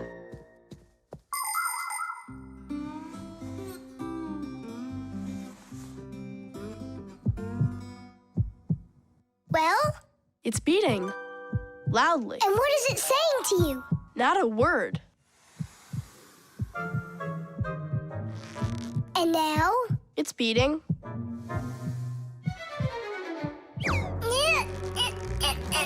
Huh? What was that?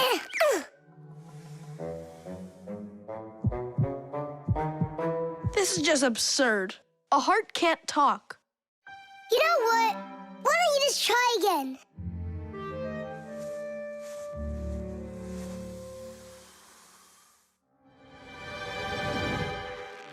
Tom Thomas. Who is that? It's your heart talking. Boom, boom. Can you hear me? Uh-huh. I believe that robotics is right for you. And what about chess? Who cares about chess? Robots are way cooler. This voice reminds me of someone. Heh, so that's what you look like, my itty-bitty heart. Well, I did it from the bottom of my heart. When a human is at rest, his heart beats between 60 and 100 times per minute. This rhythm is called the pulse rate. Place 2 fingers on your wrist or your neck. Can you hear it? Boom, boom, boom, boom. You can count the beats. When you're sleeping, your pulse slows down. But when you get excited, run, or get worried or afraid, your heart begins to beat faster and pumps the blood harder. Sometimes it feels like it's beating so fast that people say, "Oh, my heart is going to jump out of my chest." But don't be afraid, it's not going anywhere. And when people say, "Listen to your heart," they don't mean that your heart can talk. It means that you should trust yourself and listen to your feelings. And then you'll definitely find the answer you're looking for. Looks like at the end of the day, I'm heartless. I couldn't help my friend at all. Nolik, but you helped. You really did. I finally figured out which club I want to join. Robotics, like I told you? Not that. I want to learn medicine. Plastic. Chug it! Go! Chug it! Go, Keep going! Faster! You can do it! Faster! Come on! Chug, chug! Chug, chug, chug! You're almost there!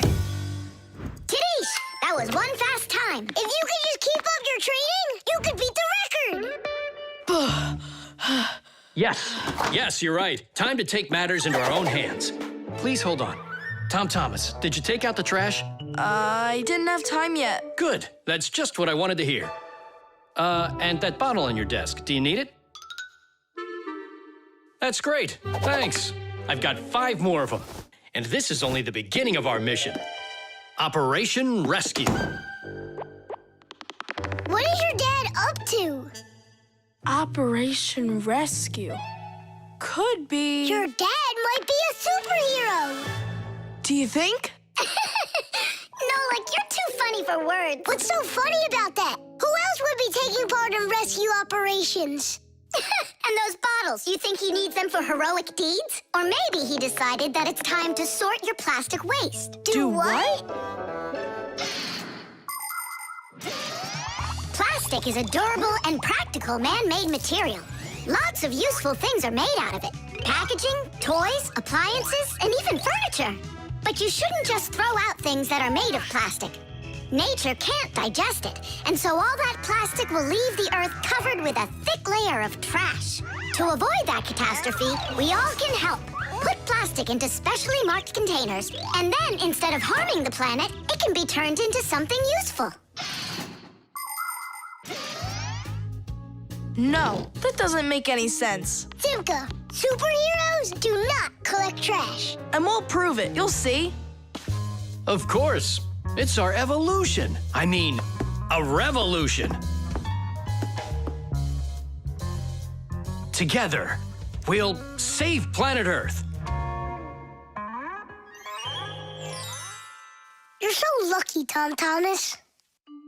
Together we'll save planet Earth.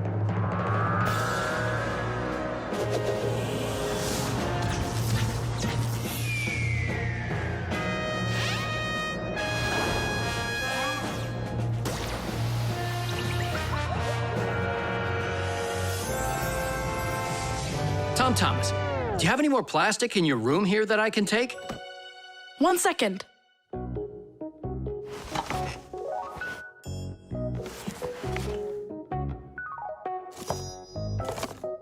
You still use those things? For such a noble mission, it's not a problem. All our useful things should be taken care of. Dad, I really want to do it with you. Want to do what? What you're doing. You know, the operation. About saving the planet, like you said on the phone. Ah, you mean sorting out the plastic, don't you? Sure. I've got a couple of these boxes filled up already. Will you help me take them to get recycled? Really? What for? Just dump it out with the trash. Son, if we don't start doing what we can to recycle, I'm afraid our planet will become one big dump.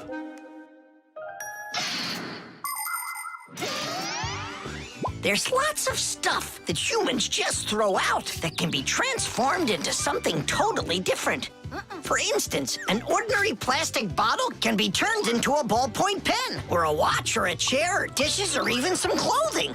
For example, there are some factories where old plastic is sorted, ground into pieces and cleaned, and then stretched into thread that can be used to make brand new clothing. Isn't that fantastic? But this is only possible if people learn to collect and dispose of unneeded bottles, bags, cups, and other plastics separately from the rest of their trash. Imagine how happy nature will be when the piles and piles of plastic disappear from our woods and from our seas. Let's take care of our planet together.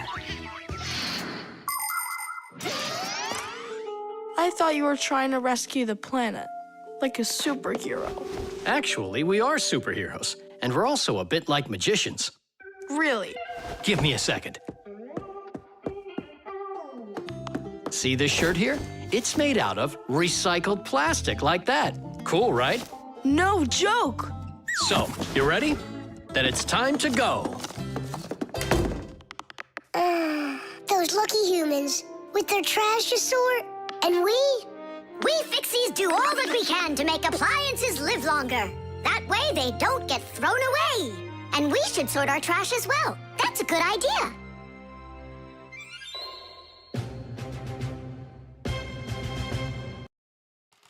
The toothpaste. Astronaut food, ready. Rocket ready. And who's flying to the sun? Me. I'm ready. a real hero. Tom Thomas. Did you see? There it is. You nearly spoiled a vital experiment. Of global, interplanetary significance. Spoiled what? Our scientific testing of the latest toothpaste formula. I will brush my teeth with it. And I, as chief dentist, will be monitoring the testing. And so, I don't want you even touching it. Great. How am I supposed to fly to the sun now? Strange. They make that toothpaste for kids. So? Then why is your mom using your dad then? That's right. I'm gonna go tell her.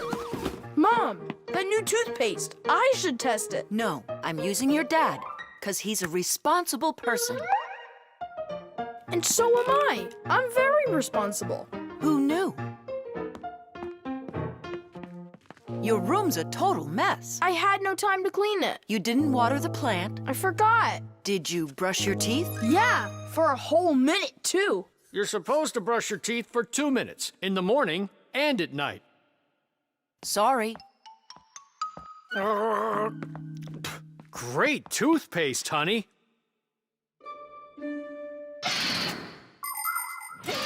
If you don't want to get a toothache, you need to take good care of your teeth by brushing them with a toothbrush and toothpaste.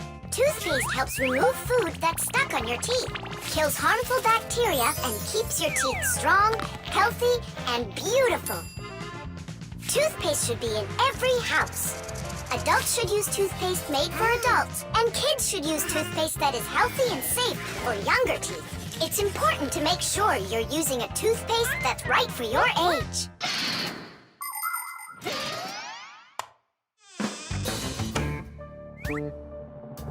Tom Thomas, don't touch it. It's for the experiment. I'm just gonna smell it. Don't worry. Well? It smells like bubble gum. Hey! Just a peek at the collar, that's all. Come on, do you want to spoil the experiment? Now put that toothpaste right back.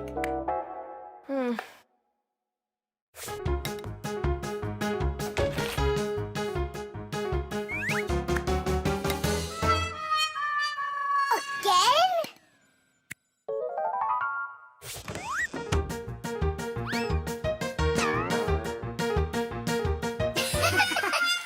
Whoops.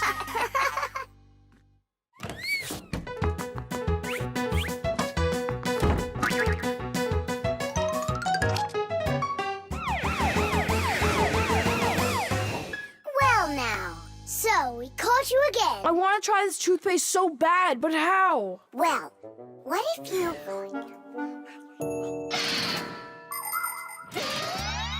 Do you know how to brush your teeth correctly? Let's check. First, take your toothbrush and rinse it with water. Then squeeze on a bit of toothpaste. A small pea-sized drop is all that you'll need. Now 1, brush the outside of your front teeth up and down. 2, brush the backs of those teeth from the gums on down. 3, open your mouth real wide and brush the teeth in the back. These are the teeth that you use for chewing. Go back and forth, over and over. You should brush a full 2 minutes, no less. Now it's time to rinse out the toothpaste from your mouth and clean the brush. That's right, the brush needs to be clean too. And please, don't be lazy. If you brush your teeth 2 times a day, they'll stay in great shape for many years to come.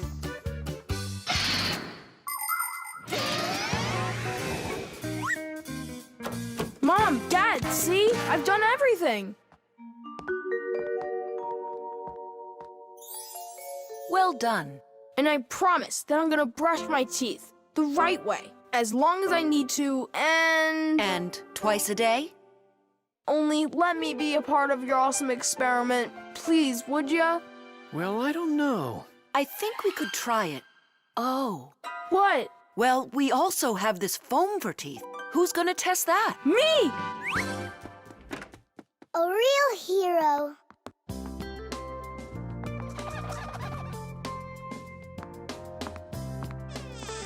How many ways did we try to get him to brush his teeth before that didn't work? We never sparked his imagination before. Your idea about the experiment was brilliant. Simka, do you think we should tell him? The answer's no. We can't disrupt the experiment.